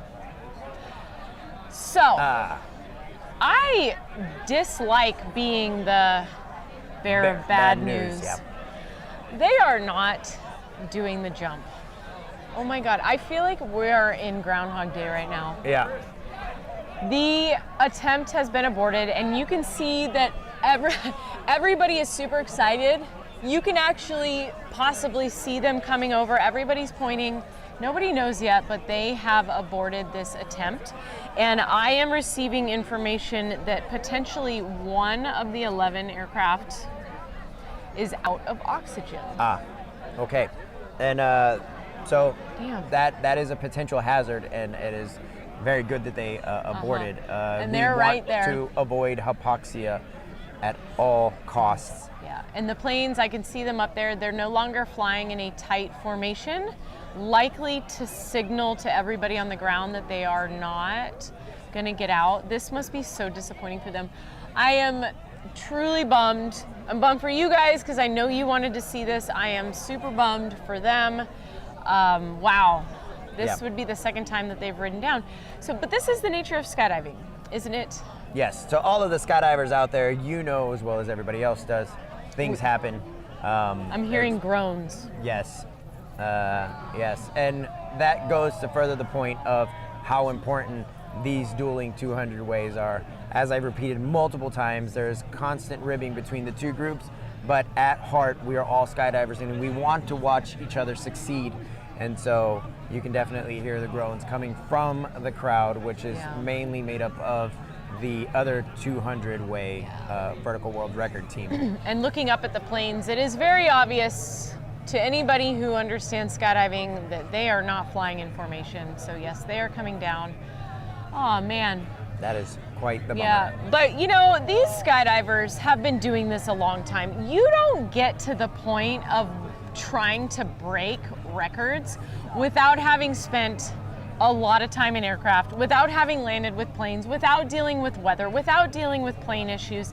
And it's disappointing all the time. It's never not disappointing. Correct. But obviously, we all accept it as part of the gig. You know, it just happens. Right. But dang it, man. We actually got a question that was asking who's in charge of the O2. You can't simply blame it on the person that's in charge of the O2. There could have been multiple factors involved in why that airplane ran out of oxygen. And honestly, I'm not sure that that's the exact reason. I believe that that's the reason, and I'm sure we will get a little bit more on that as it progresses. And potentially we will fill you in with all of those details in the morning, because I'm sure we will get more as the evening goes on. But dang it, this is the last attempt of this day, because by the time they get down, by the time they deplane everything, there's not enough daylight left to do another attempt, because that is also very important, is to have daylight. Although there is such a thing as night jumps, but not in this event. No, this is not an event set up for night jumps or even twilight jumps. So Mariah Harper was asking, will they try again tomorrow? Yes, Mariah, they are going to try tomorrow and Friday. Yeah, we still have 2 more days. Yeah, of this. we have 2 more days of this. So if you haven't been watching, please tune in tomorrow. Like she said, we are going to be going live at 8:30 a.m. Central Time. Yes. And we don't want to lose your trust. This is the second time that we've given you a letdown. The big build up and then the letdown. Just know we all feel that. Yes, We indeed. all feel it. Yet the stoke is still going to be high here. Probably the rest of the day, probably tonight, probably the next 2 days, because just because there was one little hurdle today, 2 hurdles, they rode down for the clouds, some sort of a plane issue. It happens. The stoke is still high because we have 2 days left to get these records, and that's a lot because what are we trying to do tomorrow? How many attempts do we have? We have, so total they're going to be doing between 6 to 7 attempts. That's 4 attempts for one and 3 attempts for the other. And that all might have changed. As far as I was aware, that was the initial plan. But with the 2 weather days as they have been and the only 1 attempt, that might change. So we will keep you updated with that as well. But definitely come back here and hang out with us tomorrow because we are going to be reporting back to you. We're going to be live at least 13 more times over the next 2 days. Oh my God, I'm exhausted just thinking about that. But we are going to keep you updated with all the action, all the stuff going on. There's hundreds of people here, you guys. Come join us. If you live anywhere nearby, come join us. Yeah. I just met a very nice woman who her and her husband drove up from St. Louis, a 4-hour drive just to come here today. I couldn't believe it. I actually made her repeat herself. I'm like, so you came from St. Louis? You drove up here just for this? Yes, it was worth it. I said, oh my God, you have a long drive tonight. So, hey, other people are doing it. Why don't you? Yeah. Come have lunch with us. Come hang out. Come hang out Come on say the hello. grass. Come say hi. Maybe not during the live stream, but you know. Wave come in over the here and- background. Come watch history be made because it's pretty dang cool. All right, I think that's it unless you've got something from the chat. I've got nothing else. Yeah. We were asked about oxygen. I think that's something that we can save for tomorrow. So please stay tuned tomorrow and we'll go through all of that all over again just for you guys. Thank you guys for being so awesome. Thank you for using the chat. We really appreciate it. It entertains us as well as you. I have one more thing. So the actual link to this live today is going to not be valid tomorrow. This will be a recording when we're done that you can access and scrub through and watch. Tomorrow will be a new live link, but all you need to do is go to the Skydive Chicago YouTube channel and sometime around 8:30-ish, you will see the button for live and we will be live at about 8:30. So join us then, tell your friends, and If you don't know what that button looks like, it is the Skydive Chicago emblem, and it will have a red circle around it. You simply click on that, and that will get you into the live. And then you get to see us again. Hey, lucky you! First lift is taking off at 8. We will be going live at 8:30. Wheels up at 8. No matter whatever's going on, whether they took off or not, 8:30, you will see us back here. 8:30 a.m. Central. With updates and fun facts. Of course. Awesome, you guys. Thank you for being here with us. Thanks for being hanging great. in. And we will see you tomorrow. Bye. Bye.